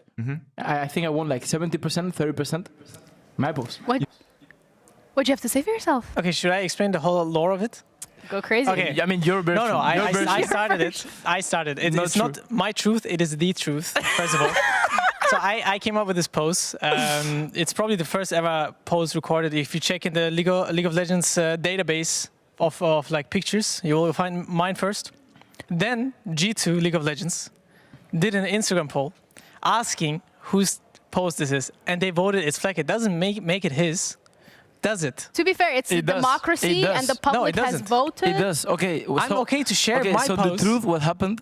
He did it like on the Riot Media Day, right? He did this pose, and then I was doing it since it was my pose. No. And then the cameraman just said, "You cannot do the same pose." I'm like. But he was first, you know, he was like top to vote, so he was first. Yeah, because it's like, if it's like alphabetical. That is now okay. That is his truth. Let's agree to disagree. Because now, you know, you can make it a little bit more personal next time you go up against him on the I mean, he's making like really personal, yeah. He takes it very personal, yeah. I actually don't. I think it's just funny at this point. What do you mean? It's my pose, bro. I think it's hilarious. Either way, let's talk about this game, because you were playing AD carry and you were playing Shogat. And as an AD carry, that's not fun. Because you have the Vi, they ult you, your Shogat Q, Ahri Charm. What would a good AD carry do, or any AD carry? I mean, I'm just trying to kill him, right? But he's too dangy, and he's sweating for me. He's like always going for me in teamfights. I can tell. But yeah, I mean, I'm just trying to kite it. He just flashes forward, silences me, and just eats me alive. You said yeah when he said he always goes for me in team fights. Yeah, I mean, Flacket this game was perma killing my bot lane 2v2. Usually doesn't happen. So I was like, what's happening here, guys? Yeah, Flacket overperformed, looks like. But I was like, guys, it's so chill game. Like, I'm playing Cho'Gath. You guys know how the drill goes. My first Cho'Gath game earlier this week wasn't the greatest. That's for sure. Yeah. I did some couple of errors, but this game I could farm, I could stack. You know, I got really huge in the end. And Corki just can't do anything. You know, like. I mean, it's what we call the food chain, right? He's top lane champ, so he's on top of the food chain, and then AD carry is like 4th or 5th on the food chain. Also, Camilo, I have to. This is a little fun fact. Camilo before the game said, "Thank you for the Cho'Gath stacks." And I'm gonna say thank you for the win, like, just because it's like, if you say something like this to me before the game, you're just gonna like motivate me to destroy you. You know, like. How many stacks did you get on Camilo then? Did you count? On Camilo, I think I ate him twice. You know. Okay. But you know, eating Flacket was more satisfying. You know, in the game, of course. So. Respect, I guess. I mean, you know what? You're making it personal. You're going after all these AD carry players. You're playing Shogat. At least you know what, Flacket with Fearless Draft, if it's not banned, they can only play it once. So it must make you feel better. I can only get eaten once, Well, multiple times in one game. I mean, but overall, It makes it less painful. Yeah, that's for sure. Exactly. So when we're looking at Fearless Draft, because of course, congratulations to both of you as well for making it into playoffs. Flacket, from your perspective as an AD carry and with the constants of lane swaps that we're seeing 24/7, how much are you looking forward to Fearless Draft? Because you don't have to play against that anymore. I mean, I don't think Fearless Draft is going to affect that much in like best of threes, I would say. Like coming into best of fives, I think you can, I mean, there's going to be like a lot of things that are going to be out. But I mean, I'm always like really happy going to Fearless Draft. I mean, we can cook some things, you know. And I think it's just, I mean, makes it like funnier, you know. Because like there's some metas that are just like really boring. And with Fearless Draft, maybe there's like some different or like exotic picks. So I'm excited for Fearless Draft. You're laughing when he said he's. Yeah, I mean, he's always when I speak, he's always laughing. No, he's always respectful towards me. He just spoke like he's been playing Fearless Draft before, you know. Like that's why I was laughing. But I would say Fleck is a player to shine in Fearless because first of all he is fearless. I can see it in his attitude. Facts. Second of all, you know what he plays, right? He plays Yasuo, Sion bot lane, Seraphine bot lane. Ziggs maybe. Ziggs is one of his like maybe you know like I don't know, but you know. Like if I'm G2 right now playing as Heretics in Fearless, I'll be like, oh, careful guys, they can maybe cook something on bot lane. I mean, he was cooking your bot lane, so. That's facts, though. Yeah. Why would you? Can I ask you something? You can ask me. Why did you hover Sion? Why I have a Sion? Do we have time to explain this? No, we don't. But could I ask you guys one thing before we throw it? Yeah. Could you both put your microphones down and together do the Flacket BB pose? Flacket, yeah, Flacket Sorry. first. No. BB Flacket BB. No, can you? It's Flacket BB for sure. Okay, just. It's Flacket BB. Let's go alphabetical. B BB Flacket. B Flacket. Thank you. Okay, put the microphones down, and I would love to see both of you do it. Quick. All right, do it now. Go. Thank you guys so much. We're gearing up for our last best of one game of the rest of the year. It's going to be SK against Fnatic. It's not the rest of the year, it's rather the split. So Dagda Hysterics, over to you. Or is it the rest of the year? Yo, this is my pose now. I'm going to take this. Yeah, it's our pose now. Yeah, hell yeah, we're going to take it. We're going to tell the photographer to take a photo of us. Then we're good. I just can't believe those two on a desk. Like, when was the last time that happened? That needs to happen again. They are pure chaos. That was so good. Yo, shout out to Broken Blade and shout out to Flacket as well. Good last game. And speaking of last games, our last best of one for 2025 here in the LEC. Woo! I hope it's a banger. SK already eliminated. Fnatic already first. Fnatic first. Big shout out to them. Can they end 8-1, which is one hell of a score, seldom seen in the LEC as well, by the way. I mean, they've already guaranteed themselves first place. So either way, I think Fnatic are going to be very happy with what is one mild hiccup on their very first day. And since then, it's pretty much been unstoppable. Like, it has been some close fights, but Movistar Koi has been the only team that's actually been able to take a game off them. True. And now, against SK, it's kind of just to see, what do you want to bring out? Well, a Zed would be nice. That'd be absolutely awesome. Well, yesterday on X, Razork did put out a tweet that was just Zed and just tagging both his coaches saying, please. Really? So, I think that's why we're getting the hover, but I don't think we're actually going to get it. Oh, my lord. Well, it's not over yet. Let's see. We're just going to go through the I mean, if Isma actually takes the Zed, that would have been so badass. True. Just immediately steal it away. Diana Yasuo draft, though, is open, just as a side note. Something that we might start talking about if we go to when we go to BO5's Fearless. Orianna Nocturne, Dagda, also open.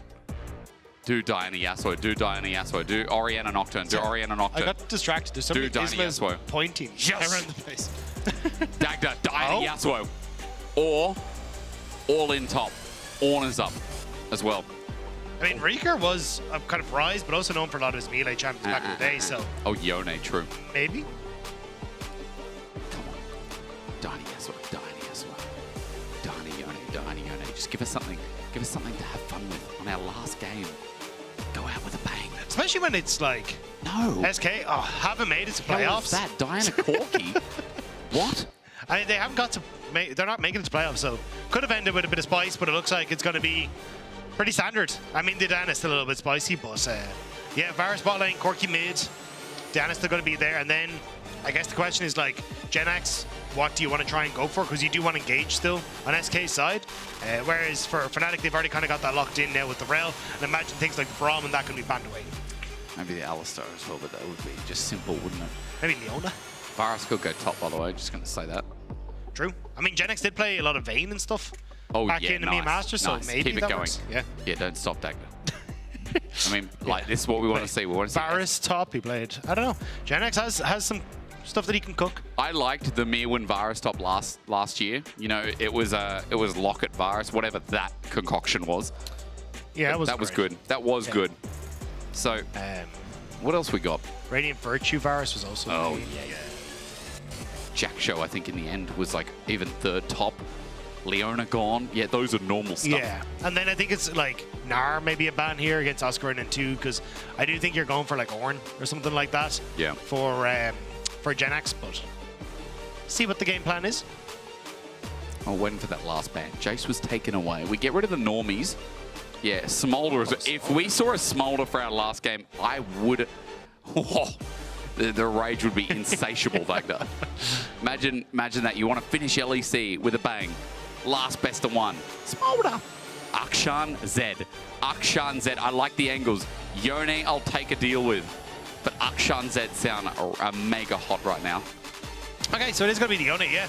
Like again, Fnatic setting up for strong side lanes, strong team fight comps, and like Fnatic for me are the team that I feel like I can essentially trust with any team composition. One of the few teams, like they can play range, they understand how to play sides at the moment relatively well. Their team fighting is stellar. So I think it's cool to kind of see the multi-faces of Fnatic, especially since they are going to finish first. I think this is the first time it feels like Fnatic are undisputably our top team at the moment. They do feel kind of head and shoulders above a lot of the rest of the competition, like KC are in that mix. Yeah. But after Fnatic kind of, well, took over the game against them yesterday, it feels like Fnatic just are that team at the moment. They really are. And again, they only lost on day one, right? It was against Koi. And after that, they scaled up and they kept getting better and better as...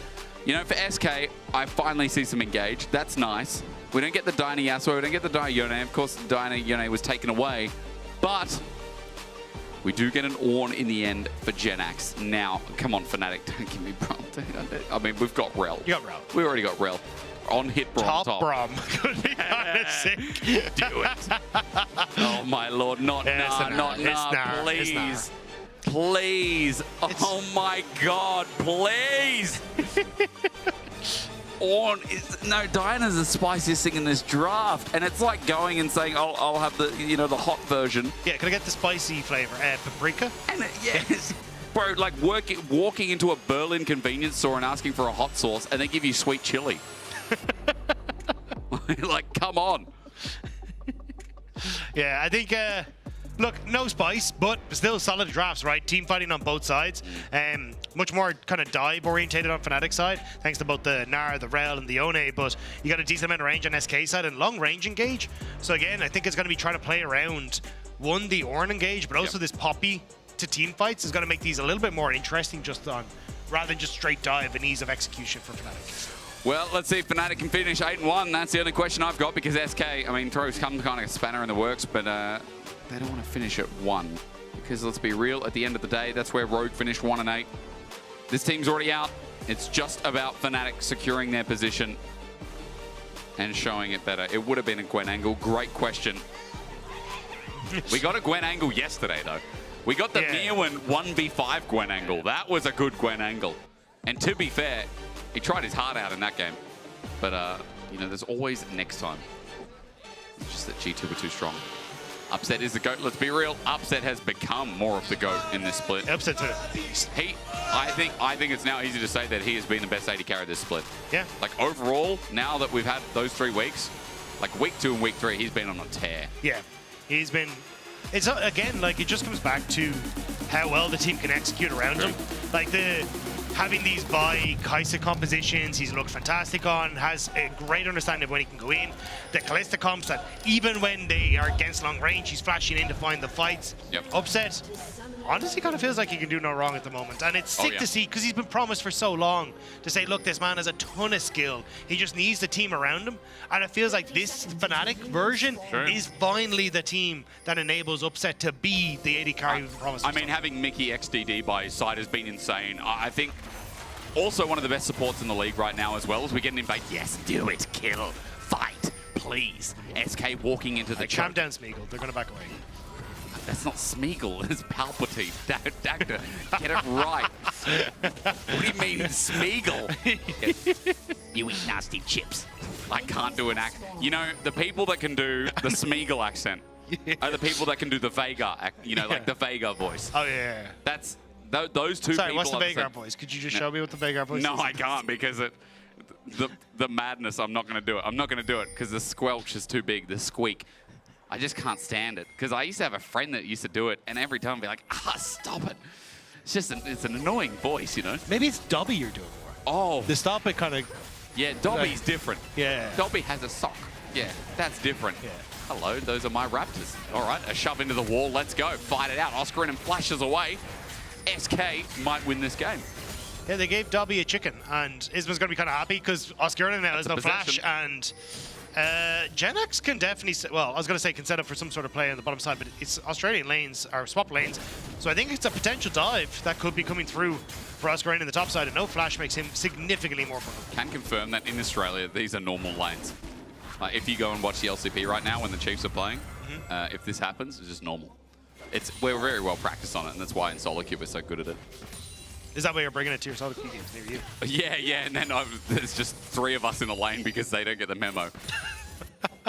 Because for us, it's just normalized, you know. Upset and Genax are going to play a 1v1. This is a little bit different to the normal Australia lanes because we do not have standard at all. Rika's up top. We've got 2 members mid. Good little tangles from Razork, who gets some damage down on Loopy. Mickey's now here. It's a 3 versus 2. This does feel fun. I mean, these lanes are just completely different to what we normally get. Yeah, it just feels like Rahel has decided he's the mid laner now, and Rieker's going to play the AD carry, which does kind of make sense, to be perfectly honest. Like, you get great wave clear with the Varus, so you can actually do relatively well. True.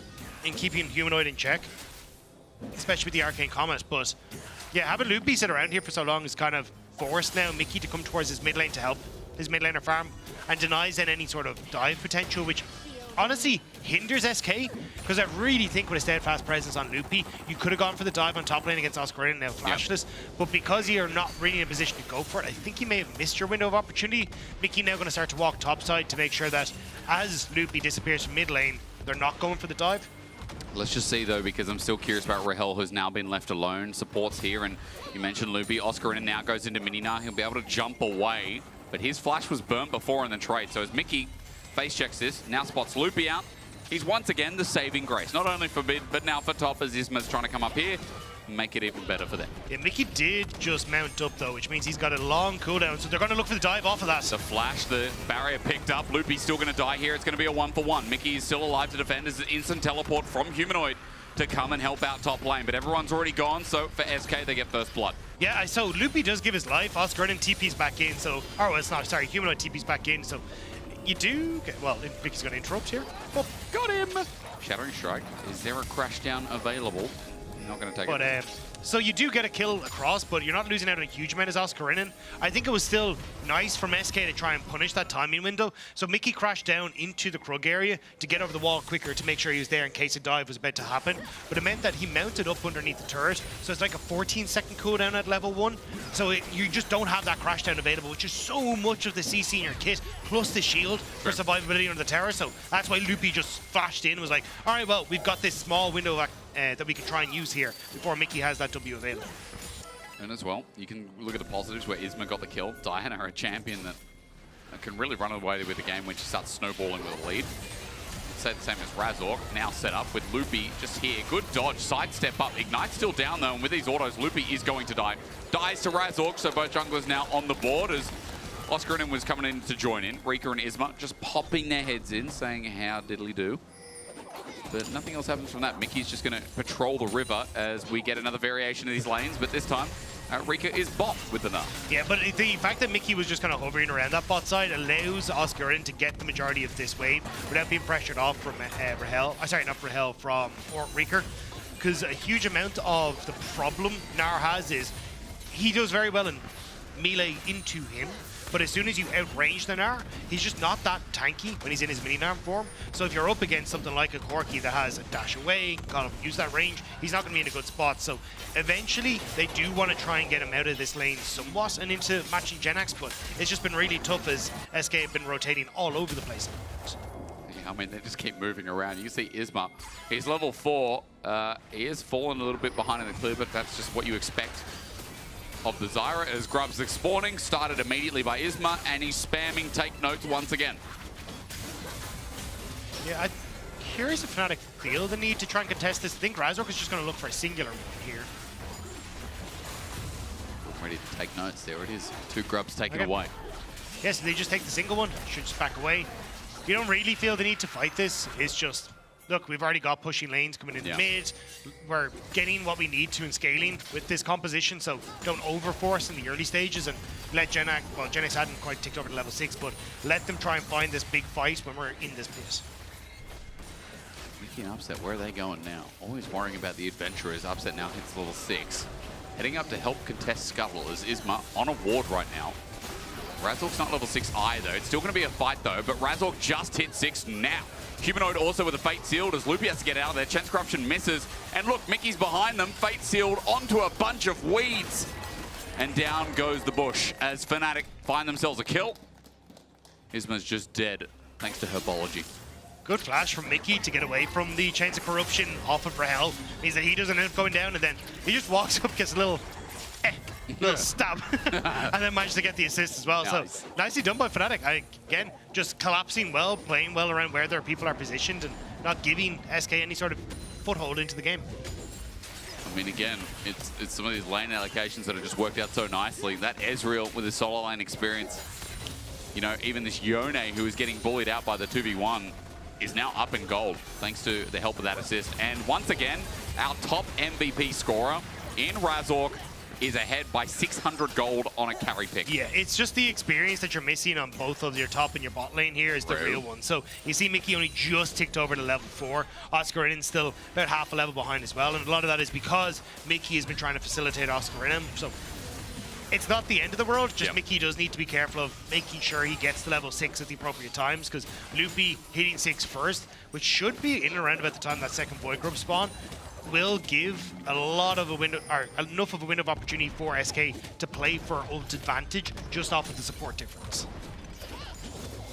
Dragon spawn, by the way, still waiting for that bot side. For Fnatic, you're now wondering, how does Oscar Inen start playing catch up? And that's just going to be the fights. Let's not forget, around the Mega Naba and the setup with Fate Sealed, I mean, the Wombo is instant. The burst is instant from Fnatic. That's the power of this comp, isn't it? As you said, they're both team fighting comps, but I guess the ways they operate are different, question mark, Dagda? Yeah, it's more about Humanoid trying to find a flank. Oscar Inen kind of in a similar boat. And if you can say spread out, Genax can't get an awful lot of value, Isma can't either. Same kind of for Loopy. So it's much more about Fnatic being set up on the objective first and trying to draw SK in so they have multiple flank angles. Versus for SK, they nearly want to be able to catch Fnatic as they're coming through their own jungle or as they are trying to come into river, because that's where they'll be grouped in favor of what SK's composition strengths are. Should we talk about Zyra and how broken that is, her ability to just set up plans and then walk away? As you know, even now, watch this, onto Genax, there we go. Set up again, Fate Sealed, upset! The biggest cross-map yoink! I mean, he wasn't that far away, but still, he wasn't even involved in the play, and he just takes it. That's one of those ones where you're in voice comms and you just go, all me. All me all the time. As every ultimate in existence will use, and Upset sneaks a foot. SK getting a good trade on the opposite side of the map. Yeah. At least we'll get something, and I think it's nice that she, like, first tower, nothing to be sniffed at. They're good. It's just the, in a lot of these situations, SK are kind of dictating a lot of the pace. It's just the Fnatic are responding better when SK try to make a play. So I think if SK can just continue to push with Rieker, shift him around, continually attack these points before Fnatic can get in position, I think they're in a good spot. But once they end up like facing up against Fnatic in a fight, they've just been struggling. So Is the dog actually flying on that skin? Like, I've always wondered. Yeah, have you not looked? So it's flying, but it's doing the little leg kick. Yeah, it is. Like it's swimming. Yeah, because I don't know if you've ever. Did they fight it? Yeah, almost. I know if you hover the dog over like a bath, they'll just start kicking their legs instinctively. So that's it's the same idea. Okay, because I've always wondered as 2 grubs for 2 grubs. Fnatic the ones that started this, but SK the ones that are bullying them off. Isma just got himself a proto belt. Leandro's on the opposite side, so both junglers are very strong in the AP department.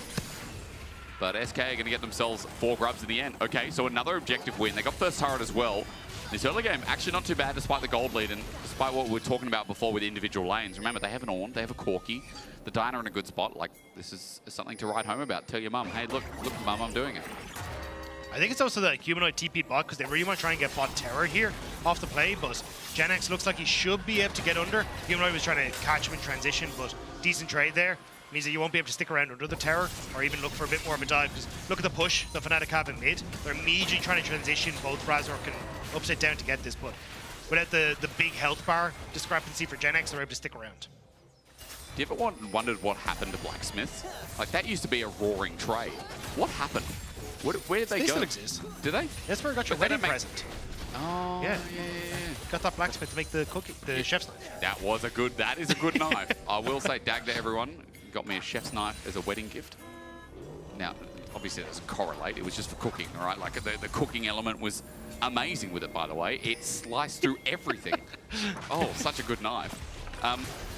Yeah, but the roaring trade is definitely gone, isn't it? You know, no swords or anything anymore. Yeah, I think we've gone past that. Yeah. I think once we made things go bang, people are like, this doesn't do particularly much. Oh, Upset's dead, by the way. Proto Belt, ulti, flashes. Nice. You know what? I can be wrong, and that's okay. The first part is admitting it. As SK's jungle gets the flash out of Upset, he's just backed off as Mickey flash Loopy instantly. TP's coming in as well. SK know they're in trouble. That TP cross map is Oscar in him, but he's got no Mega Napa. That little guy ain't gonna do much. No, I mean, it will allow them to hold on to some of the damage on the mid tower, but Reeker is about to have Razork in his lane as well, so Humanoid gets a little trade here. So I think Reeker has to back away because Razork still has the ultimate available. If he locks him up, Humanoid can follow very quickly. Razork not on a ward, but they've got suspicions. Mickey there as well, now spotted out by the scrying warders. Humanoid's just going to take the turret by himself. It looks to be a trade as SK are playing topside yet again. They got first turret top. I mean, it might be on the cards. Oscar is still a little nah. Still though, you've got help on the way. Upside of Mickey nerdy there, so Oscar just needs to delay. Loopy trying to get in behind. But yeah, now they spot out the Fnatic are here, so they will just back away. 4 grabs do some work with Diana as well, but can there be a follow-up engage? Oscar about to go into the Mega Gnar, and he's jumping in. Flash burnt by Genax. He's also in trouble now as well. A Searing Charge might need a disengage here, but instead to run away is Genax. Slow still there. Fnatic still chasing up because bot turret went down in the meanwhile, so they know where their cards are drawn as this Ornn is going to die. Isma now threatening. They're going to get called the Forge God. It layers to no one. That train to freedom, I guess, as Oscar goes into Mini Gnar again. We are getting a bit loopy with this play, and when I'm talking about the player is Razork cleans it up. The Poppy Bop is short. And when you need help, just call Razork. He'll sort it out. Yeah, ends up getting the play, gets the kill, and Humanoid got bot terror. We got to see it in the picture-in-picture, so still Fnatic able to answer on the map, and SK just overextending a bit too far, trying to push the advantage. But with Dragon now in 15 seconds, Genax can't TP in, but he won't have that ultimate available. Neither will Razork. So I'm kind of curious as to who feels more confident setting up for this objective. You'd have to think that Fnatic still, with some of those flashes available on the Mega Gnar, might be worth a mention, might be worth confidence boost. Yeah, especially Loopy not having us, Genax not having us. I think SK should just back off. Maybe try and look for the push in mid and then finish off that top lane turret. But it's up already. Fnatic going to start it, so I just don't think you have access to the wave states at the moment. Like, this is where I think SK could have tried to play it a little slower, like set up for those team fights, because that's really where they want to be focusing. But unfortunately, not going to be able to play for those side lanes much, and no real mid wave to speak of. Means it's kind of just Fnatic getting this one for free. Yeah, double dragon set up. Okay. It's actually a 3k gold lead just about as well. By the way, Infernals are now 3%. I mean, that's something we mentioned. I don't know if that happened this patch or last patch, Dagda, or maybe in the off-season.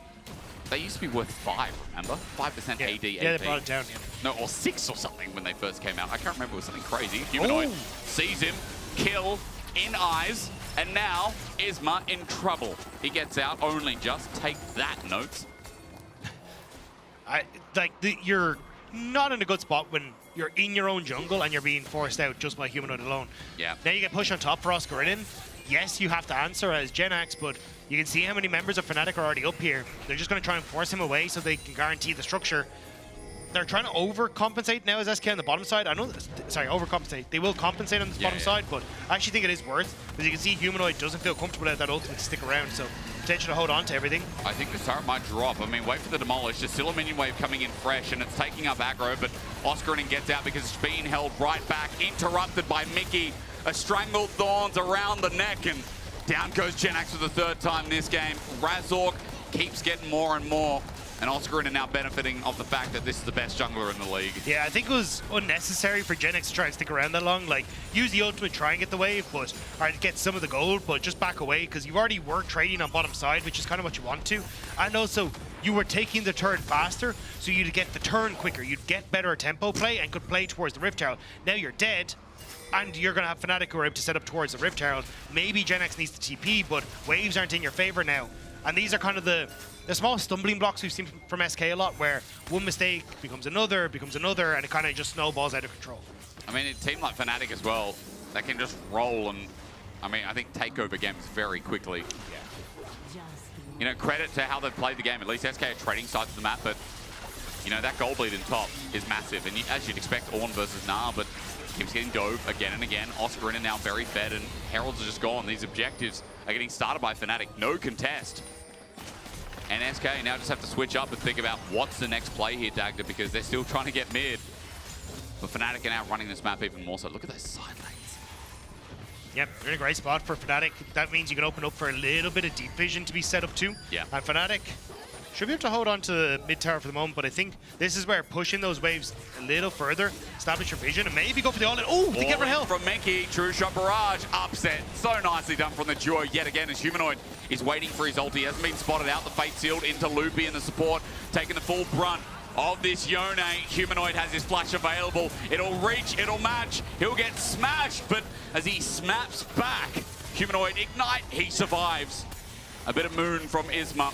As Upset goes over, he's just taking every fight. You can see him and Mickey feeling so confident. Isma looking for the turnaround. The crash down's good. Isma's ulti, it's only a one-man. It's onto a Rel, that matters not. Upset again, just arcane shifts and Isma's taken out. The flair of this 80 carry cannot be justified in this single game. Upset's clean with it. Razork is too. And Fnatic are now 9-1 at 18 minutes. The TP top from Oscarinin seals the deal for SK, and then there's a TP bot from Humanoid as he wants to move on towards the bot lane turret as well. So Fnatic just kind of winning everywhere on the map. And SK, they just don't know what to do. Every time there's a fight, it feels like they're 10 paces behind. It really does, and I think right now all you can say is that for SK, they need some kind of miracle pick. In this game, they've been trying it with Isma, but it hasn't come together quite as well. But the thing is, so they got the push onto that top wave, which meant that they're immediately able to come in on towards mid. This is actually the end of the play where you get the TP from Oscarinin, but it's just Fnatic playing off of wave states well.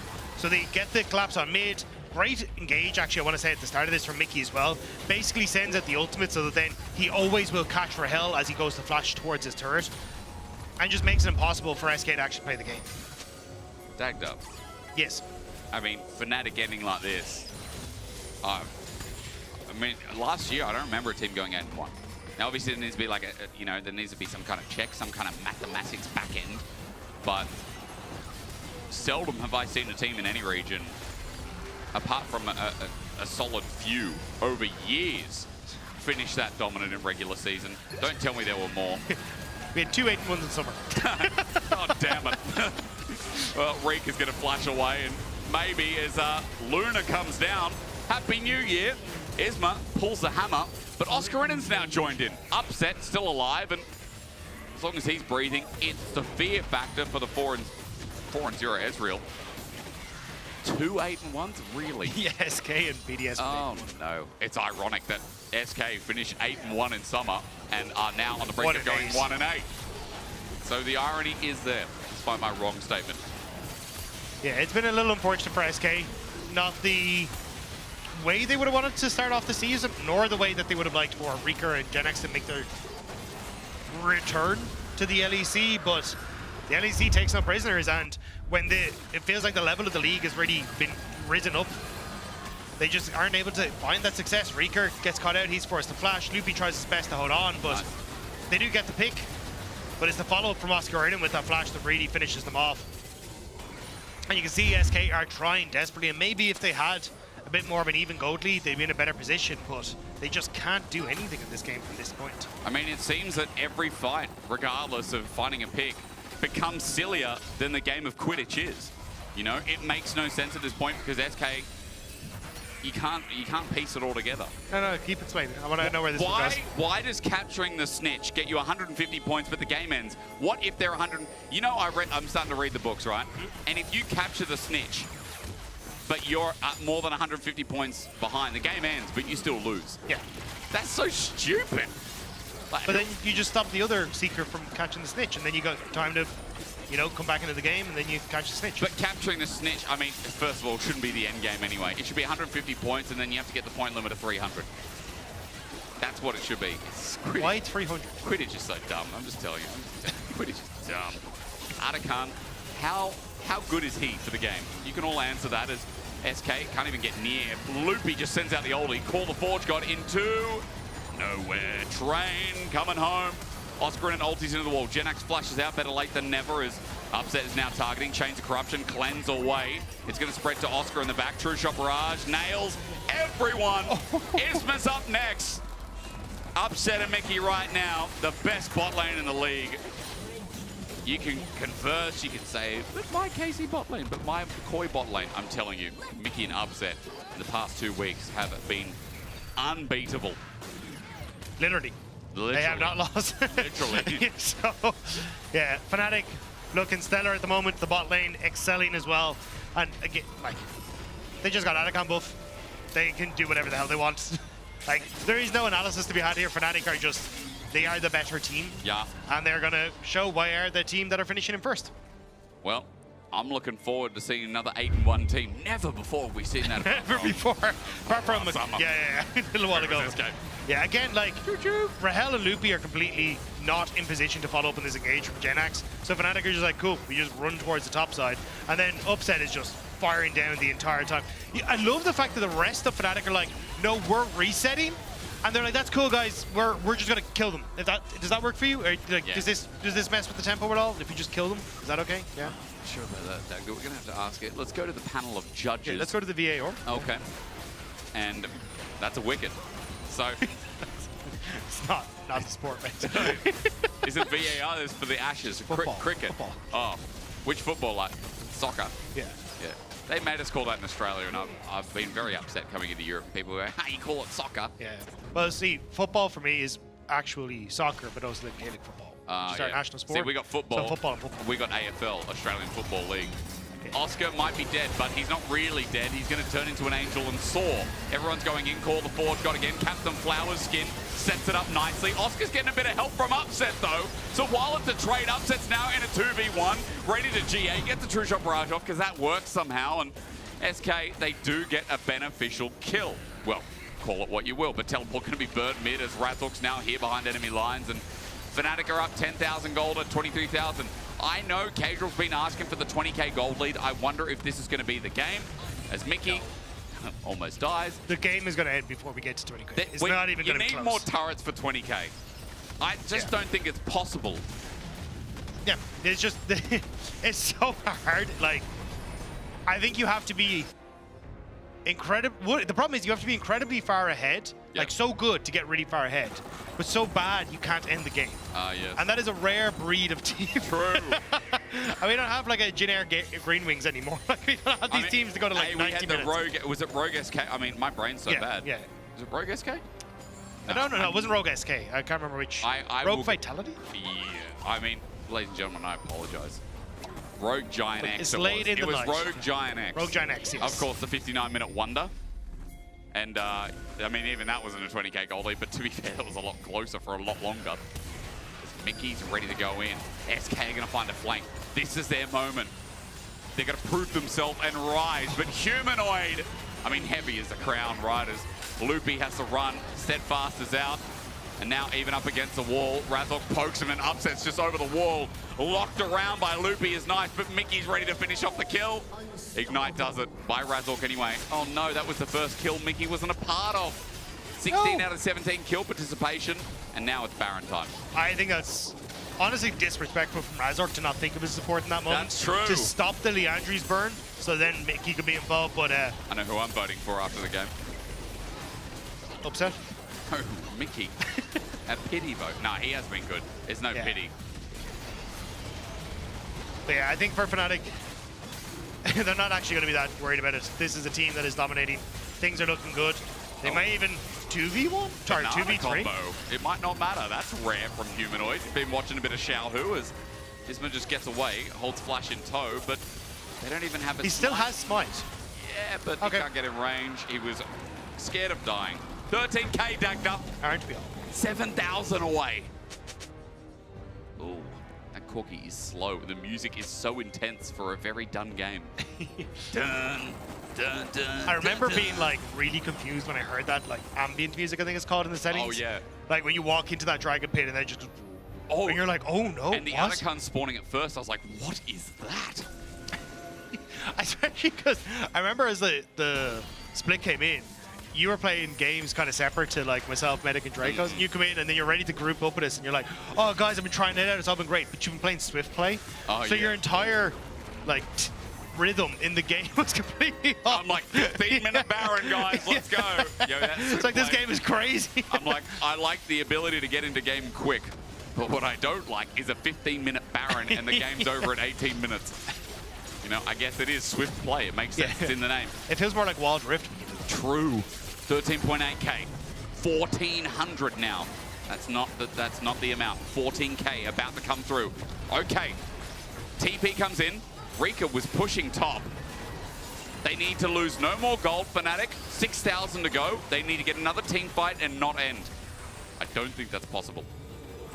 They have to kill them so many times. They have to play with it. Tagged up. See, the thing is, you're asking them to mess around and get it, but it's also like, they're off. Like, this is their last game, and then they have a break week.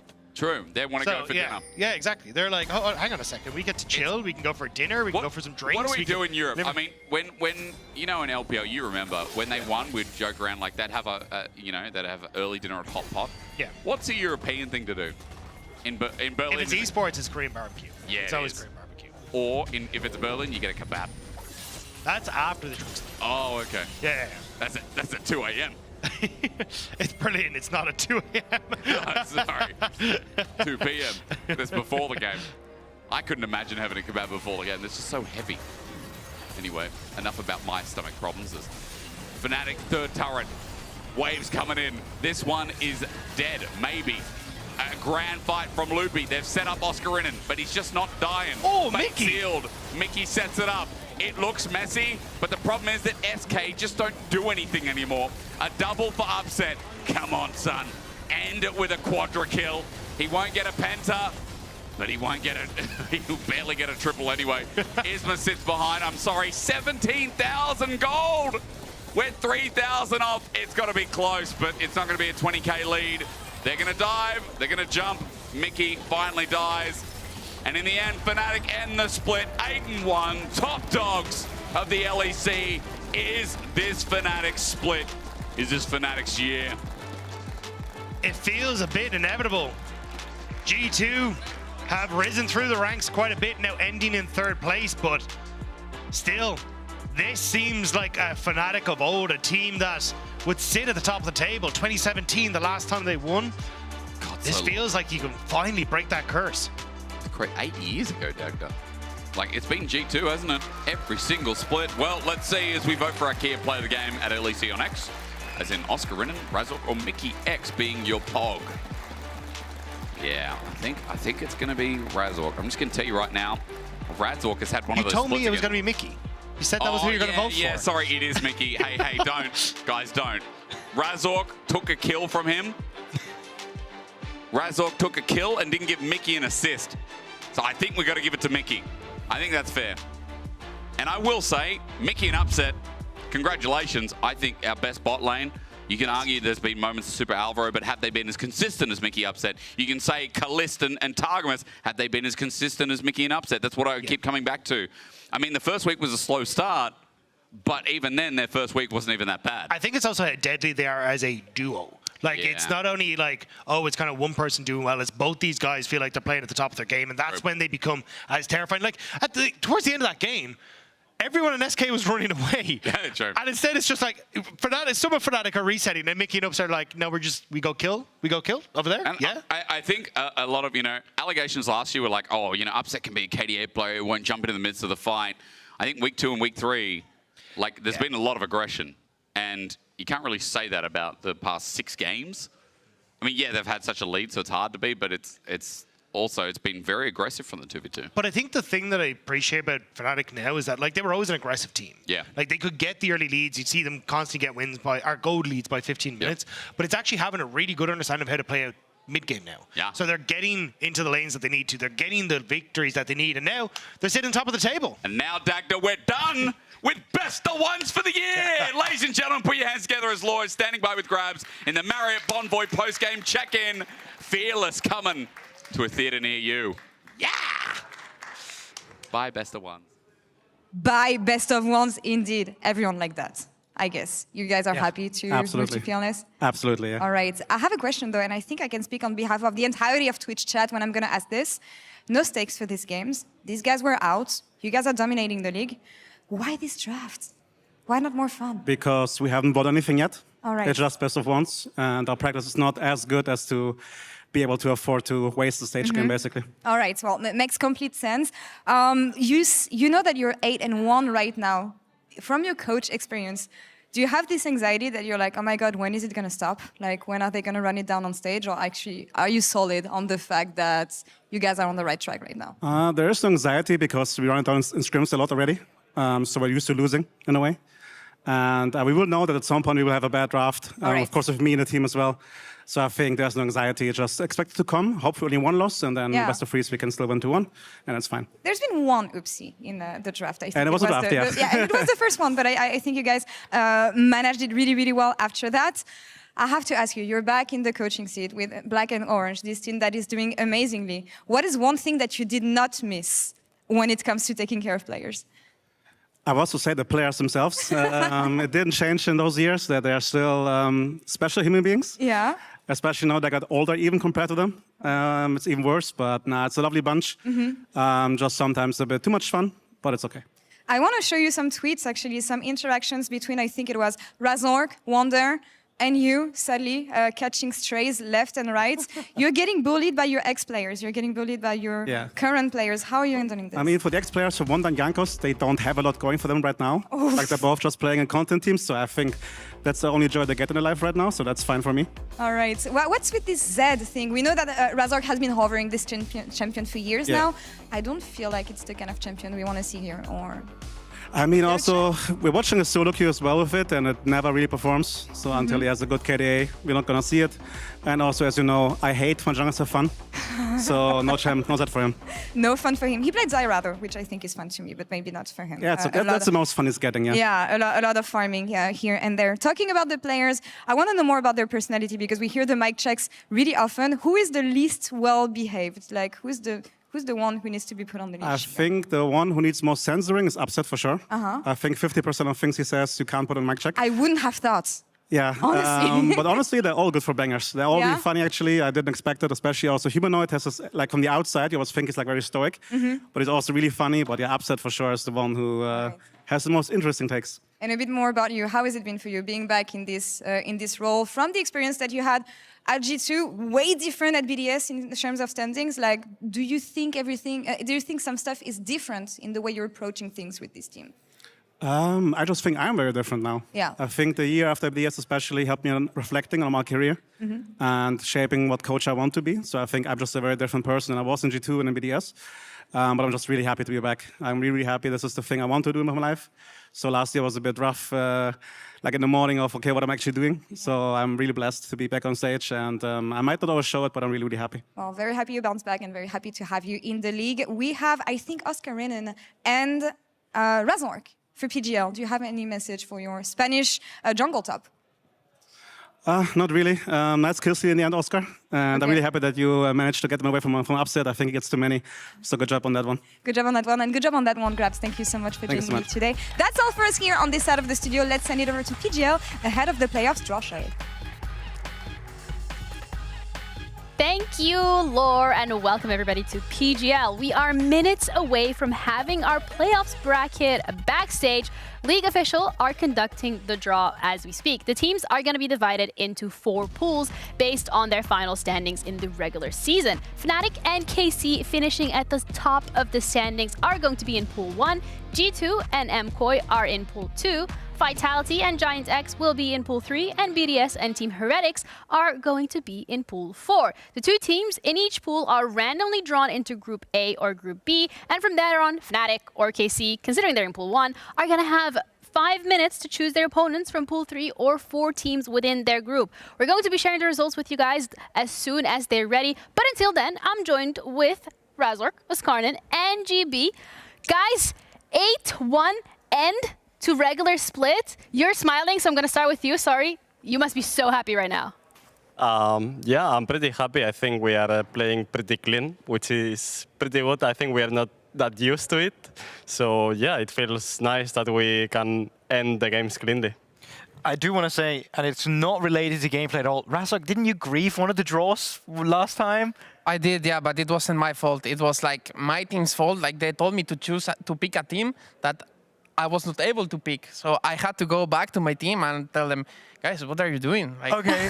So do you know what team you're picking tonight? Well, no, you're I not have picking no them, idea. but your team is. You don't know. Okay, cool. Do you We're going have to find a out later. preference then for a team that you want to be going up against? No, I really don't care. It's a good What thing about- not to say it. What about MKOI? Because the only loss that you guys have was that first game against MKOI. Wouldn't it be so nice to play against them? I think there are weaker teams than MKOI, so probably not the best choice to pick them. It's the only team that we lost against them, so it wouldn't be too smart. For sure. I gotta stay honest, right? Yeah. I would love to talk a little bit about this game that we've just seen, because this was, again, 8-1, dominant performance the entire split. But this game was insane, Oscar. Like, wow. I mean, I think it was pretty chill. Like, I think early game was not great with the swap. I'm not having a lot of fun in this meta, but well, it is what it is. Surprise! But yeah, I think after early game, when the map was more controlled and stable, I think we just ran over them, kinda. Like, we were just winning every fight, and I don't know, it felt really easy to play. I think we were also playing together and as a team, so it felt really good. How has that been for you guys, whether it's a top jungle synergy or the synergy as a 5-man team? Because last year, when we were talking about Fnatic, it was the team that almost had it, the team that was so close to winning, yet so far, the team that sometimes we can see disjointed on the server, but this feels like the Fnatic that we were promised. I mean, we are playing good, but I don't want to get too hyped or be like, oh, we are the favorites to win or whatever. I feel like there is a lot of work we have to do still. And in scrims, for example, I think this week we had terrible scrims. And I think it's something that we really need to like improve, because we are a bit inconsistent in the practice area. So I think I don't want to be like negative or anything. I'm pretty happy that we ended first and we are 8-1, but I think this doesn't really matter if you don't like do good in playoffs. So No, I'm just looking forward to get ready for these playoffs, and it's gonna be fearless, gonna be fun. So pretty excited about that. I think that's completely fair. And I think like even some Fnatic fans potentially still, I mean, not necessarily trust issues, but being a Fnatic fan can at times be a bit difficult with the heart. I was going to say, like, last year was a roller coaster. Going into this winter now, it's a new roster. But you specifically, both of you, what learnings have you taken from last year going into then this playoffs now, where it's looking so good, where there's so much hype around you? And I know you're saying you're not letting it affect you, but still, what did last year really teach you about now, for example? Well, I mean, last year, one thing I got really good at is handling losses finals. So that's something that happened a lot of times. Hopefully that's not your main learning if you're in the final again. No, it's not, because I'm not going to lose again. Right. There we go. That's the attitude. That's the good one. Yeah. Oscar? Yeah, I mean, I think we are way better at least stopping the snowball of inting in general. Chain inting in scrims or the officials, I think we managed that way better. And the emotions, I think as a team, we are trying to not let things snowball from the start. So yeah, I think that's the best thing we are doing right now from last year. Do you think that's a combination of the fact that you've had some terrible losses last year and you had to push through that mentally? Or is it more that you have new faces on this roster, someone like Mickey who could potentially also be a voice of guidance when things get maybe a little bit heated in the moment? I think it can be a little bit of both. I feel like having new faces and new players also it's good. But I feel like myself and Humanity and Oscar, we are more mature and way better understanding the mid game. I feel like we lost an entire finals because we did through many leads because of mid game. So we are trying to work on that so it doesn't repeat again. Well, on the topic of Mickey X, he will also be the one who gets Kia Player of the Game. So, Oscar, I would love to hear your input as a top laner who's like completely on the opposite side of the map, and the fact that we're continuously looking at lane swaps. How has it been for you to have someone like Mickey on the team? I mean, I feel like it's really easy to play with Mickey because he kind of always knows what I need in the map. Like on lane swaps, he just knows when he has to cover me, when he needs to be in the wave. So yeah, it's just really easy to play with him. Like sometimes I don't even need to tell him. Or maybe I want a ward somewhere and it's already there. So yeah, it's just really easy to play with him. Like I just feel like I don't have to do anything, you know? I just sit and play. Easy. I mean, it helps when he's on your team now as well for the finals coming forward as well. That's going to be a bit. Yeah, is he the one who's introduced to have Mickey? Oh yeah, absolutely. Is he the one who's introduced fountain dives as well now? Because I think it's been a while since I've seen Fnatic fountain diving enemies. I did call that. That was you? Yeah. Okay, so that's still your influence. I mean, I got pushed out by Poppy R, so I wanted to get KDA because they were killing them without me. And then I was like, I can put plants, and the plants tank the tower, and we kill. She bought Sonya's, and I'm not dying for that. Sorry, Mickey. You know what? At least it was against SK, and you know you were locked in first, and they were locked in last. So it necessarily not the biggest change, if any, really, on the standings. Which is ironic because SK last summer was the team who finished first during regular season, besides G2. So I think a lot of questions then as well in terms of how they're going to be moving forward with, you know, the next split coming up, with being out of playoffs. It's be a difficult spot to be into. Yeah, but I think in general, like, if there's anything the best of ones have taught us, it's that it's not that they don't mean anything, but it's that they're not really a good indicator for how a good team is, especially when you move into playoffs. I'm sure you guys feel like that as well. You guys have scrim knowledge and all the other things. Going into this playoffs, who do you think is the biggest opponents? In my opinion, this is top 4 is the top 4 that is in the standings. Okay, Koi, us, G2, and Casey. Yeah. I think this is going to be the top 4, in my opinion. And your own mental. Huh? And your own mental. Yeah. Biggest opponent. True. Gotta keep it in check. But we now have the results of the draw. And here's your first look at the Winter Split playoffs bracket. In round 1, Group A, Fnatic is going to be playing against Heretics, leaving G2 to face off against Giant X. Group B, KC chose to play against Vitality, leaving MKOI to face off against BDF. The order of play is not yet finalized, but I think it would be great to have your insights on going up against Heretics. I'd love to start with you, Razork. You happy with that pick? You want to go against them? You ready? I mean, when we face them, we kind of cook them mega hard, not gonna lie. I think they were really bad before in week 1 when we played them, but I think they have gotten a little bit better. I think we're gonna win, not gonna lie. But I think it's not going to be as easy as it was the first time we played them. And yeah, all I have to say is good luck to Flacket, to Maiteton. Oh, poor Flacket today is catching strays, man. Yeah, I mean, I think also that they are not a really strong team. I think if we just have a chill early game and we just play mid game, we probably win. Like, I don't think they're going to be a hard opponent. So yeah, I think we're going to be fine. Do you think 1 week of, you know, prepping and scrimming and getting in there and trying to cook something for Fearless Draft and maybe not overcook could be enough for any of these teams, really? Because, like, you're looking at G2, GX. I think GX, from what we've seen, they started off really well. You know what the problem is with that? Like, the good teams was having great scrims, they'll build up really good mentality, they'll have a good boost coming into playoffs.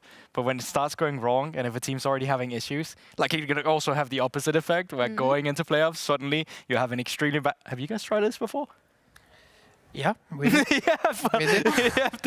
happened to us, for sure. But there you go. So I think it really does depend. It is what you make of it. It comes down to your staff. It comes down to how well the player practices. But, I mean, my opinion is still with Team Heretics that it is a very development roster with so many different players coming from different systems and 3 rookies as well. So I think in general, it's a tough matchup. But, hey, you learn from your losses, and this is going to be a good lesson for them. Yeah, but I think Heretics as well, from the games that we have seen, these individual laners and even individual players in their own rights have had moments where they have been able to make games a little bit more difficult. So I'm looking forward to see how that's going to go. I'd love to hear your guys' opinion as well on MKOI BDS, KC Vitality, G2GX. Oscar, I'm going to let you pick one of the 3, and you can give us your prediction for that or how you think it's going to play out. Maybe you want to go for MKOI, you know, the Spanish. Yeah, I think the most interesting for me is probably MKOI BDS. Because I think BDS, the last games, they were looking way better than in the first weeks. I think first weeks they were looking a bit shaky, not really playing that well mid-game, early game. They were not snowballing leads. But I think now they are playing really solid. They were looking really good. So I think in playoffs they're going to be pretty decent. Also KOI, I think last games they were not looking as good. But I think they are a really strong team anyway. So it's going to be a pretty interesting matchup. I think if KOI plays their style aggressive and as always they did, it's going to be for sure super fun to see. What about KC? Because KC is going up against Vitality, and you guys had a game against KC, and it was #1 and #2 seed, and I think a lot of people, probably definitely everybody, expected it to be a very, very close matchup, but it wasn't what we got. That was a stomp. I was trying to be nice for once. I mean, that was not what I expected. That was first place against second place. I mean, you know, that was yeah, so from your respectful stomp against KC, what do you think their biggest issues were in that game? Well, I think we had a good draft. I think they also had a pretty decent draft. So it was just, we just got a good early game. And after that Void fights, I feel like the game is just over. Like when you get ace at minute 10, like 4-4, 5-4-1 is just over in this meta where you can snowball really, really fast. And yeah, that's my thought on the game. I don't think it was like, it doesn't give a lot of info because this is a best of 1 when one team stomps the early game. So it's good by us because we ended up closing the game very clean. Actually, not that clean, but we could have... For Fnatic, it's yeah, we could have been worse. We could have done much more mistakes. We're used to doing them. But yeah, I think it's the best of 1. I think the matchup against Vitality, actually Vitality has surprised me a little bit. I feel like they were playing much better and they were getting good leads and good early games. Then just Hilisan is doing some things. And then some things are happening in the map that they're not optimal. And then maybe they throw. But I think that it can be actually a very close series, KC Vitality. I'm looking forward to it. Any sleeper teams you think, GB, that could really utilize the next week to just pop off? No, I think Vitality can use that to really pop off from a potential of improving. But I'm actually worried about MKOI because, I mean, they lost the Team Heretics. I think they're very uncertain in some of the games this week. I mean, they won today. But yeah, still, I think they are going to be one of those teams where this extra week of practice is really going to be doing them good. Well, we now also have our confirmed upper round 1 game order. So on February the 15th, Fnatic is going to be going up against Heretic, and then we have G2 going up against GX. So you guys get to play the first Fearless draft. You know, nice. All eyes on you. That's it. The LEC returns for our Winter Splits playoffs on February the 15th. So after Valentine's Day, I know nobody actually knows it because probably nobody asked you out. But that's okay. The day after, we can meet. We'll look at some League of Legends. We're taking a break next week. Get some rest, touch some grass, maybe get a Valentine's, get ready for Fearless Draft. We'll see you back then. Thank you, everybody. Good night. Thank you. Bye-bye. Bye. Bye. Get it, mama. Why is this extra damage? Why are they just continuing to fist? Why is he getting plus 27 every second? What is happening? They have people behind him, okay? Sion can look TP. Sion can look TP right now. He's dead, Turk is dead. Okay, Leon no E. They are trolling here. They are trolling. MF no flash. Look, give me the Atakan. He wants to go. It's fine. He's dead. Nice. Go. He flashed. He can't do it. No one can drive the bus this good. Oh, he can drive the bus this good. Okay, well, that was actually pretty terrible. Oh, that was awful. That was the coolest play I've ever seen right up until it was objectively inting, and then it was inting. Yeah, get up. I'm waiting you at Kana. Get up. Kana, look behind you. They wait. I'm coming. I'm behind. I'm behind. I can heal you if you come to me. Yes, flash is good. Yes, flash. Where is it? Trap. We win the fight. I won. Chase. Them. Oh my god. Perhaps there's one more charge that goes in. Oh, the shot blocks away. Now Caps has him in his way. It's Camilo Charm at max range. The kiss of death from Caps. No, Q2, guys. 1 second. Okay. Flash. I can stop him, sir. Nice, huge. Look. I can take. I'm gonna take. Nice. That's enough, I think. No, it's not. We go. We don't have TP. Guys, I'm be in real fight. I go, but okay. Good luck. Alright. Thank you. The perfect teammate. They take it all. And knock back. Instant combo punch. What? It's big pop. Oh my God. Clubs. Everybody. You know the story. You know the legend.